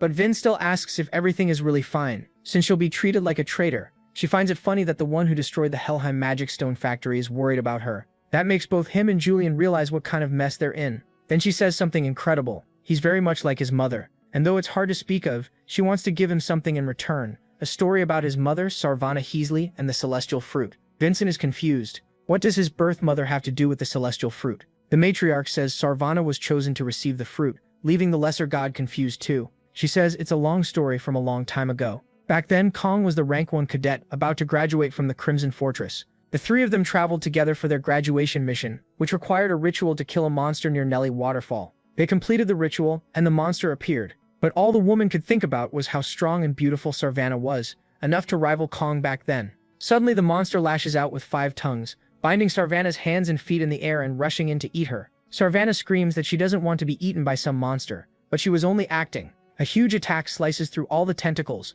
launched by the future matriarch. She yells for someone to move now, and Kong cuts the monster clean in half with one strike, showing how strong he already was. Sarvana lands lightly on the ground and happily says their teamwork was perfect, and the mission is done. Then the future patriarch goes to collect the monster's pearl. The young woman wonders why they need something so gross. He explains that taking the mollusk shell is a tradition from Aslan's time, but then something catches their attention. She says the waterfall mollusk is annoying, but not too hard for a graduating rank 1 cadet. Then she asks why a waterfall like this exists in such a cold place. Sarvana wasn't just cheerful, she was smart and curious enough to notice what others missed. Young Emo speaks to her as she says the mission must have had another reason, maybe something the first patriarch Aslan left behind, and asks what could be hidden behind that waterfall. Curious, the future patriarch asks how they'll get through it. So the three start making their way through the mountain. Sarvana says she'll check what's there from this path, since her intuition is always right. Then her foot slips, and she falls straight into the river beneath the waterfall. Seeing the danger, Emo tries to stop Khan, but he dives in at once to save Sarvana, and soon all three are swept into the river. Then Sarvana starts to wake up. She wakes up in a cave hidden behind the waterfall. For a moment she's excited. She was right that something was there. Then someone yanks her by the ear. They demand to know what she was thinking, snapping that they nearly died because of her dumb idea. The other two are baffled that the current didn't injure them, and before they can call it a miracle, a voice says it wasn't. Back in the present, Vincent wonders how anyone could have been hiding there. His mother explains that they called that being the celestial fruit, but its real form was a huge, powerful red dragon. The three are instantly terrified. They've never seen anything like it. The dragon asks which one of them can see the truth, and the other two realize this matches the prophecy passed down in the Adenka family. The dragon quickly understands they got there by accident and know nothing, but says it doesn't matter. Then he readies an attack and declares they'll all die there. He fires a fireball and blasts the three backward. Yemo can't believe there's a dragon inside the Crimson Fortress, but she forces herself to focus on escaping. The three run for their lives. The dragon says it's useless, and before they can get out, the waterfall thickens into a barrier. The giant lizard tells them there's no escape, and they should accept their fate. Hearing all this, Benshin can't believe a dragon could really exist, but his stepmother asks why that's so hard to accept, since the thing he added to the Crimson Lotus was dragon bone. Julian is stunned that she knows about the bone, while Benshin thinks it's stupid to believe anything could stay hidden from her. He then asks how she made it out alive. She says she doesn't know. The only one who knew the full story was Sarvana. Back in the cave, the dragon says they have nowhere left to run and should accept death. The young matriarch calls to the other two, and Sarvana starts drawing her sword as the patriarch gets ready to strike. All three charge the creature at once, rushing in and landing a hit that briefly surprises the dragon. The patriarch uses that opening for a sword art technique, but the dragon catches it and knocks it into the wall like it's nothing. That leaves him shaken, because it was the strongest move of the Adenka family. As the dragon gathers mana, he says humans have limits, and a crushing force bears down on them, making it hard to breathe. Sarvana and Versa collapse, while only the patriarch stays on his feet. That catches the dragon's eye, and he asks how a human can endure his mana pressure. He even thinks it's a waste to kill someone with such talent,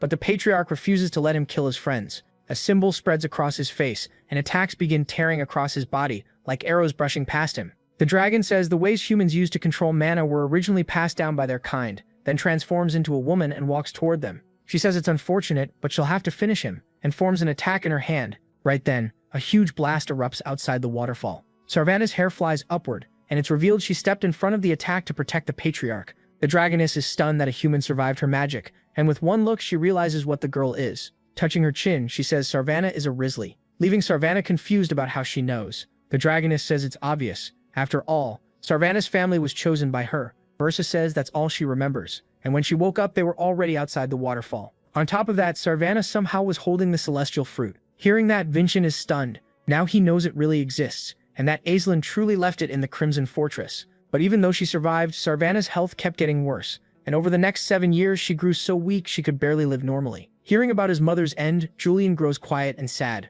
The matriarch says that even then, Sarvana never ate the celestial fruit. Instead, she wanted Khan to take it, but he couldn't accept gaining strength at the cost of her health. After all that, she passed away and left Vincent behind. In the end, Khan ate the celestial fruit because it was her wish. Still, Sarvana stayed in his heart forever, as beautiful as ever. Vincent notices the mix on the matriarch's face: envy, longing, and regret. He asks what she truly thought of his mother. She answers that she cared about Sarvana and envied her too. Then a memory appears of Sarvana hugging Versa and telling her everything would be okay, while Versa trembled in fear. Versa soon breaks down and Sarvana comforts her, saying she isn't a puppet. She cries in Sarvana's arms under the rain.